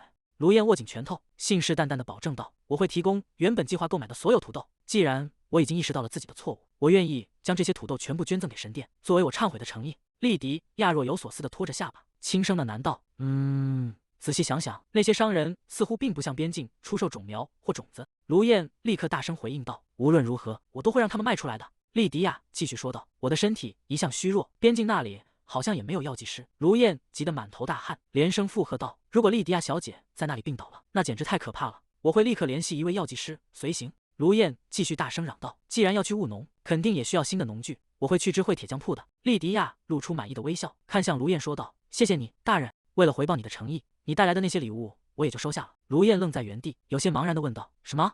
您是说我带来的礼物？”莉迪亚开心地笑了起来，拍着手说道：“就是全部呀，码头的使用费、船费，还有外面那个仆人手里拿着的所有东西。”卢燕彻底呆住了，她欲哭无泪地瘫坐在地上，颤抖着手摸向胸前的红宝石胸针，哽咽着回应道：“谢谢您，愿意收下他们。”莉迪亚走出房门，对着身后的卢燕说道：“那么，请慢走。”卢燕站在走廊里，看着莉迪亚离去的背影，小心翼翼地确认道：“您不会再去首都了吧？”祭司大人。莉迪亚轻声回应道：“我不确定。”卢燕急忙转向阿塞恩，双手神经质地揉搓着，哀求道：“阿塞恩大人，请务必为我美言几句，就说我已经尽了最大的努力，对吧？既然他现在心情似乎好转了，请务必确保他在购物时不会遇到任何不愉快，而且他可能会买一些相当大的东西，请铭记在心里。”卢燕有气无力地回应道：“是的，明白了，我会安排好一切，让他能买到任何他想要的东西。”马兰看着卢燕狼狈离去的背影说道：“阿塞恩大人是无法阻止那位小姐的，否则他也不会一路跟到这里来了。”卢燕垂头丧气地走在走廊上，整个人仿佛苍老了许多。阿塞恩看着马兰问道：“相当大的东西，莉迪亚想买什么吗？”马兰干脆地回答道：“不，我只是在想，如果能为小姐买一辆新的马车和几匹好马，让她坐着舒服些，那就太好了。”阿塞恩听后，神情变得柔和了一些，点头说道：“那是个好主意。”马兰看着远方，心中盘算着从这里到那里的所有东西，一共需要多少钱呢？莉迪亚在集市摊位前停下脚步，指着整齐排列的烤鱼，惊喜地喊道：“哇，是烤鱼！”摊主是一名穿着围裙的年轻女人，她显得有些局促，支支吾吾地回应道：“那个。”他回想起昨天被莉迪亚支配的恐惧，对着手下的商人们歇斯底里的咆哮。那个侯爵家的女儿说：“只有砍掉我的脑袋，他才会满意。如果我的人头落地，你们也一个都别想活。听明白了吗？都给我小心点做事。”摊主想起卢燕的警告，吓得魂不附体。他猛地对着莉迪亚弯下腰，深深地鞠了一躬，颤声说道：“我想把这些全部献给您，请务必接受我的诚意。”莉迪亚看着摊位上新鲜的鱼肉，陷入了沉思。看来卢燕昨天确实把他们吓得够呛。从刚才开始，这些人就一直坚持要免费把东西送给我。虽然这种待遇很诱人，但莉迪亚很清楚，不能把他们彻底逼入绝境。即便以后我离开了边境，这里的人民仍然需要与伯爵领进行贸易。我需要让他们感到敬畏，但绝不能彻底破坏双方的关系。莉迪亚从怀里掏出钱袋，看着摊主说道：“不，我会支付合理的报酬。如果我把这些全部拿走，你会有很长一段时间没法做生意的。”摊主愣住了，有些不敢置信地问道：“您说什么？”而且莉迪亚看着眼前的摊主，心中默默思忖着，尽管自己曾犯下试图毒害他人的重罪，但既然已经获得了第二次机会，我也想给别人至少一次改变的机会。莉迪亚露出温和的微笑，说道：“我现在就把这个机会给你。我理解想要轻易获利的诱惑，但希望你以后不要再做这种愚蠢的事情了。”他伸出手，将几枚硬币稳稳地放在摊主的手心里，硬币碰撞发出清脆的响声。摊主愣愣地看着手里的钱，眼眶微微泛红，他双手紧紧交握在胸前，感激地回应道：“非常感谢您，祭司大人。”莉迪亚微晟，顺便提醒你一下，如果这种事再次发生，我真的不会就这样算了。摊主吓得缩了缩脖子，是的，我明白了，我一定会牢牢记住的。莉迪亚走在街道上，身后跟着怀抱大堆货物的随从们，他看着堆积如山的物资，心中感到无比踏实。有了这些，边境的人民今年就不用担心挨饿了。他轻快地迈着步子，这是他有生以来第一次带着如此平和的心境享受购物的乐趣。阿塞恩走在莉迪亚身边，问道：“小姐，还有什么其他想要的东西吗？”莉迪亚停下脚步，转过头看向他，眼神中闪烁着兴奋的光芒。“啊，确实有，不过那个东西有点大，真的可以买吗？”阿塞恩毫不犹豫地回应道：“当然可以。”他思索着问道：“你说的大是指马车或者货车之类的吗？”莉迪亚摇了摇头，大声否定道：“不。”阿塞恩继续猜测道：“哦，那是家畜吗？”莉迪亚依然笑着摆了摆手：“不。”莉迪亚眼神中闪烁着前所未有的光芒，她猛地抬起手，指着前方，大声宣布道：“我想要的是，就是那个。”莉迪亚伸出手指向前方，语气坚定地说道：“我想要的就是那个。”站在一旁的阿塞恩顺着他指的方向看去，那是一家铁匠铺。他有些难以置信地问道：“铁匠铺？”莉迪亚点了点头。阿塞恩微微皱眉：“不可能吧？你是想买农具，还是想买把剑？”莉迪亚转过身看向他，神情认真地回应道：“不，我要买下整个铁匠铺。”所有人都露出惊愕的神情，他们显然没料到莉迪亚的目标竟然是那座建筑。阿塞恩试图劝阻道：“小姐，边境地区也有铁匠铺。”莉迪亚叹了口气说道：“我知道，但那里的规模太小了，根本无法支撑矿山的开发。”他微微眯起双眼，压低声音继续说道：“罗伯特老先生看过边境的土质，他说那里很有可能存在魔石矿脉。如果魔石矿的消息传出去，所有人都会觊觎那片土地。”阿塞恩陷入了沉思，他看着莉迪亚，心中疑惑他为何执着于铁匠铺。莉迪亚神情严肃地补充道：“到那时候，阿塞恩大人就很难守住边境了，因为那里将不再是那种可以随手施舍出去的荒地。”莉迪亚神情严肃地继续说道：“如果我们从外部采购采矿所需的设备，消息一定会传开，所以我们必须在边境领地内部秘密处理一切。”阿塞恩沉默地听着，随后转头看向他问道：“莉迪亚，买下铁匠铺之后，你打算用它做什么？”莉迪亚突然换上一副理所当然的表情，调皮地眨了眨眼，说道：“每个人一生中至少都想拥有一座铁匠铺吧？这可是女人的梦想，你懂吗？”阿塞恩露出难以置信的表情：“那也算梦想？”莉迪亚见对方不为所动，索性张开双臂，大声嚷嚷起来：“总之，如果你不让我买，我现在就躺在地上撒泼给你看！”阿塞恩被这突如其来的威胁惊得愣在原地，他无奈地扶住额头，深深地叹了一口气，随后转头对身后的随从吩咐道：“马兰，去见见那里的店主，在马兰和随行人员忙着去收购铁匠铺时，莉迪亚独自来到了一间沙龙休息。她坐在精致的餐桌前，面前摆放着红茶和诱人的甜点。莉迪亚优雅地端起茶杯，抿了一口，心情愉悦地哼着小曲。这里的氛围很不错，蛋糕也很好吃，真是一个好地方。莉迪亚端起茶杯，抿了一口，却在杯沿上方偷偷观察着对面的阿塞恩。他放下茶杯，有些不满地咬了咬牙。但是莉迪亚看着一直四处张望的阿塞恩，问道：“阁下，和我在一起让你觉得那么无聊吗？你一直在东张西望。”阿塞恩回过神来，有些疑惑地看向他。“我不觉得无聊。”他平静地回应道，“我只是在警惕周围的环境。”莉迪亚托着腮，发出一声意味深长的感叹：“既然你觉得这么无聊，不如喂我吃点蛋糕，怎么样？”他调皮地眨了眨眼，露出灿烂的笑容，继续说道：“既然有人叫我不要装病，那这次我就干脆撒娇到底好了。快点，阁下就表现出那种虽然不情愿，但还是照做的样子吧。”阿塞恩沉默地看着他，脸上没有任何表情。过了片刻，他拿起叉子问道：“草莓蛋糕可以吗？”莉迪亚被这突如其来的顺从吓了一跳，整个人猛地往后一缩，差点从椅子上摔下去。阿塞恩问：“你打算一直保持那个姿势吗？”莉迪亚愣住了，随后有些尴尬地坐稳身体。“请再给我一次机会。”他低声请求道。莉迪亚重新坐好，有些羞涩地眨了眨眼，说道：“好吧，那么阁下，请亲自喂我吃蛋糕吧。”阿塞恩沉默地看着他，随后深吸一口气，语气生硬地拒绝道：“我不想这么做。”莉迪亚愣在原地，满脸疑惑地看着他。莉迪亚再次开口说道：“再试一次吧，阁下。”阿塞恩停顿了一下，用一种毫无起伏的语调继续说道：“我不想这么做，这太难了，请不要这样。”莉迪亚听得目瞪口呆，整个人陷入了巨大的冲击中。她看着阿塞恩那副一本正经却又笨拙至极的样子，心中暗自腹诽：这是认真的吗？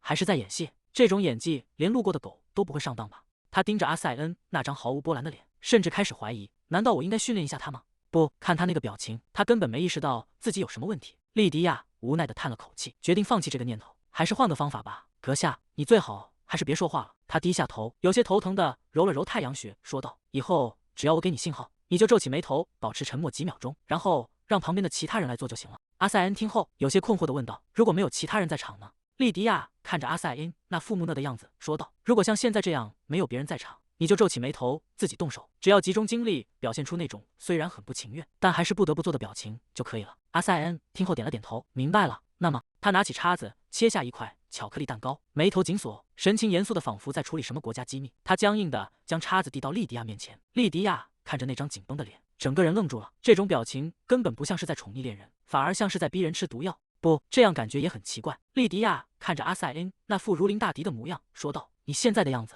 看起来纯粹就是一个讨厌吃蛋糕的人。”莉迪亚有些苦恼，这真的太难了。如果只是这种程度，根本没办法骗过皇帝派来的那些间谍。他张开嘴，机械地吃下那块蛋糕，一边咀嚼一边陷入了沉思。有没有什么更好的办法呢？莉迪亚正思索着，突然感觉到一只手伸了过来，指尖轻轻触碰到了他的脸颊。莉迪亚猛地睁大眼睛，阿塞恩的手不知何时已经伸到了他的脸颊旁，指尖轻轻一抹，这里沾到奶油了。他低声说道。莉迪亚整个人僵在座位上，心脏剧烈跳动，脸颊瞬间变得滚烫。她难以置信地看着眼前的阿塞恩，大脑陷入一片混乱。等等，他不是应该对这种事一窍不通吗？上次也是这样，这家伙其实非常熟练吧？莉迪亚捂住发烫的脸颊，身体不由自主地颤抖着。她偷偷瞄向坐回原位的阿塞恩，对方依然是一副波澜不惊的模样，仿佛刚才那个暧昧的动作只是随手而为。他对待女人的方式，简直就像对待战友一样自然。莉迪亚突然愣住了，脑海中灵光一现，就是这个，阁下是把我当成了战友。他恍然大悟地拍了一下手，脸上露出释然的神情。仔细想想，他确实没有理由把我当成女人来看待。虽然我们的最终目标不同，但既然走在同一条路上，或许我们之间已经建立起了某种战友情谊。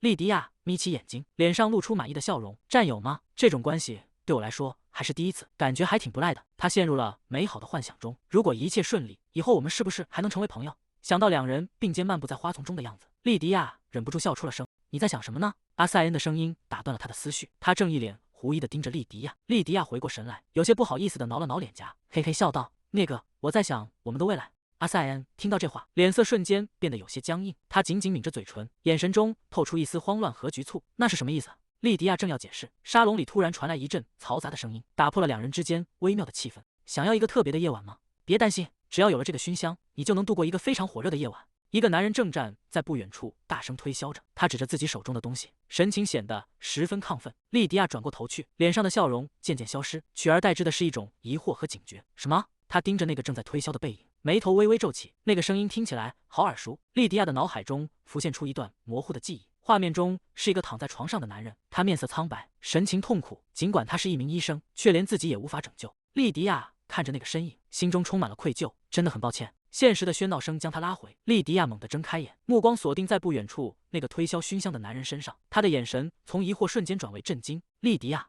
坐在对面的阿塞恩察觉到他的异样，轻声唤道。莉迪亚猛地站起身，动作大得带翻了椅子。他顾不得解释，指着那个推销员急切地喊道：“阁下，那个人，快抓住那个人，快点！”推销员正拿着一盒熏香，笑眯眯地看着朝自己跑来的人影。哦，正好有一对情侣跑过来了。还没等他反应过来，领口就被一只强有力的手死死揪住，整个人被提了起来。什么？推销员吓得大叫一声，脸色瞬间变得惨白。阿塞恩单手拎着他，推销员吓得浑身发抖，语无伦次的求饶道：“对不起，大人，我真的不是故意的。如果我冒犯了您，我并没有想伤害您的意思。”莉迪亚快步走上前，威灵顿，我想和你谈谈。威灵顿曾是首都赫赫有名的医生，却因偿还赌债私售禁药，最终被放逐到了劳改营。莉迪亚注视着眼前的男人，想起他是在自己入狱2年半后才被关进来的，多亏了他，莉迪亚才能得知外界的消息，比如白幽灵病的疗法。莉迪亚原本打算处理完手头的急事就去寻找他，却没料到会在这里偶遇。在外界眼中，威灵顿或许是个无可救药的赌徒和药贩子，但在那个暗无天日的劳改营里，他却是唯一的医生。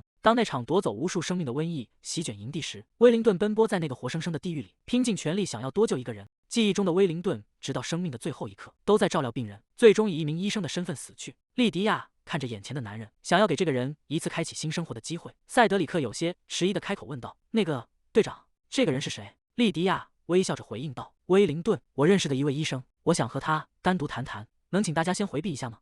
房间内只剩下莉迪亚与威灵顿相对而坐。威灵顿局促不安地绞着手指，显得十分局促。他犹豫着开口问道：“您认识我吗？”莉迪亚端起茶杯，轻抿一口，平静地回答道：“是的。”他放下茶杯，杯底与托盘发出一声轻响。威灵顿难以置信地问道：“怎么会？”莉迪亚放下茶杯说道：“这是个秘密，你当然会觉得可疑。我很了解你，但你对我却一无所知。不过那并不重要，重要的是我愿意替你偿还所有的赌债。”威灵顿愣在原地，整个人陷入了巨大的震惊之中。他猛地站起身，惊叫道：“什么？您这是什么意思？”莉迪亚平静地看着他说道：“这并不是免费的，从现在起，你必须停止贩卖禁药，并跟我去边境担任医生。边境地带只有一名医生，而且那个人只懂一些民间偏方，我们需要更专业的医疗援助。”威灵顿迟疑地抿了抿嘴：“我真的很感激，但是这笔交易对您来说似乎没有任何好处，为什么要给像我这样的人这种机会？”莉迪亚端起茶杯，轻抿一口后说道：“没有好处？那可不对，边境急需一名医生，除了你，还有谁愿意去那种地方呢？”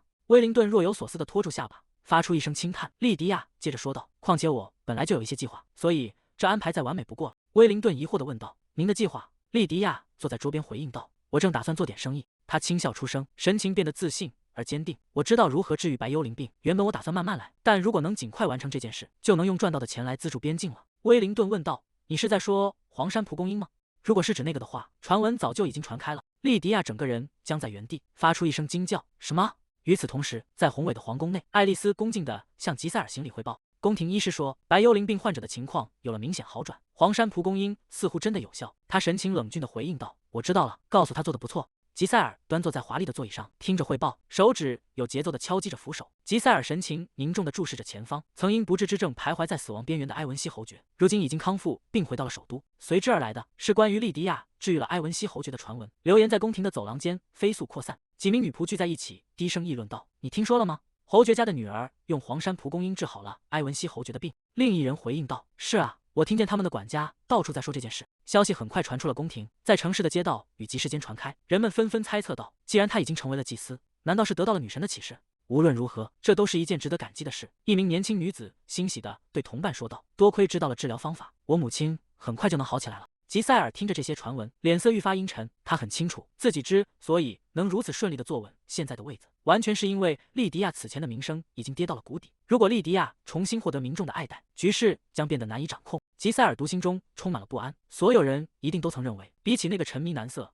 声名狼藉的侯爵千金莉迪亚，自己才是更合适的人选。但现在情况变了，如果莉迪亚的形象持续好转，那些原本支持自己的人就会开始在背后指指点点。大婚之日已经迫在眉睫，绝不能在这个节骨眼上出差错。更何况自己至今还没能正式获得埃文西这个姓氏。吉塞尔深吸一口气，起身走向威灵顿的办公室。他站在埃文西侯爵面前，低声开口道：“侯爵大人，我听说您反对将我正式收为养女。”埃文西侯爵背对着他站在窗前，沉默不语。吉塞尔交叠双手放在胸前，神情哀切地继续说道：“是我错了，侯爵大人。”吉塞尔低垂着眼帘说道：“我并不是想抢走莉迪亚的位置，只是事情就那样发生了。”埃文西侯爵转过身，看着眼前的女子回应道：“我明白，人心有时确实难以掌控。吉塞尔听闻此言，脸上浮现出一抹如释重负的微笑，正要开口，艾文西侯爵却冷冷地打断了他。但是那并不是我反对的原因。他走近吉塞尔，目光如刃，直视着他的双眼，说道：“是因为你是一个不懂感恩的人，我收留了身为远亲孤儿的你，仅仅因为血缘关系，就在侯爵府将你抚养长大。然而，在我病重期间，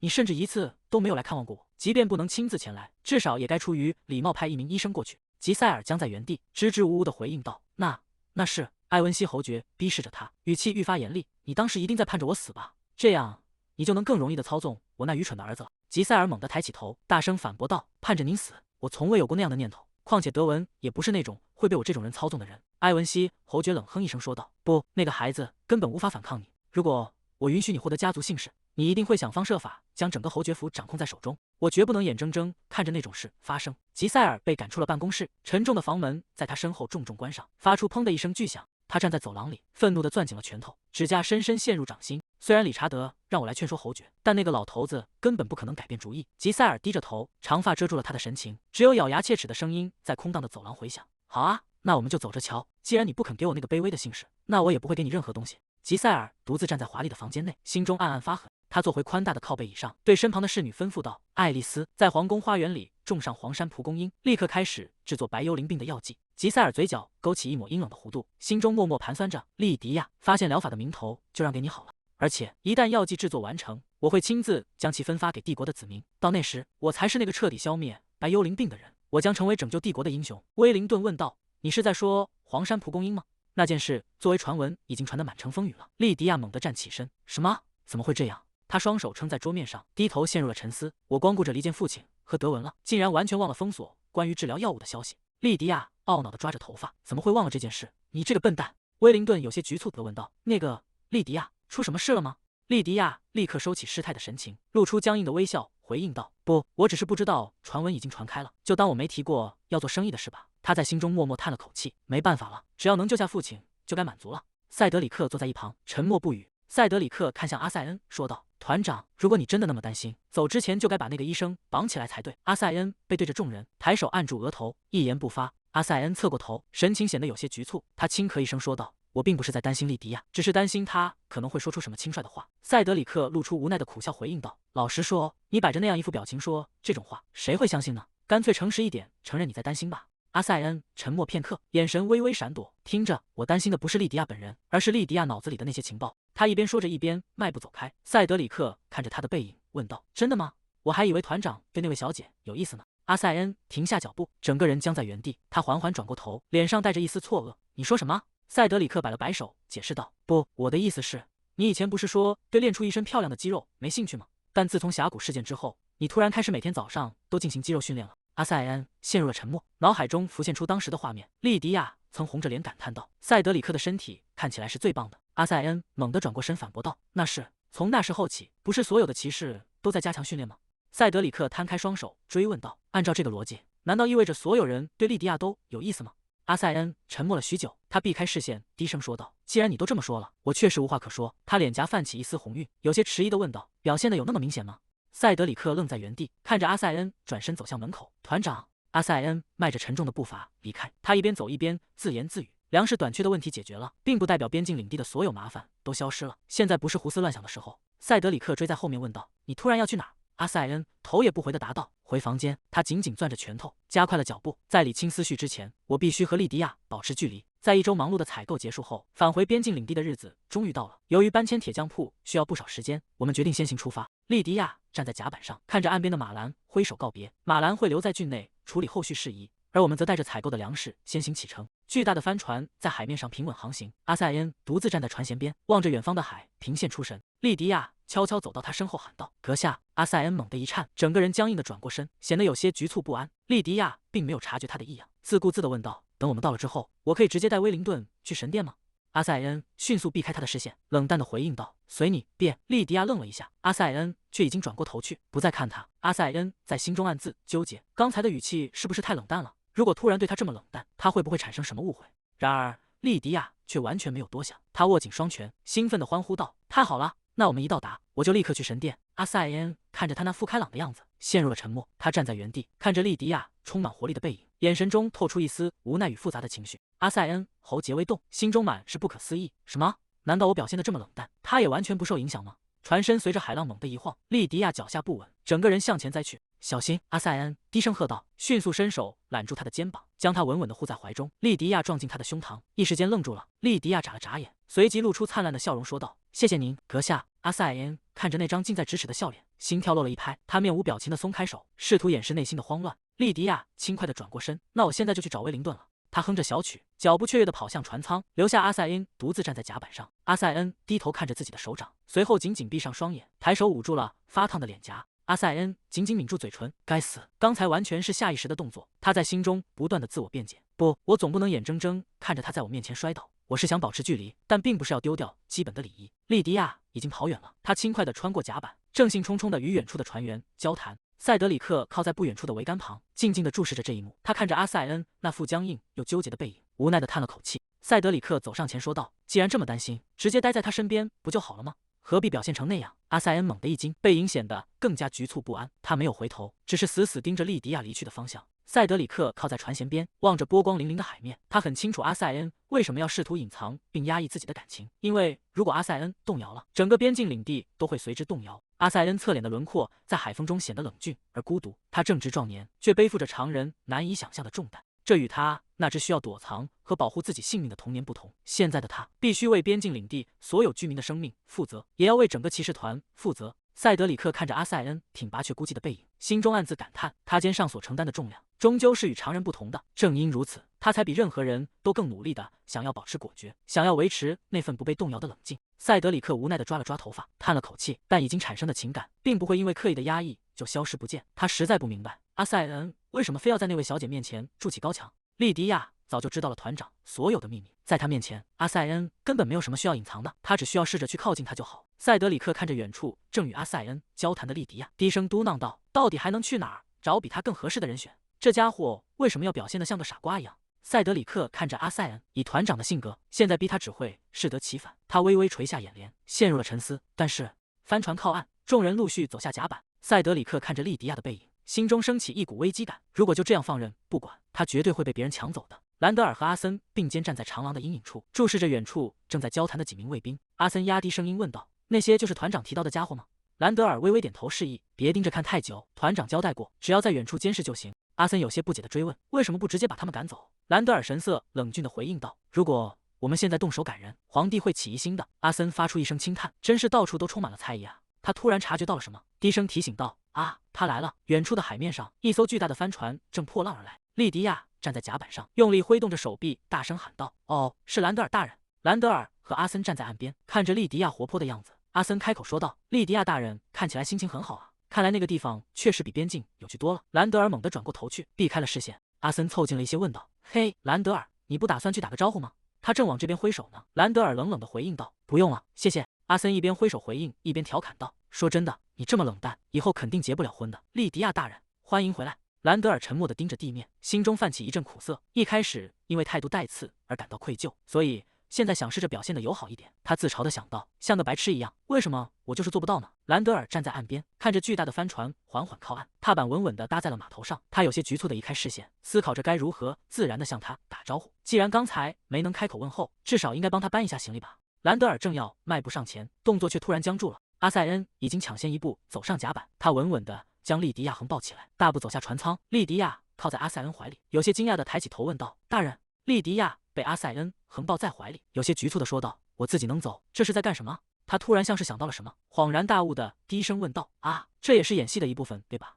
阿塞恩沉默地抱着他走下甲板。莉迪亚凑近他的耳畔提醒道：“大人，你是不是搞错了？计划里应该是让我表现出喜欢你的样子才对。”阿塞恩愣了一下，反问答：“什么？”他有些慌乱地解释道：“不是因为水流太急了，很危险。”莉迪亚疑惑地看着平静的水面：“什么水流？”阿塞恩避开他的视线，生硬地改口道：“你说的对，这也是演戏的一部分。”他暗自懊恼，该死，明明想好要保持距离的，结果身体又不自觉地动了起来，只是担心他下船时会掉进水里而已。莉迪亚看着阿塞恩僵硬的神情，心想，既然已经这样了，不如表现得像是我缠着他抱我一样。他顺势搂住阿塞恩的脖子，兴奋地喊道：“让我再多演一会儿！”表现得超级开心。阿塞恩无奈地叹了口气：“随你便吧。”码头上，搬运工正忙碌地穿梭，将一箱箱货物从船上卸下。莉迪亚拍了拍阿塞恩的手臂，说道：“啊，你可以把我放下来了。阿塞恩稳稳地将他放在地面上，回应道：“我本来打算直接送你到马车那里的。”莉迪亚站稳身体，整理了一下裙摆，问道：“你不是要直接去神殿吗？”阿塞恩神色平静地回答道：“不过我还有点事要处理。”莉迪亚环顾四周，目光落在不远处的人群中，她兴奋地指着前方喊道：“啊，大家都在那边！”她一眼认出了那个熟悉的身影，大声呼唤道：“玛利亚！”正在搬运杂物的玛利亚听到声音，抱着圆盘惊讶地回过头来。莉迪亚快步跑向人群，裙摆在石砖地上轻快地拂过，她一把抱住玛利亚，开心地递出一个精致的礼盒，说道：“玛利亚，我给你带了礼物。”玛利亚惊喜地接过盒子，两人在宅邸前的街道上欢快地交谈着。阿塞恩站在不远处，静静地看着这一幕。他还买了礼物吗？布鲁斯拿着名册走到阿塞恩身边，温和地说道：“很高兴看到您平安归来。”阿塞恩转过头看向这位正在记录物资的管家。布鲁斯推了推单片眼镜，低头核对着手中的清单，继续说道：“看来这次带回来的行李相当多呢。”阿塞恩看着堆积如山的箱子，说道：“这只是其中一部分，过几天还会有几艘船抵达。”布鲁斯惊愕地停下手中的笔：“什么？您买了这么多食物吗？”阿塞恩沉默了片刻，神色有些不自然地低声说道：“我买下了一个铁匠铺。”布鲁斯愣在原地，怀疑自己听错了：“您买了什么？”阿塞恩理直气壮地回应道：“莉迪亚说她想要。”布鲁斯急得满头大汗：“不，就算莉迪亚大人想要，您也应该阻止她啊！”主人，阿塞恩不以为意地反问道：“我为什么要阻止他？反正我们的铁匠铺规模太小了，目前只有2个铁匠。”正当布鲁斯还想劝说时，远处传来了呼喊声：“兰德尔大人！”阿塞恩肩膀微微一颤，下意识地回过头去看向声音传来的方向。莉迪亚快步走到兰德尔面前，手中捧着一个系着丝带的小礼盒，她笑盈盈地说道：“这是送给你的礼物。”莉迪亚点点头，语气轻快地解释道：“是的，虽然不是什么贵重的东西，但这是为了感谢你每天在神殿帮忙的谢礼。”兰德尔愣在原地，有些迟疑地问道：“给我的？”兰德尔低头看着递到面前的礼盒，整个人僵住了。他一言不发地盯着那个小小的盒子，神情显得有些局促和不知所措。兰德尔看着手中的礼盒，这只是一份问候，我应该向他道谢。他张了张嘴，喉咙里挤出几个生硬的音节。谢。兰德尔猛地弯下腰，深深地鞠了一躬，动作僵硬得像块石头。谢谢你，那么我先告辞了。莉迪亚愣在原地，看着兰德尔落荒而逃的背影，一时间没反应过来。随后，他忍不住用手捂住嘴，发出一阵清脆的笑声。莉迪亚看着他远去的方向，心想：仔细观察的话，兰德尔大人其实非常害羞呢。在一个迟钝的团长手下，带着一群同样迟钝的部下，这真是一个彻头彻尾的迟钝骑士团。阿塞恩站在不远处，看着莉迪亚捂着嘴，笑得前仰后合。有什么好笑的事能让他笑成那样？他有些不悦地皱起眉头。比起这个，他竟然还给兰德尔准备了礼物。莉迪亚依然沉浸在刚才的趣事中，笑声清脆悦耳。阿塞恩看着他欢快的样子，心里泛起一阵微妙的波澜。什么啊？他迈步走向莉迪亚，正好看到布鲁斯也站在一旁。阿塞恩脸上浮现出一丝期待的神色，既然兰德尔都有，那会不会也有我的礼物？莉迪亚转过身，正好看见走近的阿塞恩，他像是突然想起了什么，双手合十，笑眯眯地迎了上去。阿塞恩看着他充满活力的笑容，嘴角不由自主地微微上扬。莉迪亚转向布鲁斯说道：“布鲁斯，我听说你一直很照顾玛利亚和内拉，我很感激，所以也给你带了礼物。”阿塞恩站在一旁，整个人僵住了，脸色变得有些阴沉。布鲁斯惊讶地睁大眼睛问道：“什么？也有我的礼物吗？”莉迪亚笑着回应道：“当然了。”布鲁斯紧紧抱着礼盒，感动地回应道：“天哪，非常感谢您。”阿塞恩沉默地转过身，独自走向长廊。我到底在期待什么？莉迪亚注意到阿塞恩落寞的背影，快步追了上去，喊道：“大人！”阿塞恩停下脚步，用手捂住脸，显得有些沮丧。莉迪亚走到他身后，轻声问道：“难道说？”阿塞恩回过头，眼神中带着一丝复杂的情绪，看向他。莉迪亚露出灿烂的笑容，说道：“那么，我现在要回神殿了。”他哼着小曲，脚步轻快地在码头上走远，长发随着动作活泼地晃动。分发完所有东西，真是累坏了。阿塞恩独自站在原地，沉默地看着莉迪亚远去的背影，又转头看向不远处正抱着礼物、满心欢喜的布鲁斯。他眼神中透出一丝落寞与不解，低声地喃道：“我的那份呢？”几天后，阿塞恩坐在办公桌前审阅文件，一名布鲁斯站在桌旁汇报：“我们需要尽快播种，所以我打算从明天开始分发幼苗。”阿塞恩停下手中的动作，问道：“我们要把幼苗和食物一起分发吗？既然如此，是不是应该叫上神官们一起？”布鲁斯有些意外地重复道：“神官们。”他随即露出微笑，继续说道：“能有这么多食物，全都要多亏了莉迪亚，这确实是个好机会，让他熟悉边境的人民，顺便也能宣传一下神殿。”阿塞恩看着手中的报告：“我听说神殿的信徒依然很少，一直有些担心。”他点了点头，回应道：“这是个好主意。”布鲁斯推了推单片眼镜，有些迟疑地问道：“但是这对莉迪亚来说会不会太辛苦了？”阿塞恩沉默片刻，说道：“确实，他看起来相当虚弱。”他思考着补充道：“那就分配给他一些比较轻便的工作吧。”阿塞恩猛地低下头，用手紧紧按住额头，急促地喘息着。过了好一会儿，他才勉强平复呼吸，回应道：“没什么。”阿塞恩盯着桌上的文件，心中却是一片混乱。我竟然在导师面前担心莉迪亚。他用力摇了摇头，试图甩掉那些杂念。不，这不是在担心他，只是因为他看起来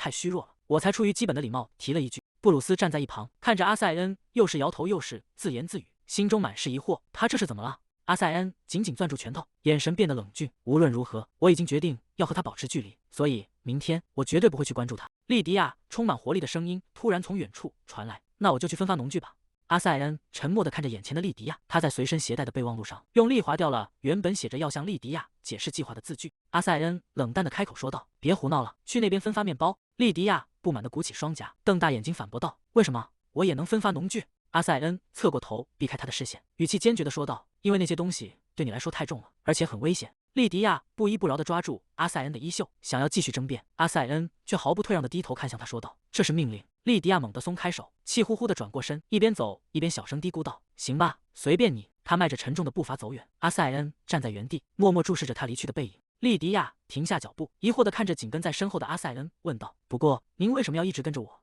难道您也要一起分发面包吗？”阿塞恩神色有些局促，他避开视线，生硬地回答道：“我是为了监视你，免得你一个人待着的时候又去乱动别的东西。”莉迪亚无奈地叹了口气，小声抱怨着：“又是监视，您难道不觉得累吗？”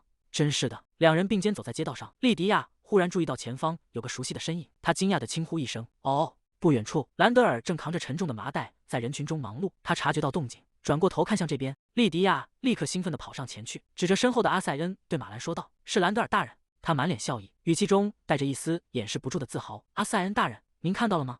兰德尔大人腰上系的那个皮带。”阿塞恩有些迟疑地回应道：“看到了是看到了。”但是莉迪亚凑近了一些，开心地宣布道：“那是我送给他的。”莉迪亚看着兰德尔系着那条皮带，心里满是成就感。看到他带着它，我真的觉得很自豪。阿塞恩沉默地听着，突然低声开口说道：“对我来说。”莉迪亚愣了一下，疑惑地追问道：“什么？”阿塞恩停下脚步，转过身直视着莉迪亚，再次重复道：“对我来说，难道就没有什么吗？”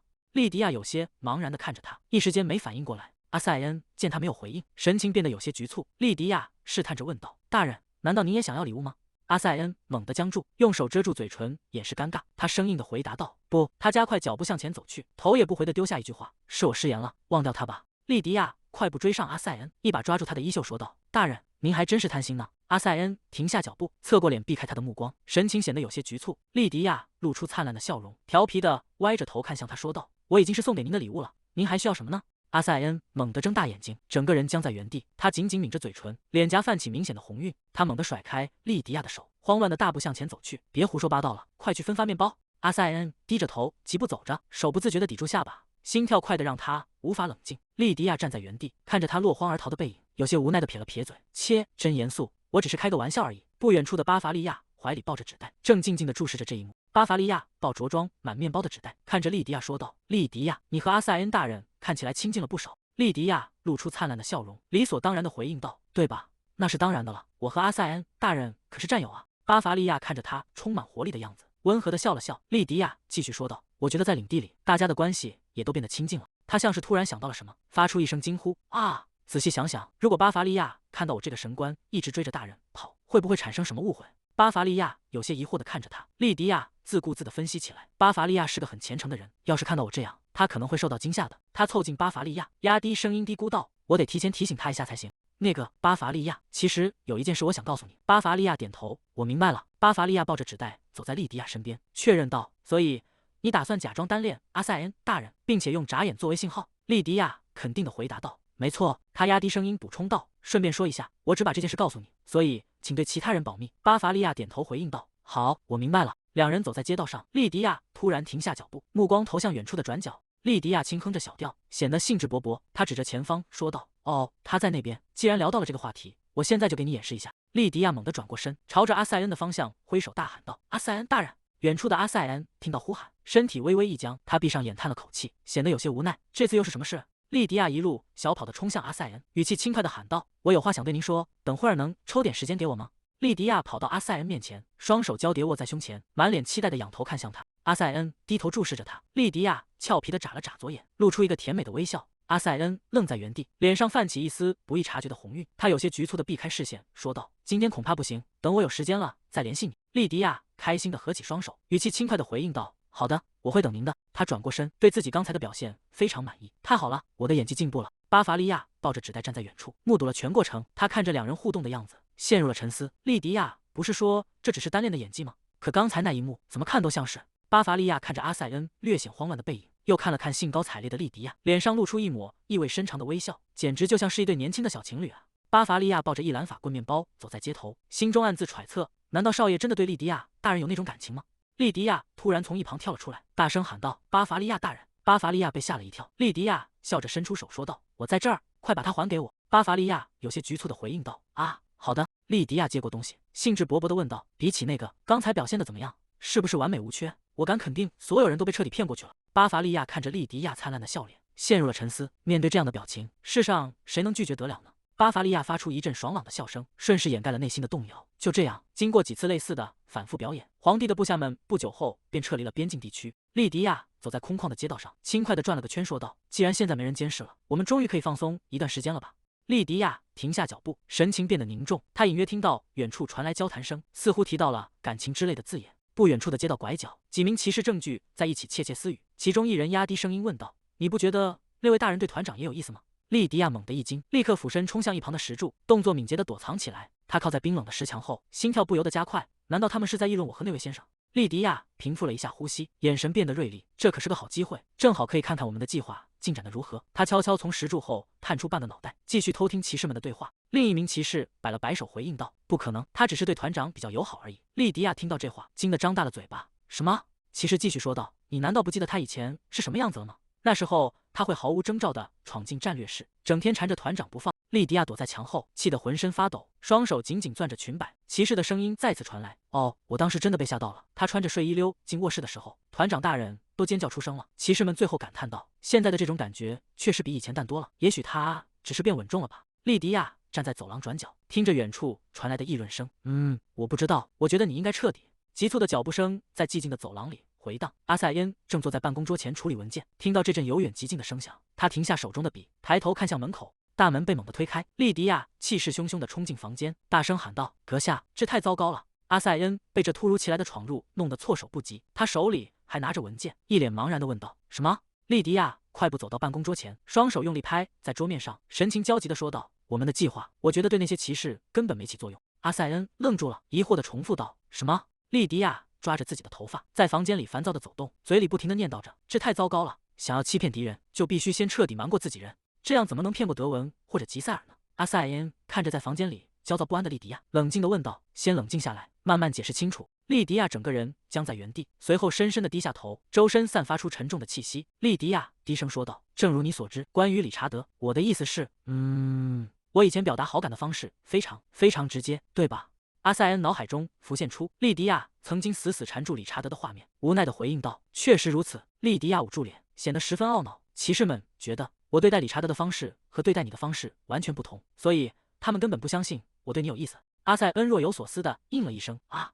莉迪亚猛地抬起头，神情变得异常严肃。她指着阿塞恩，大声宣布道：“这样下去绝对不行，做好心理准备吧，阁下。从明天开始，我的诱惑攻势将会全面升级。”他不等对方回应，转身快步走向门口，大声说道：“我现在就去制定新计划，明天见。”随着一声沉重的关门声，莉迪亚消失在走廊尽头。阿塞恩独自坐在宽大的办公桌后，整个人僵在椅子上，他额角渗出一丝冷汗，眼神中充满了迷茫与震惊。刚才他到底说了什么？夕阳的余晖洒在宏伟的宫殿顶端，将整座建筑笼罩在金色的光芒中。在另一间华丽的办公室内，理查德正埋首于堆积如山的文件之中，他疲惫地揉着眉心，发出一声长长的叹息。皇室婚礼还有胜利庆典，为了处理这些积压的工作，我简直快要忙疯了。伯克曼抱着一叠新的文件推门而入，他看着理查德憔悴的面容，说道：“你看起来很累。”理查德放下手中的纸张，苦笑着回应道：“表现得这么明显吗？我确实累坏了，好不容易才稳住政务，现在那些贵族又成了麻烦。在那些老牌贵族眼中，我不过是一个靠武力夺取王位、毫无根基的年轻皇帝。为了加强皇权，我必须把那些曾经不支持我的人也拉拢过来。”伯克曼走到桌前，整理着文件，说道：“该收工去皇后宫殿了，差不多到了陛下检查的时间。”理查德停下手中的动作，抬头问道：“已经到这个时间了吗？”他站起身，迈步走向门口，沉重的靴子在木质地板上发出规律的响声。虽然我们很少见面，但我答应过至少在他检查时到场。只是这真的很麻烦。理查德突然自嘲地笑了笑。不，如果是莉迪亚的话，肯定会比现在麻烦得多。他停下脚步，看着前方紧闭的大门，心中暗想：如果是莉迪亚，我就不必因为这些贵族而如此挣扎了。理查德在走廊中停下脚步，心中默默思索：如果莉迪亚是皇后，埃文斯侯爵一定会积极地为我拉拢那些贵族。理查德垂下眼帘，脑海中浮现出伯克曼曾经的劝诫：迎娶侯爵的女儿吧。至于吉塞尔小姐，您可以将她留在身边作为情妇，至少要让吉塞尔小姐的孩子成为合法的继承人。理查德紧紧咬住牙关，如果当初听从了伯克曼的建议，至少侯爵现在不会对我紧闭大门。理查德无奈地摇了摇头，对身边的伯克曼说道：“我不知道吉塞尔到底在烦恼什么，他不仅不去说服侯爵，反而总是做些让他生气的事。我本以为他会比莉迪亚更理智，可照这样下去，情况根本没有任何好转。”伯克曼察觉到理查德的情绪，开口问道：“有什么问题吗？”理查德转过头看向伯克曼，坦然地说道：“我只是在想，当初应该听你的话。”理查德伸手轻轻拍了拍伯克曼的肩膀，随后迈开步子，径直朝前方走去。理查德低头看着胸前的宝石，低声自语道：“算了，现在后悔也没用。”他停下脚步，眼神中闪过一丝异样的光芒。等等，也许现在还不算太晚。理查德陷入了沉思。既然莉迪亚甚至尝试过服毒自尽，说明他对我一定还留有余情。脑海中浮现出莉迪亚曾经在宴会上仰头饮下药水的画面，那一幕至今让他记忆犹新。理查德神情凝重地看向前方，虽然要等派往边境的人回来才能确定，但他心中已经有了判断。莉迪亚绝不可能看上阿塞恩那种家伙。他站在窗前，望着远处连绵的宫殿建筑，夕阳将他的背影拉得很长。理查德嘴角微微上扬，露出一抹自信的微笑。没错，就算不结婚，只要能修复我和莉迪亚的关系就行。阿塞恩确实低估了莉迪亚，他曾亲眼见过莉迪亚在理查德面前的样子，但他始终怀疑莉迪亚真的会对一个毫无感情的人表现得如此主动吗？阿塞恩坐在桌前翻阅着文件，心里默默盘算。他原以为莉迪亚很快就会离开，顶多也就是比平时更频繁地出入宅邸罢了。然而事实证明，他想错了。阿塞恩站在窗边，看着楼下的景象，陷入了沉思。莉迪亚正躲在灌木丛后，露出一双锐利的眼睛，暗中观察。随后，莉迪亚抱着一大束鲜花，气势汹汹地穿过走廊，仿佛身后燃起了熊熊烈火。正在训练场赤裸上身进行剑术操练的阿塞恩停下了动作，他看着那个远去的背影，心中充满了困惑。他为什么要这么做？阿塞恩握紧手中的长剑，原本以为他很快就会走，可他完全没有要离开的意思。阿塞恩与对练的同伴同时停下动作，转头看向那个在训练场边缘徘徊的身影，发出一声无奈的叹息。阿塞恩穿上外套，身边的侍卫们正低声议论着，他这是要走了吗？那他到底是为什么要来啊？莉迪亚正猫着腰，小心翼翼地顺着台阶向下挪动，试图不引起任何人的注意。训练场上的士兵们面面相觑，满脸困惑的小声嘀咕：“莉迪亚大人最近是不是有点奇怪？就是说啊，他到底是怎么进到训练场里来的？”阿塞恩独自走在回廊，脑海中浮现出莉迪亚之前的豪言壮语。他说要诱惑我，可这难道不只是在偷看吗？此时的阿塞恩并没有太把这件事放在心上。然而，莉迪亚猛地推开大门，高举双手，大声喊道：“阁下！”他风风火火地闯入房间，再次大声呼唤：“阁下！”莉迪亚脸上洋溢着灿烂的笑容，兴冲冲地提议道：“阿塞恩，阁下，我们一起喝茶吧。”莉迪亚猛地扑向阿塞恩，双手紧紧抓住他的肩膀，大声提议：“我们一起喝茶吧。”阿塞恩整个人僵在原地，冷汗顺着脸颊滑落。作为一名骑士，他竟然完全无法察觉这个女人的靠近。他就像个幽灵一样，无论自己走到哪里，都会突然出现，甚至连一点脚步声都没有。阿塞恩疲惫地坐在卧室的床沿，双手捂住脸颊，陷入了深深的自我怀疑。如果说是在训练场也就罢了，可他总是会突然出现在没有任何遮挡物的走廊里，甚至当自己准备进入办公室时，他竟然能从反锁的门后走出来迎接自己。阿塞恩低着头，手指深深插进发丝，难道他曾在哪里接受过专业的暗杀训练吗？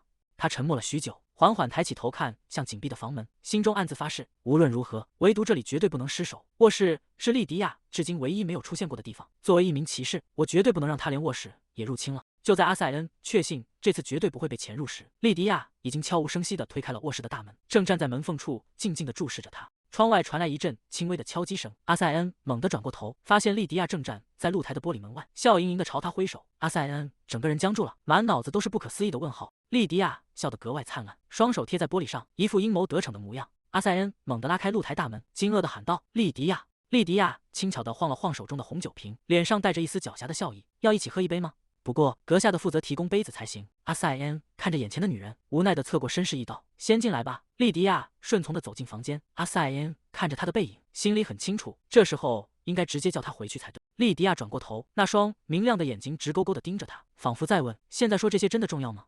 阿塞恩避开他的视线，伸手轻轻拉住他的手腕，低声说道：“边境的夜晚很危险，先进来再说。”莉迪亚微微一愣，侧过脸看向阿塞恩。阿塞恩神情严肃，目光中透着一丝不容置疑的沉稳。莉迪亚凑近阿塞恩问道：“阁下，难道你刚洗完澡吗？”阿塞恩坦然回应道：“是的。”莉迪亚听后突然捂住脸大笑起来，这笑声让阿塞恩感到莫名其妙。他皱起眉头问道：“为什么要问这个？”莉迪亚顺势倒在沙发上，有些自嘲地感慨道：“我在这方面还真是个天才，偏偏挑在刚洗完澡的时候出现。”他仰头看着天花板，继续说道：“生活明明那么艰难，为什么追男人却这么容易？”阿塞恩拿着酒瓶和酒杯走过来，语气平淡的回应道：“擅长某种技能，难道不是好事吗？”莉迪亚叹了口气：“我应该擅长点别的，而不是擅长追男人。”他坐直身体，看着正在倒酒的阿塞恩，问道：“不对，你可是受过训练的骑士，怎么会一直被我抓到？”阿塞恩沉默了一会儿，含糊的回答道：“这个嘛。”他将倒好的红酒推到莉迪亚面前，莉迪亚端起酒杯一饮而尽，随后将空杯重重地磕在桌面上。比起觉得诡异，实际上这反而激起了我的胜负欲。他盯着阿塞恩问道：“作为被追逐的一方，感觉如何？是不是就像理查德说的那样，既诡异又可怕？”阿塞恩轻轻摇晃着杯中的红酒，目光低垂，语气平淡的说道：“我觉得挺可爱的。”他抿了一口酒，反问道：“这有什么好害怕的？”房间里陷入了一阵诡异的沉默，两人隔着桌子对坐，谁也没有说话。阿塞恩突然意识到自己说了什么，猛地抬起头，满脸通红的大声辩解道：“我的意思是我一点都不觉得害怕。”莉迪亚惊讶的瞪大了眼睛，指着阿塞恩喊道：“所以你觉得这很好笑吗？”他随即爆发出一阵爽朗的笑声，哈哈哈哈！笑声渐渐平息，两人再次陷入了沉默。阿塞恩尴尬的喝着酒，莉迪亚则仰起头将杯中剩余的酒液一饮而尽。莉迪亚打破了尴尬，一边往杯子里倒酒，一边说道：“比起那个关于矿山的事。”阿塞恩神情恢复了严肃，回应道：“我正打算近期去视察一下。”莉迪亚点了点头。罗伯特也说他想尝试挖掘一下地面。阿塞恩思索着说道：“因为我很快就要去王都参加胜利庆典，视察的事应该在那之后。”莉迪亚打断了阿塞恩的话：“不，我想在你去王都之前，先确认那里是不是魔石矿山。”阿塞恩放下酒杯问道：“行程不会太紧了吗？”莉迪亚神情坚定地回应道：“即便如此也要去。魔石对驱逐魔物非常有效，对吧？”他垂下眼帘，看着杯中晃动的红酒，继续说道：“如果真的是魔石矿山，尽快开发也能帮到边境的百姓。毕竟冬天会有很多魔物出没。”阿塞恩沉默地注视着莉迪亚，眼中闪过一丝复杂的情绪。他低声说道：“谢谢你。”莉迪亚愣了一下，疑惑地问道：“什么？”阿塞恩靠在椅背上，目光温柔地看向他。边境对你来说应该是片陌生且毫无关联的土地，可你却总是这样为他着想。他嘴角微微上扬，露出一抹发自内心的笑意。你能这样在乎对我而言珍贵的人事物，我很高兴。他有些局促地避开阿塞恩的视线，小声嘀咕道：“你这个人真是的，上次也是这样突然道谢，你的感谢给的也太慷慨了。”莉迪亚听完阿塞恩的话，先是愣住，随即有些慌乱地笑了起来。那当然了，毕竟玛利亚、内拉和巴伐利亚都在这里，而且我也要在这里住上一段时间，大家一起过得好才行吗？莉迪亚猛地灌了一口酒，试图掩饰内心的羞涩。这种气氛真是让人负担。上次也是，这种尴尬的感觉到底是怎么回事？莉迪亚发出一声惊呼：“哎呀，没酒了！”他拿起酒瓶想再倒一杯，却发现瓶口只滴下最后几滴残液，酒瓶已经空了。他猛地站起身，有些遗憾地看着空空的酒瓶，随后转头看向阿塞恩，说道：“那我就先回去了，抱歉这么晚还来打扰你。”莉迪亚正准备离开，阿塞恩却突然伸出手，轻轻拉住了他的衣角。阿塞恩拉住莉迪亚的手腕，低声说道：“你醉了，今晚就留在这里睡吧。”莉迪亚停下脚步，有些迟疑的回过头看向他。阿塞恩看着眼前的莉迪亚说道：“你喝醉了，留在这里睡吧，别担心其他的，好好休息。”莉迪亚愣了一下，什么？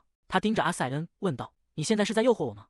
阿塞恩有些无奈的回应道：“不是那样的，晚上很危险，可能会有怪物出现。”他沉吟着观察莉迪亚的反应，将莉迪亚横抱起来。阿塞恩问道：“你连自己的身体都控制不住，还能安全回去吗？”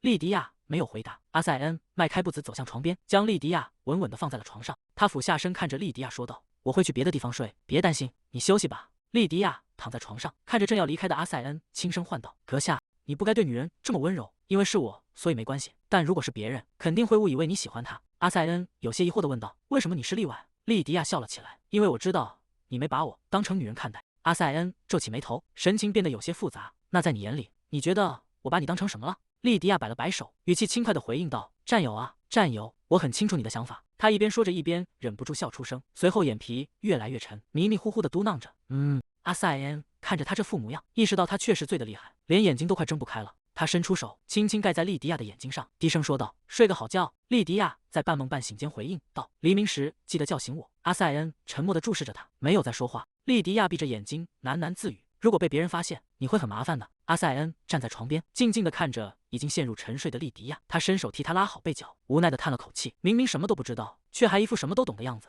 清晨的阳光洒进房间，莉迪亚发出一声闷哼，慢慢从睡梦中醒来。她迷迷糊糊地睁开眼，看着陌生的天花板和四周的陈设，有些茫然地问道：“这是哪儿？”坐在不远处的阿塞恩正翻看着手中的信件，头也不抬地回答道：“我的房间。”莉迪亚猛地惊醒，整个人僵在床上，她瞪大眼睛看向阿塞恩，喊道：“阁下，我昨晚难道一直睡在这里吗？”